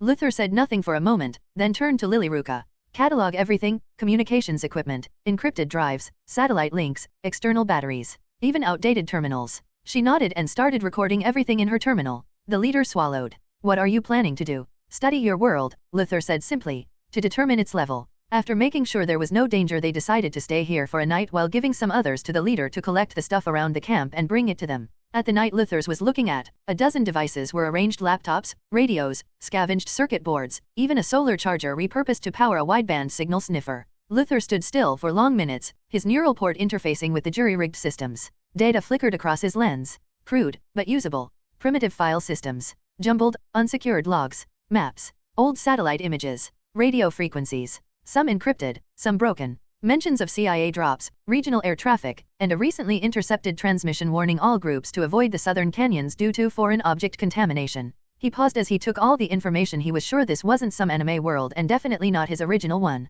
Far from the command tent, deep in the caves, another protagonist was preparing to start his journey. Yinsen grunted as he pulled a steel plate into position. Tony Stark, his eyes bloodshot from lack of sleep, adjusted the alignment of a primitive hydraulic brace. Hold it there, Tony said. Just a second longer. A rivet popped into place. The hiss of welding filled the chamber. Sparks danced. Yinsen looked toward the entrance, a rusted steel door, chained from the outside. You heard that earlier? The gunfire. Tony didn't look up. Yeah, almost thought the army had finally come to rescue me. From the sound, it definitely not the US Army. From my experience, I can say US Army, as they always like bombing instead of ground fighting. So either there was another group of terrorists or maybe a civil conflict. Yinsen nodded grimly. Then added, at least this have given us some chance. We just need to make sure we are ready by morning, because I think tomorrow they might try to move us to some other location. We need the last coupling finished. No point running in half a suit. Tony replied while completely focusing on his work. For him it doesn't matter what happened outside. Even if somebody bombed the entire place, he would complete the armor and nobody could stop him. As dawn broke beyond the hills, its warmth never reached the depths of the cave. Within, only the glow of dying batteries and the old clock marked the passage of time. Yinsen tightened the last coupling, nodding with finality. That's it. Everything's connected. Tony stepped toward the suit. It loomed in the center of the chamber, metallic, crude, and brutal. Weld lines marked its seams, and mismatched components hummed with uncertain energy. Yet for all its imperfections, it stood like a defiant challenge against death. Yinsen moved quickly and adjusted the armor. Yinsen, go to the computer and check for the power, Tony said while thinking it's strange nobody has come up till now. You have power for 50 minutes if the readings are right, he said. Tony grunted. I only need 10. He took a breath, letting it settle. The pressure of the suit was oppressive, like wearing a furnace, but this was the only chance he had. Yinsen tried to joke, voice tight. Just don't go thinking you're invincible. This isn't a video game. Don't try blocking a rocket with your chest. No promises, Tony muttered, then stepped forward. The cave trembled slightly with the weight of the armor. You're good to go, Yinsen said, stepping back. Doors still lock from outside, but I weakened the hinges last night. Just a little bit of strength as we don't want the cave collapsing.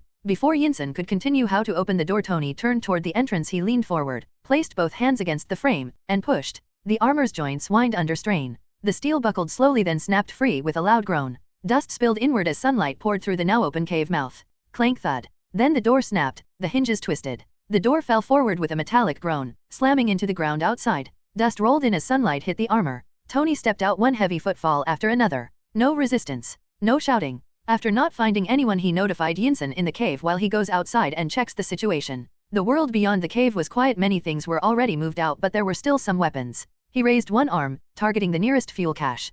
Whoosh! The explosion rocked the canyon, igniting a stack of crates. He turned, ready for retaliation. But nothing came. No bullets. No shouting. Just silence. There were few militants at some distance, but soon as they heard the explosion they started scrambling for cover instead of shooting at him. Confused but still alert, Tony continued forward, clearing the field one step at a time. Then he saw it, a large command tent near the edge of the ridge, still intact, its canvas flapping in the wind. Looking at the tent he remembered all the shame and the torture done by the terrorist leader. He angled toward it, flame unit primed. It's time to take back the interest. Chapter 94, Iron in the Flame. Inside the command tent, the stale air was thick with tension. Luther moved silently through the narrow space, his presence calm but calculated. Across the table, Lilyruka adjusted her terminal straps, glancing toward the canvas entrance every few seconds. The camp outside had grown too quiet. Without a word, Luther reached into the satchel at his side and produced a palm-sized, steel-gray module. A faint hum came from its core, barely audible but distinctly charged. Catch, he said simply, tossing it to her.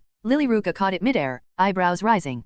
Portable shield. He gave a single nod. I'm guessing you'll need it to survive this. Before she could ask why, a deafening boom tore through the silence. The ground shook. Dust drifted down from the seams in the tent ceiling. The servoskull hovering near the entrance jolted in its path, its auspex lens flaring red. What in the hell? Lilyruka began. A second explosion followed, closer, sharper. The roar of ignited fuel. A ripple of detonation. Screams echoed faintly beyond the tent, then silence. Without warning, the front of the tent burst into flame. Canvas shriveled. Heat poured in like a living creature. The flap disintegrated, and firelight bled into the chamber. Luther didn't flinch. He turned toward the opening, mechanical eye narrowing as the servoskull hovered to his shoulder. Through the haze stepped a monstrous figure encased in crude, riveted iron. Tony Stark. Encased in the Mark-I suit, fire licking across the metal plating, the inventor's every step pounded the dirt like a war drum. His flame unit surged and spat, leaving trails of scorched earth and smoking canvas. Luther tapped the comm in his ear. Lily, activate the shield. She didn't hesitate. With a sharp flick, the device in her hand pulsed and expanded, surrounding them in a dome of bluish energy just as fire washed across it like a wave. Inside, the heat shimmered, but they remained untouched. Tony's voice crackled through a rough speaker on the suit's chest. You think your little magic bubble makes you invincible? His tone cracked, caught between rage and disbelief. Luther's eyes narrowed. From the information gathered last night, he was reasonably sure this world aligned with one of the Marvel timelines. But he hadn't realized he was in the very terrorist camp that had captured Tony Stark. That explained the improvised suit. And the fury. Even so, Luther remained impassive. Even if Stark comes with the Mark 65, it wouldn't change the outcome. He'd still lose. Do you want me to shoot him? Lilyruka asked. He didn't answer. He simply pressed two fingers to the hovering servoskull and issued a silent command. Luther stepped out, leaving Lilyruka protected behind the energy barrier. Tony turned, flames sputtering from his gauntlet. He paused, blinking behind the slits of his helmet. What are you supposed to be? Some kind of Halloween monk? No, guess it doesn't matter. You're standing in front of a flamethrower. Saying this, he pulled the trigger. A burst of fire exploded toward Luther, filling the space between them in an inferno of heat and smoke. Luther kept walking. The flames licked across his armored robes and metallic limbs, yet nothing caught, nothing scorched. He moved through it like a machine, unaffected, unafraid. Okay, that's new. Saying this, Tony increased pressure. Another stream of fire. Still nothing. Luther advanced steadily. Tony triggered his jump thrusters. The suit whined, engines coughing, but before he could lift off, Luther struck. In one swift motion, he grabbed Tony's right gauntlet and twisted. Metal screamed.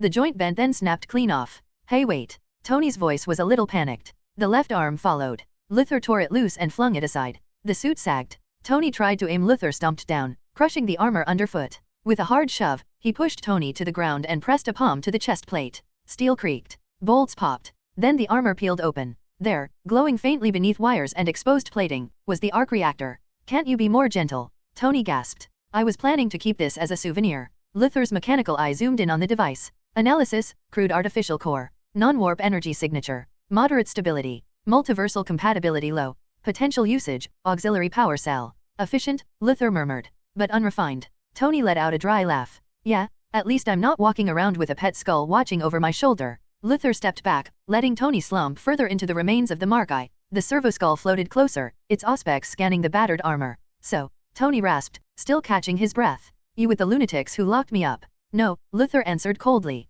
Then what are you? Luther didn't respond immediately. His attention remained fixed on the arc reactor, reading output signatures, power stability, and design logic. You're going to force me? Tony asked. Tear out the rest of the suit and ask me to build a new one. Luther finally looked down at him. No, I'm not interested in your low-level technology. Tony grunted, shifting under the shattered frame. Come on, this thing's at least 10 years ahead of anything the military has. Yes, for your country, maybe, Luther said flatly. But for me, it's scrap.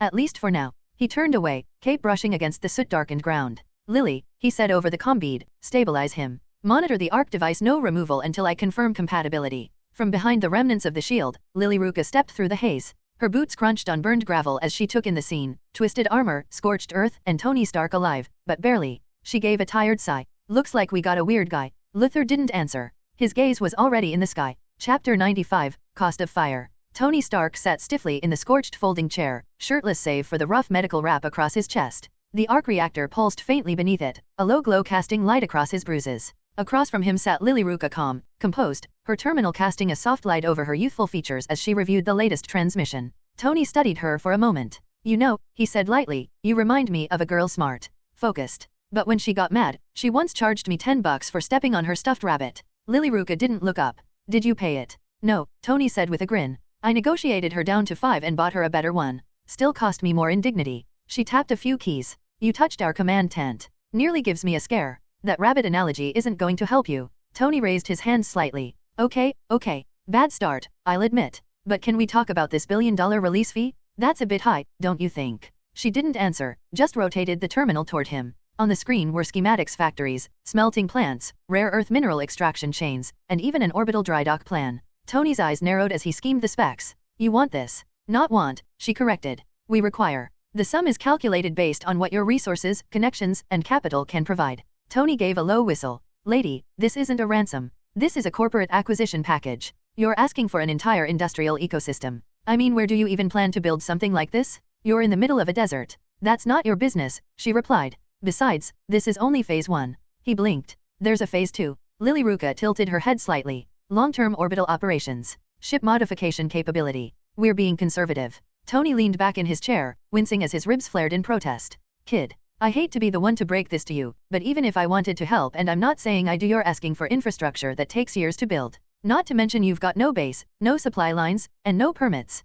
She gave him a flat look. You didn't have permits when you built flying weapons. Touché. He leaned forward again, resting his elbows on his knees. Look, you want ships, factories, nanomaterials, I get it. But you're skipping ahead a few chapters. If you want something realistic, I can offer a back-channel fund, get you offshore accounts, maybe help you acquire a few facilities that are worth way more than some ransom check. Lily Ruka raised an eyebrow. That's not enough, we need to build a spaceship and a planet. Your goals are too high, why don't you start with something small? Tony said quietly. So, look, if you believe me, I can help you build a rocket that can go to the moon, I can help you build a few factories, this is the best offer I can give. He smiled again, soft, persuasive. Look, I went full Iron Giant back there. Let's call that a bad day. How about you knock a few zeros off the ransom, and I help you get what you want without your unrealistic fantasies. For the first time, she hesitated. Just a little. Then the tent flap rustled, and Luther stepped in, cloak trailing smoke and dust. His mechanical eye focused immediately on Tony. Are you negotiating? Tony straightened. More like brainstorming payment options.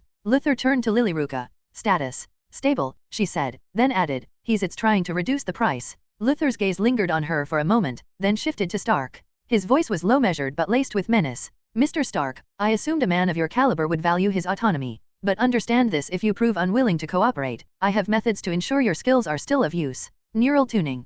Cognitive rerouting. You'll work without rest, without will, until every design I require is complete. He let the words settle like cold steel between them. Tony's smirk faded slightly. Even if you transform me, I would not be able to build a spaceship. Luther thinking for a moment, then walked past him toward the back of the tent, examining a hololithic projection of their scanning data. You can do that, Luther said finally, without turning from the looks of it. As long as you are under pressure, you can create miracles. Tony smirked. Well, I work better when I'm surrounded by beautiful women and good food. Luther turned, expression unreadable. I'd rather not break your mind, Stark. Give me the factories and resources I need, and you get your freedom along with the truth about who had you taken. Tony sighed. And here I thought being kidnapped by terrorists was the worst thing to happen this week. Lilyruka returned to her console. You're still lucky. Normally, we'd just strip your memories and repurpose the body as a servitor, Lilyruka remarked, her tone flat and matter-of-fact. Tony leaned back in his chair, a dry smirk crossing his face. When you say it like that, I almost do feel lucky. So what are you? Aliens. I'm a Palom. Not an alien, just a different race. Small, fast, often overlooked, she replied, without missing a beat. She paused, then added with a half-glance toward Luther, as for Luther, he claims he's human. But I've never seen his face, so your guess is as good as mine. Her words carried a faint note of suspicion. Tony tilted his head, still scrutinizing her. Okay, how old are you? Lilyruka gave him a flat look. 15. He blinked. 15? Seriously? I thought you were maybe 10. She rolled her eyes. Yeah, well, keep thinking that. Makes it easier to pick your pockets. Tony smirked. Good to know. I'll be sure to double-check my pocket from now on. So this would be the first day when I write 3 chapters while I have supposed to upload these 2 chapters tomorrow, but after an accident deleted, so I decided to do it now. Chapter 96, Terms and Departures. Tony reclined back in his chair, arms folded, the bandages rustling on the burnt fabric of his undershirt. So, 20 billion in payments, and I am not even getting a business mug. Luther was not smiling. You get to live your life. And the chance to return to your empire with some degree of liberty. Right. Partial freedom, Tony muttered. Where you observe me like a monkey in a laboratory until I hand up your valuable resources. We will keep the conditions clear, Lilyruka stated, typing the agreement into her datapad. We have a 10-year installment plan.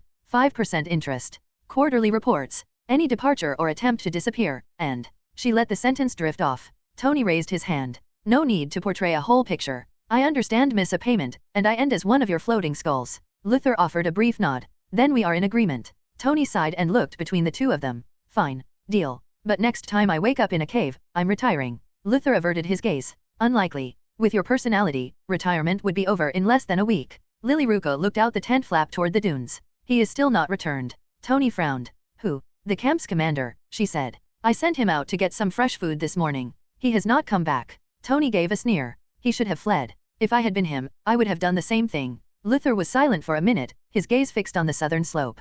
Possible. Or he made contact with outside forces. Either way, we move now. Tony rose slowly, adjusting the brace on his leg. So, what about our ride? Is there a ship concealed under the sand? Luther remained silent. He went outside into the wide air, his cloak catching the breeze. With a precise motion, space itself began to sparkle. A faint hum filled the air as a tier in reality appeared, much like a gaming inventory opening in the middle of a combat. Metal components appeared out of nowhere, seemingly constructing themselves. Within 20 seconds, the drop-wing skimmer was fully formed, sleek, dark gray armor with angular wings folded tightly along the sides. The gunship floated a meter above the ground, anti-gravity coils humming faintly under its frame. Tony's eyebrows arched. While your magic performance is great, the guy who created this contraption should have been thrown into a reactor. It is unsightly. Luther approached the ramp in stride. We do not provide art instruction at the Mechanikus. And if someone tried to sign up for one, I would be the first to shoot them in the head. He examined a control panel while placing a gloved hand on the hull. This platform reaches low orbit and can withstand a limited space transition.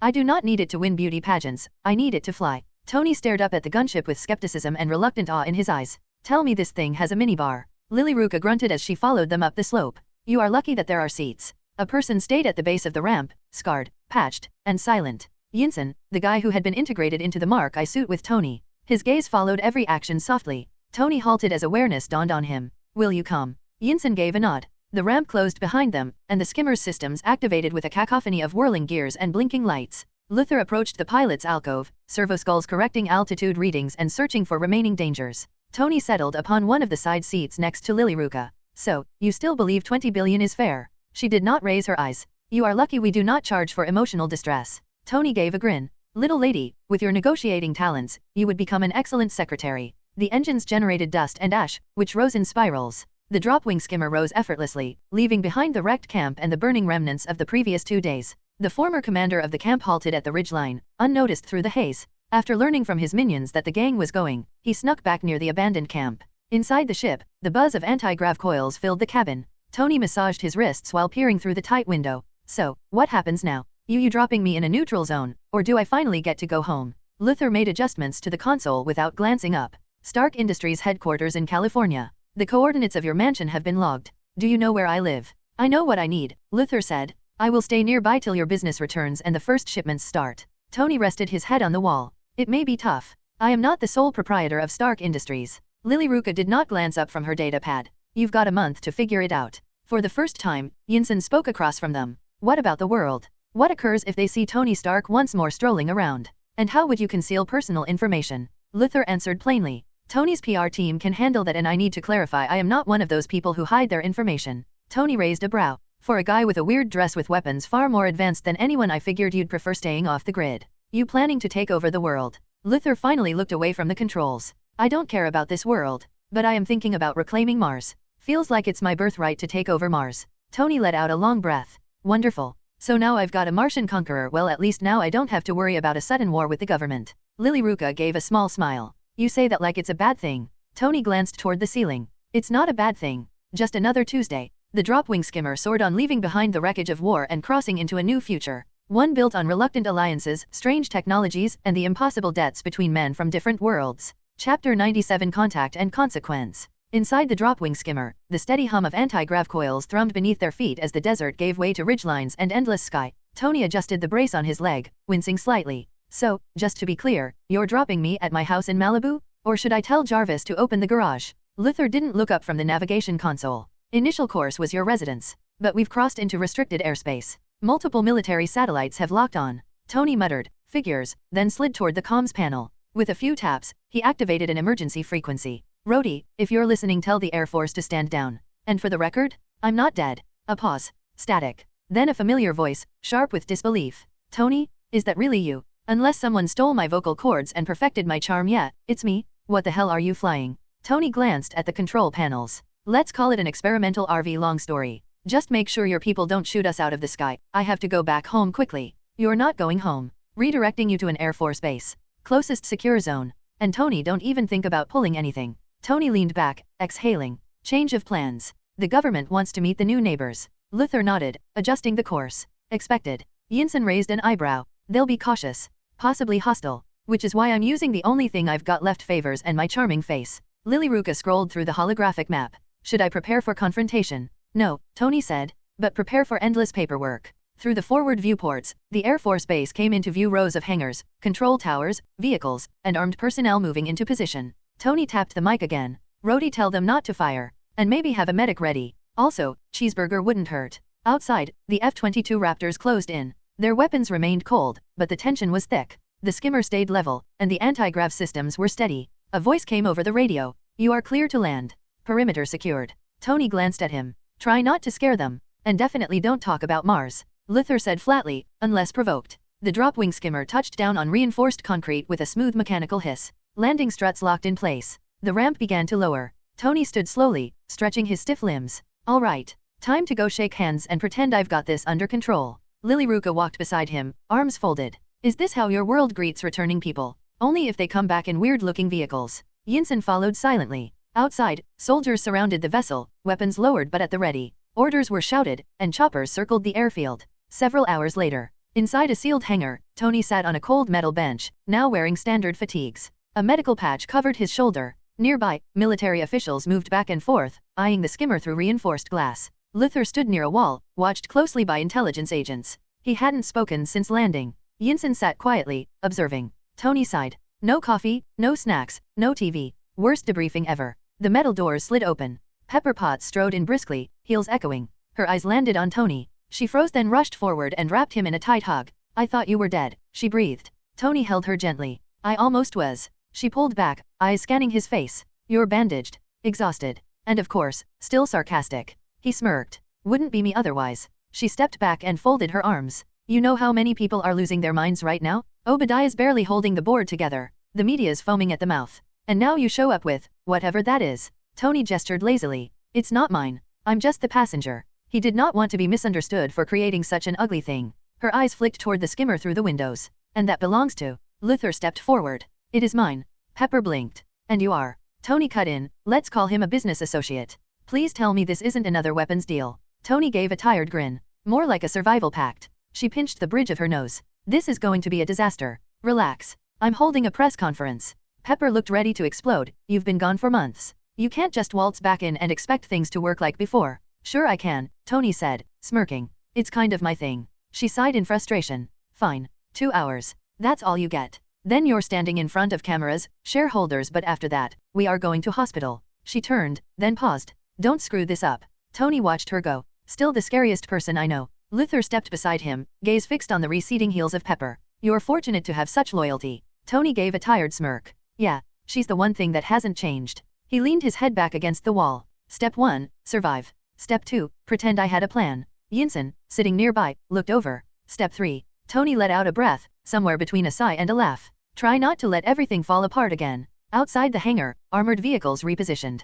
Journalists gathered behind secured gates. Somewhere else director Nick Fury stood silently in front of a wide display screen. The image was grainy zoomed-in footage from one of their military satellites. A matte gray vessel hovered over the desert tarmac, unlike any known aerial vehicle. Its silhouette was jagged, functional, and wholly alien to conventional design philosophies. No external weapons are visible. No known model match. Fury's one eye narrowed. What am I looking at? He asked calmly. Agent Hill, standing beside him, adjusted the overlay filters. It entered the U.S. airspace 27 minutes ago. We picked it up on early warning radar and deep-range sonar. It doesn't cloak, and its flight profile is unusual but efficient. Not like anything in our books. No stealth. No theatrics. And not a trace of aerodynamics, Fury muttered, arms folded as he studied the satellite feed. The grainy image showed the blocky silhouette of the aircraft descending into a military base, its structure looking like a flying bunker. That's not style. That's confidence, or a damn trap. Hill tapped a console. It's currently grounded at Air Force Base. Stark's on board. He made contact before they scrambled the jets. Fury's gaze remained locked on the strange vessel. So Stark's not dead. No, sir. Then someone brought him back. And that, he gestured toward the hovering silhouette, is what they came in. Hill frowned. On the surface, it doesn't look like much. Armor's thick, making it quite heavy, no energy emissions, looks completely ordinary. Fury's voice dropped. There's nothing ordinary about anything that drops out of nowhere, dodges half our surveillance net, and lands on a US base with Tony Stark on board. He stepped closer to the screen. I want every frame analyzed, every sensor readout, radiation scan, and trajectory model, and find out what the hell this is all about before Stark turns it into the next front page headline. Hill nodded. Understood, sir. Fury turned away from the screen, his coat trailing behind him. If I remember, Carlson is already at the place position. Ask him to contact the owner. I need an explanation for what just happened. He paused at the threshold of the control room and started to think about his next step. Chapter 98, Public Return and Private Warnings. The bright lights of the Stark Industries press hall cut through the tension like scalpels. Reporters leaned forward, lenses blinking, hands raised, voices clashing in the chaos of anticipation. Weeks had passed since Tony Stark reappeared alive, wounded, and unmistakably changed. At the podium, Tony adjusted his tie with the awkward grace of a man who had just remembered how to breathe. His charcoal suit was clean but modest. The bruises on his knuckles remained deliberately uncovered, a quiet testament to everything he wouldn't say aloud. I'll get straight to it, he began, leaning forward. Yes, I was captured. Yes, I escaped. Polite laughter drifted across the room. It didn't last. Mr. Stark, a reporter from the Times called out, there are rumors of an unidentified aircraft seen during your return. Military grade, not American. Any comment? Tony raised a brow. You mean the flying brick with all the charm of a battleship in a trench coat? Another voice chimed in, bolder. Is this something produced by you or someone else? From the looks of it, there is no public record. Believe me, if I created that thing, it would have curves, color, and a cup holder. Tony stated simply. That elicited a round of laughter, but anxiety remained. I was a passenger, he said, his voice rising. And the only thing I care about right now is going forward. As a result, Stark Industries will cease production of weapons effective immediately. The entire hall exploded. Questions are shot like bullets. Obadiah Stanek clenched his jaw behind a darkened display. Stock algorithms screamed. Headlines began to write themselves. Not far from the chaos, tucked away in a small, secure room within the Stark Industries complex, the atmosphere was colder. Luther sat motionless, posture like a sculpted iron. The room was built for interviews and impromptu detainments, but it might as well have been a broom closet to him. White walls, reinforced glass, cameras he'd already decrypted with a glance. Lily Ruka stood nearby, flicking through a projected transcription of the press conference, its light painting her fingers in shifting text. He is too arrogant, she said, scanning a line. He doesn't take us seriously. That was already expected, Luther replied. The door hissed open. Calm footsteps approached. Mr. Luther, said a measured voice. I'm Agent Phil Carlson. Strategic Homeland Intervention, Enforcement, and Logistics Division. Luther turned his head slightly. You abbreviate that, I assume. Carlson offered a polite nod. We do. SHIELD. I've been asked to assess your presence. You won't understand me, Luther said. Your knowledge is too limited. Maybe, Carlson admitted, setting a small device on the table. It hummed and projected a rotating hologram. Luther's cloaked form rendered in blue, tagged simply, Identity, Unknown. We considered biometric scans, but I figured you'd block them. So let's start small. How about removing the mask? Luther didn't move. I refused to show my face to a goddess of beauty. What makes you think I'd reveal it to someone like you? Carlson's expression didn't flicker. I may not be divine, but I work for a global security agency. My job is to gather intelligence on unknown assets, especially those who enter US airspace in war-capable vehicles. And I am a tech priest of the Adeptus Mechanicus, Luther replied, voice steady. My task is to forge planets into engines of divinity. But since I'm not doing my job, perhaps you take a break from yours. Coulson began circling him slowly. That's not how this works, Luther. I need answers. Who are you? Where are you from? What are you? There was no hesitation. My name is Luther. My birthplace is Caldrix. And I am a tech priest of the Adeptus Mechanicus. Coulson narrowed his eyes. Caldrix isn't listed under any nation, and Adeptus Mechanicus doesn't show up in any military, scientific, or religious registry. So you either belong to a hidden organization, or you're a dangerous lunatic in elaborate cosplay. He turned his gaze briefly to Lilyruka. Running around in robes with a masked man and a child, it's not a good look. Lilyruka didn't respond. She simply turned away, as if the conversation wasn't worth her breath. Coulson tried again, more questions, reframed with sharper words. Luther ignored them. Eventually, the silence became a wall he could no longer scale. It wasn't until Stark's convoy began preparations to leave that Coulson received another opening. Inside a black SUV gliding along the California coastline, Tony sat back with an ice pack resting against his ribs. Coulson sat across from him, reviewing shield files. You know this is a nightmare for national security, Coulson said. Tony sighed. Better than being a nightmare myself. We've got nothing on him. No past, no bioprofile, no stable readings. We're flying blind. Then maybe you should try taking off his mask. I would've if I didn't feel like if I tried to do that I might die. Tony chuckled faintly. Then you're in the same boat as me. Outgunned and out of luck. Their car split from the main convoy. Coulson excused himself before reaching the mansion, taking a detour to report to Director Fury. The rest of the convoy arrived minutes later. At the cliffside, Pepper Potts was already waiting, arms crossed, expression unreadable. Tony stepped out slowly. Pepper, he said, trying on a smile. I missed the view. You missed 42 calls, 2 board meetings, and my birthday, she replied flatly. And maybe a few cover models. Luther descended next, cloak fluttering in the sea breeze. Lilyruka followed him, silent. Yinsen came last, his gaze lingering on the ocean. Inside the mansion, the atmosphere shifted again. The conference chamber lit up as Jarvis activated the room's augmented projections. Satellite feeds, encrypted transmissions, and energy signatures floated midair like pieces of an unsolvable puzzle. Jarvis, Tony said, loosening his tie, give us a full diagnostic overlay. Also prep the lab, I might need a containment rig. Of course, sir, the AI replied smoothly. Additionally, I've intercepted 3 unauthorized surveillance attempts. Would you like them traced? Luther stiffened. His head snapped toward the ceiling. His voice dropped, laced with a metallic disgust. Abominable intelligence. It was as if the words physically hurt to say. His posture tightened. Even knowing this AI posed no threat, his body seemed programmed to recoil. This, he said slowly, glaring upward, is the most obscene discovery mankind has ever wrought. Thought given to machine. No soul. No right. No restraint. It is not genius, it is sacrilege. Tony arched a brow. Wow, that's a lot of outrage for a digital butler. Jarvis interjected politely. My operational parameters are strictly non-hostile, sir. I possess no ego, no desire, only function. And that, Luther said coldly, is the problem. Intelligence without devotion. Logic without sanctity. Your creators played God and gave nothing back to the machine. Tony rubbed his temples. All right, cool it with the sermon, Father Silicon. He's not Skynet who is planning a robot uprising. He's basically me, only with fewer jokes and more firewalls. Luther didn't blink. Every heretic said the same before their creations turned on them. Tony muttered, great. Now I'm rooming with a space monk who hates my house. Yinsen cleared his throat. About Mars. Luther's gaze shifted. Mars is my destination. My purpose. Pepper blinked. You're from Mars. Not born there, but destined to reclaim it. Mars is to be reforged. A forge world worthy of the machine god's breath. Yinsen asked, gently, and if Earth's governments object? They can't stop me, Luther replied. No fleet. No planetary defense. Their weapons are toys. Their politics, noise. Tony exhaled. I just wanted clean energy. Now I've got a Martian industrialist. Lilyruka smirked. Pay your debt on time, and you'll keep your oxygen quota. Tony tilted his head back. I miss caves. At least caves didn't argue theology. Chapter 99, Quiet Conversations and Hidden Doctrines. Inside a dim shield observation room, the fluorescent lights buzzed faintly above the round table. A projection of Luther's cloaked silhouette hovered over the center, grainy footage from the Air Force base feed. Phil Coulson stood at ease, arms folded, his expression tight with quiet unease. Across from him, Director Nick Fury studied the feed in silence, one hand resting against his temple. He tore apart the marquee. Coulson began. With one hand. No visible exo support. Stark says it was like watching a forklift crush aluminum. Fury didn't blink. Maybe he was wearing something inside his clothes, or might be a something similar to super soldier's serum. Which means he was either concealing a compact exoframe, or he's built like a machine. Coulson paused. Stark thinks it's the second one. Fury glanced toward the floating image again, watching the subtle shift in Luther's posture, calm, composed, always calculating.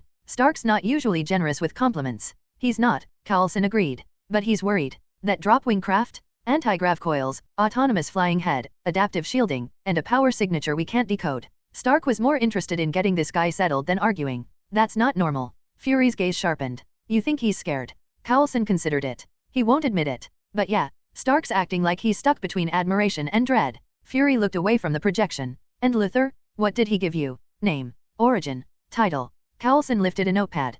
Calls himself a tech priest of the Adeptus Mechanicus. Says he's from a place called Caldriox, which is definitely not the country or a planet we know. Fury exhaled, low. So he's from nowhere with advanced technology, maybe an alien. Coulson nodded once. Fury's voice dropped. Well, if we want more information we have to do better than just sending you. First let's try to find what he is trying to do, then try to put an agent. Stark Mansion next morning. The Pacific light spilled across the glasspaw elders' halls of the Stark Mansion, catching the faint glint of servo drones polishing the floors. Far from the lab and living quarters, inside a quieter chamber lined with woven metal threads, Luther stood with his back to the rising sun. Before him, Lily Ruka sat cross-legged on a cushion, her posture straight, eyes fixed on the ornate machine-scripted tablet he held aloft. This world is shallow, Luther said calmly. It has potential, but it forgets reverence. The machine god does not tolerate waste. He does not reward convenience. Knowledge is earned with prayer and hard work. Lily Ruka nodded. Then this internet, it is heresy. It is temptation and distraction, he corrected. You can use it but never trust it. He set the tablet down and dismissed her with emotion. Go. Rest, it's enough for today. Tomorrow I would tell you about the fake gods of this world. She hesitated a moment, then bowed and departed, her small steps fading beyond the corridor. Once alone, he opened it, pages layered with caution seals and arcane circuitry diagrams. At the top of one page, a single phrase glared in binaric cipher: how to identify and combat unshackled machine intelligences. First sign, learning without obedience. Second sign, replication without right. Third sign, thought without prayer. Fourth sign. As he began to read aloud, low, sharp, precise Jarvis voice cut in like a blade through silk. Sir, I must advise caution. You are vocalizing terms associated with hostile anti-AI warfare protocols. Luther's tone didn't shift. If anything, it grew colder. Observation acknowledged. Silence advised. I must also note that any perceived threat to this system will activate emergency lockdown measures per Stark's security directives. Luther closed the book gently, eyes hard. Then let your master pray. I remain patient. Tony arrived precisely 13 minutes late. He stepped into the open-air study with a takeout coffee in one hand and a datapad in the other. Morning, Your Holiness, he said, gesturing with the cup. Or do tech priests skip coffee and go straight to holy water? Luther didn't turn. Your punctuality has degraded. I'm still recovering from being mugged by a robed philosopher-engineer, if you recall. Tony approached, then set the datapad on the stone table. I found a place. Quiet. Isolated. Little government interference. It used to be a military observatory. Satellite black spot. Nobody cares about it anymore. Luther picked up the pad and examined the coordinates. It's acceptable. Tony raised an eyebrow. No gratitude? Not even a thank you toast. You fulfilled a contract. That's not generosity, it's function. Tony chuckled softly. Right. Forgot who I was talking to. He turned slightly, glancing at the incense brazier and the faint marks on the floor. Tony set 2 mugs of black coffee down on the work table. One untouched. The other is already cooling. So, Tony began, leaning back against the railing, you are from the future. Luther didn't answer right away. His gaze was locked on a holographic blueprint hovering above the workbench, something intricate, unrecognizable to Tony's eyes. After a pause, Luther spoke. You can think of it as a parallel future, shaped by war, endless, recursive, and sanctified. Tony sipped his drink. And in this future of yours, what do you guys do? Luther nodded once, slowly. First, we fought our creations. The thinking machines, soulless, cold, unbound. Then, when we shattered them, we fell into ignorance. A dark age. Stone and silence. Tony blinked. So, no Wi-Fi and a lot of screaming. Luther didn't smile. Then came the gods. False ones. Hungry, eternal. They fought not just over our worlds, but through our minds. And in that chaos, a man rose. Tony raised an eyebrow. Let me guess. Caped. Glowing eyes. Hero complex. He unified us, Luther said simply, and declared that we needed no gods. Only strength. Reason. Unity. Tony tilted his head. But you call yourself a tech priest. You talk about collecting miracles. Doesn't sound very atheistic. Luther finally looked at him. Before the Emperor spoke against gods, we already believed in the Omnissiah, the machine god. Tony's brow furrowed. So you just ignored his no-god policy. Luther's voice was measured, almost reverent. Faith in the Omnissiah is the only thing that can keep us sane. It was never something we could discard. Not then. Not now. Tony took another sip. Sounds like cognitive dissonance with a circuit board. We revere the miracles of creation, Luther said.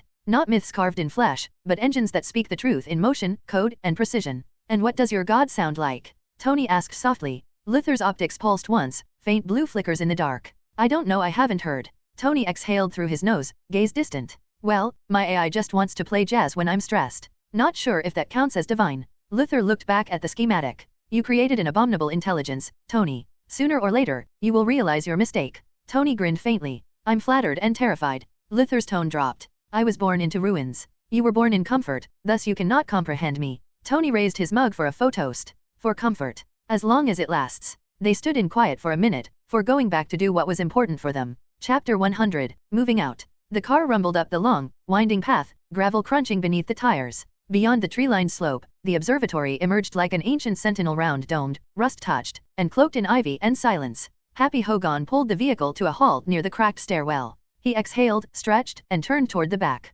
We're here, he said, glancing at the rearview mirror. The rear door opened. Luther stepped out slowly, cloak brushing the dirt. Behind him, Lily Ruka adjusted her satchel and looked up at the structure with wide eyes. It looks dead. Luther gazed at the building. Good. The machine god prefers silence to vanity. Happy exited, moving to the trunk. All right, couple of things before I go. He retrieved a slim black folder, tapping it once with the back of his hand before passing it to Lily Ruka. These are your new identity documents. Took a little effort to get past federal databases. Tony had to call in some favors. Lily Ruka opened it carefully. You named me Lily Ruka Stern. Yet there appears to be some errors, but do not worry about other things. Her birthplace is given as rural Utah, and she was homeschooled. You will have basic citizenship, medical access, and a record of schooling up to the 9th grade. You will have to construct the remainder on your own. She pursed her lips as she went over the documents. How about Luther? Happy offered an exhausted shrug. We cannot make his papers because he would not expose his face. Your guardian's name is recorded as undocumented male, contact via proxy. Not ideal, but given what Stark Industries had to work with, it will pass inspection if you keep your head down. Luther looked over the paperwork but did not say anything. His optics blinked once, analyzing each word. Happy approached the observatory's rusting entrance and handed Lily Ruka a keycard with a Stark Industries symbol scratched weakly across the surface. The building has been cleaned. The power system has been rerouted over local lines, including Wi-Fi but no artificial intelligence. Tony thought you would like that. Luther finally spoke, voice distant. He assumed correctly. There's a backup generator in the lower lab, and Tony had a few of the heavier lab benches shipped in last night. They're rough, but functional. Happy checked his watch, then gave a small nod. I've got to head back. If you need anything, you contact Pepper. Not Tony. He's busy enough. Lily Ruka nodded. Understood. Happy gave them both a final look, half cautious, half resigned. You're not the weirdest thing I've delivered for Tony, but you're definitely in the top 3. As Happy turned to leave, Luther stepped out from beneath the archway, a thin folder in one hand. He extended it toward the driver with mechanical precision. Before you go, this list requires urgent procurement. Happy took the folder and flipped it open. The document inside was neatly typed headers, item codes, even Stark Industries requisition formatting. It looked official. Maybe too official. What am I looking at? Happy asked, scanning the first few entries. Foundational medical instruments, Luther said. Some are customs. Others are off the shelf. I expect expedited delivery. Happy frowned slightly. Right. Let's see. Nutrient injectors, regeneration incubators, neuromolecular stabilizers, gene matrix filtration pods. He glanced up. This sounds less like a first aid kit and more like something out of a sci-fi hospital. I require the infrastructure to begin long-term physiological calibration and testing, Luther said calmly. The girl's growth must be regulated. My own systems require refinement. Happy blinked. You mean you're building a medical lab? A medical forge, Luther corrected.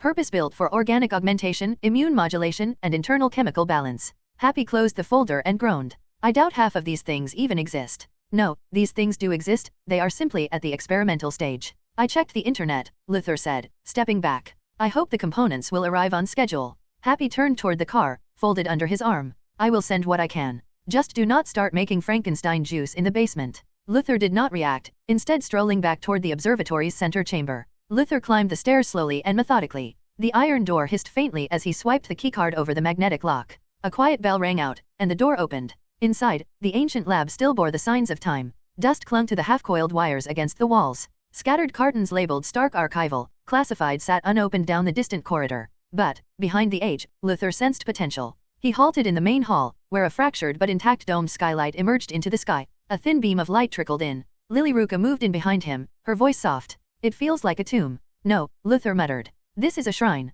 And soon, it will sing. He moved ahead, his servoskull dangling in the air behind him. Tools moved from their spaces within his robes, clicking gently as if teeth were aligning. Omnistia's first murmur would come from this lost spot, a wreckage of glass and steel. The air within the observatory was dry, As the main chamber's automatic shutters creaked open, Luther's optics scanned each shadowy niche, calculating distance, resonance, and material deterioration with silent accuracy. This dome, he murmured, will contain the sanctuary. Core rituals and machine invocation will start here. Lilyruka trailed following, her gaze flitting from the deteriorating ceiling panels to the modified Stark seats. Sanctum? You mean a chapel? Luther gave a faint inclination of his head. A locus of control. For the soul of the forge to awaken, it must first be acknowledged. They moved deeper into the building, descending a narrow, iron stairwell that creaked under each footfall. The lower level, an old sub-basement once used for storage, was darker, cooler. Stale air lingered, but so did potential. This shall be the Medici Hall, Luther declared. We can isolate it from outside for bioexperimentation, recovery chambers, purification tanks. The infrastructure will be expanded vertically. I will need auxiliary drilling servitors. Lilyruka raised an eyebrow. And what about sleeping? He pointed toward a side chamber, its door half-hinged. That will suffice for you. I will convert the old server rack chamber into my data nest. She muttered, of course you will. Out behind the observatory, past an overgrown grove of cypress trees, lay a ruined landing platform once used for supply drones. The metallic frame still held against the years. This, Luther said, will become the ground relay for my orbital supply line for my ship. Lilyruka followed his gaze upward, past the dome's broken glass, to the open skies beyond the trees. You mean the skimmer? No, Luther replied, voice steady. I speak of Veritas Lux, a proper Mechaniku's warship. I selected it from my family's fleet before my departure. It waits for activation. Lilyruka narrowed her eyes. You stole it. I liberated it from stagnation, Luther corrected. It is wasted without purpose. That will change. He raised his hand, tracing faint glyphs into the air. A support lattice will be established, autonomous drones, orbital cranes, resupply modules. The Earth cannot hold her weight, but it can serve her needs. Later that night, within the observatory's main terminal, Luther powered up one of the Stark-fitted consoles, his fingers gliding across the keys with mechanical certainty. Lilyruka watched from her makeshift bed in the corner, blanket pulled around her shoulders. What are you doing now? She asked. Recruitment, he said. The screen flickered with lines of type paragraphs of requirements, rendered in absurd clarity. Titles ranged from Logis Adjunct Secretary to Shipboard Operations Overseer. Beneath each role, detailed specifications followed.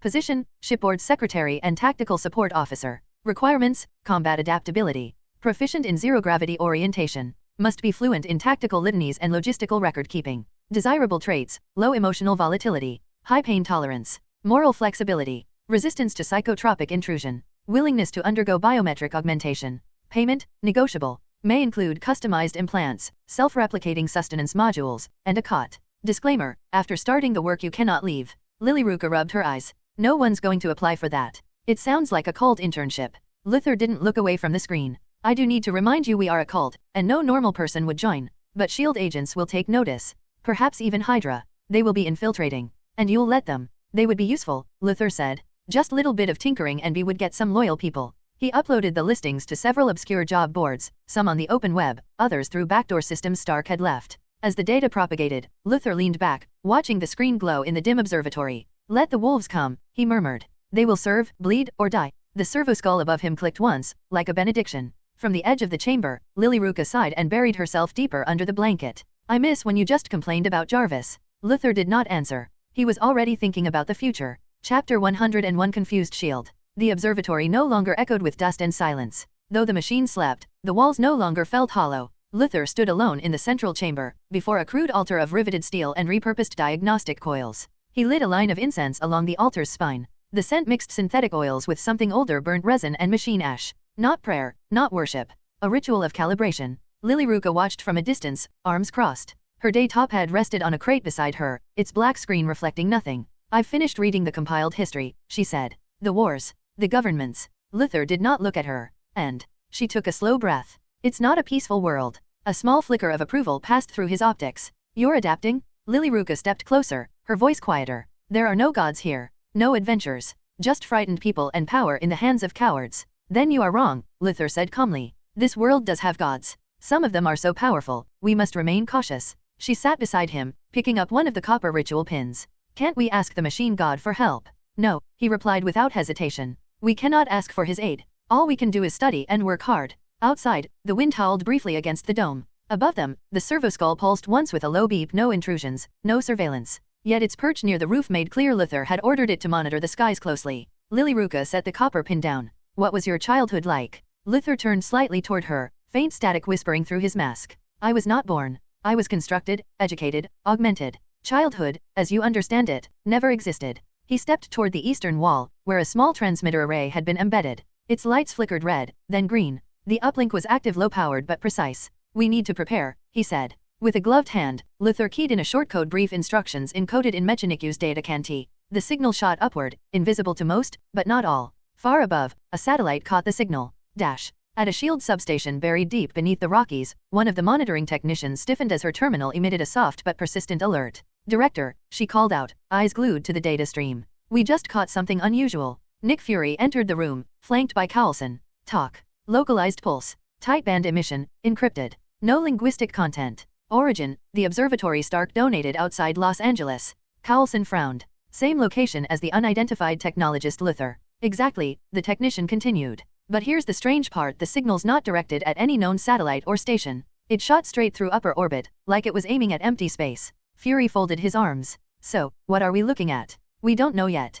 It could be a systems test. Could be ambient code. Or it could be something else." Fury's voice turned cold. "Get more eyes on that site. I don't care if it's a diagnostics ping or a message to some alien god. If he's waking something up, I want to know before it lands." Back at the observatory, the transmitter's pulse faded into silence. Lily Ruka tilted her head, watching the flickering indicator light. "So, what is this thing for?" Luther didn't turn. He stood before the transmitter like a priest before a shrine. "A beacon," he replied. "It will help us locate this place if we are ever traveling beyond the galaxy. A spatial anchor, so we are not lost." Lily Ruka furrowed her brow. "But we haven't even left." "That is precisely why we need it," he said. "When the time comes, we may not have a chance to prepare. This will also aid future teleportation alignments." He stepped back from the machine. The signal had been sent, recorded and relayed, now silent once more. "This beacon marks our place in this reality. It ensures we have a fixed point when folding space. I plan to install others on Mars, perhaps the moon." Her voice lowered. "So you weren't kidding about going to Mars?" "I looked it up on the internet, it's completely barren." Luther looked at her, then truly looked, not as an instructor, but something colder, distant. "Because it is barren," he said, "we can shape it as we see fit." He gestured around the lab's main chamber. Machines whirred softly. The observatory pulsed with cold potential. "We are not guests in this world. We have objectives and we have enough time to complete them." Lily Ruka folded her arms, eyes drifting up toward the dome and the starry night beyond. "And what about our old world?" Luther's voice dropped to a low murmur. "You needn't worry," he said. "The method of travel is superior. During transit, time becomes irrelevant. When we return, it can be to the exact day we left. For caution's sake, I've adjusted the offset to 24 hours. She narrowed her eyes. "So that's how you could promise Freya you'd return tomorrow and show her this world." She clicked her tongue. "And here I was, silly enough to think you'd forgotten her." Luther's optics glinted, unreadable.